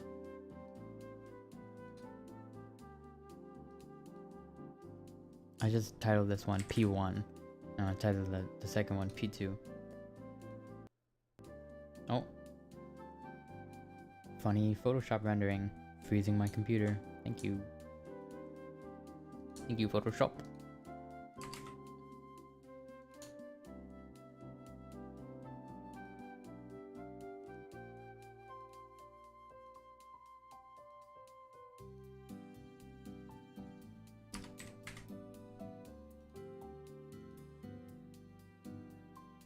Alright. Can I just save this? There we go. Perfect.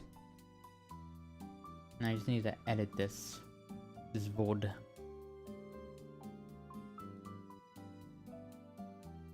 I almost clicked end stream. Because I've been drinking a little before this and during this.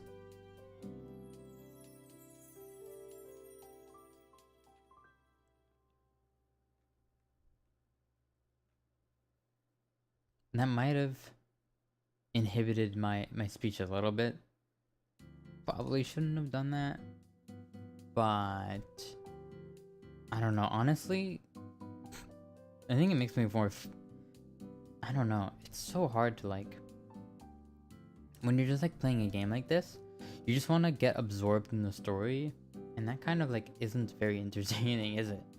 Because people are just kind of watching you like be silent and like, I don't know, kind of hard to explain.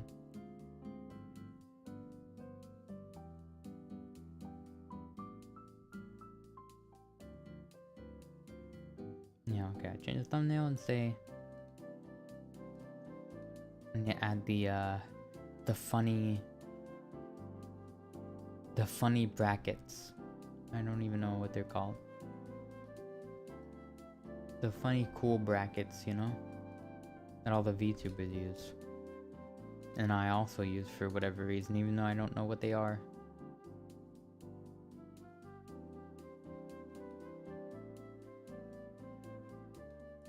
There we go.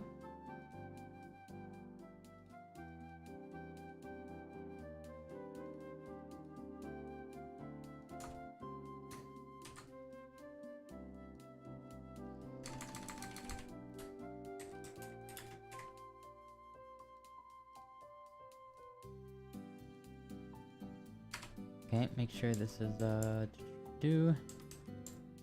There we go. That seems good.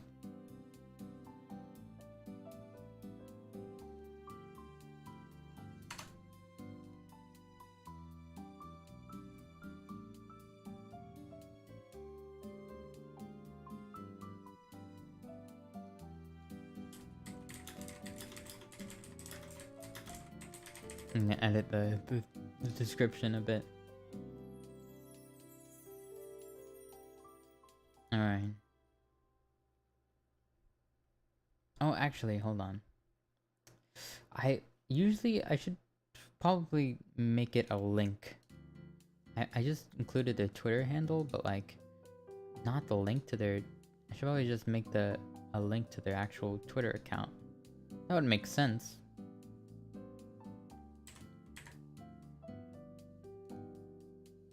There we go. I'm a dummy.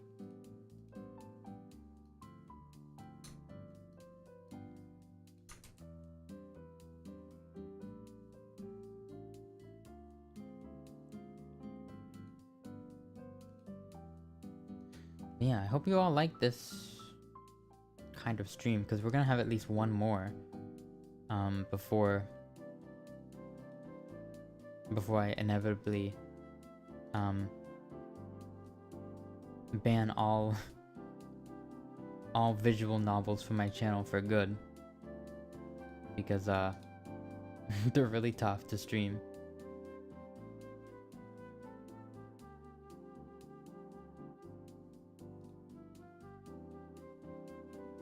Like, actually though.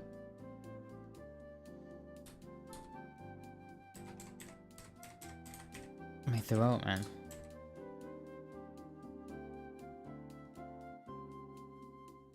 And I've got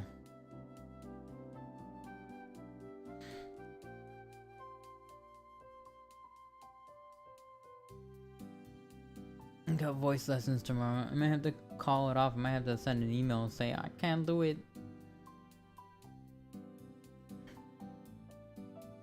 I don't know. I'll see how I feel tomorrow.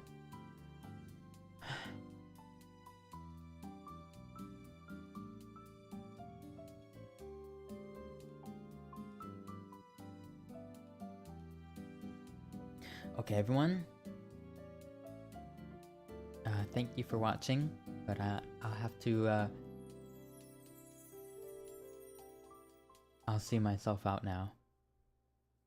It was a pleasure. Streaming this game. Can't wait to stream the rest of it and be done with it. I love it, but like, I never feel good about doing the same thing too much on stream, you know? My irrational fear, my one irrational fear is like being known as like the blank guy, you know, like the Call of Duty guy, or the Valorant guy, or the Doki Doki Literature Club guy. I don't want to be known as like the guy for one specific thing, because that limits you so much. And the moment you try to do anything else, it ruins you. So think of me as a guy who streams, because I can do that.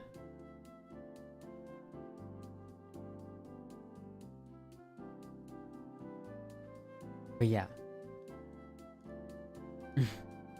That's it for now. Thank you everyone so much for watching.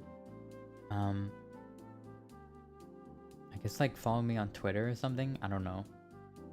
I'm tired. Bye.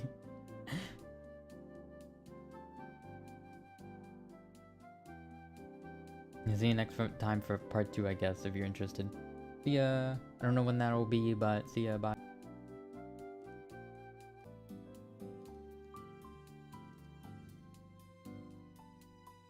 Wait, I actually forgot to. I forgot to end normally. I just like pressed. I just pressed end. I don't. I have an end screen. What am I doing? It's okay. Bye. For real now. Bye. Wait, which one is it? Did I? Oh, okay. It's this one. Okay. Bye. Bye.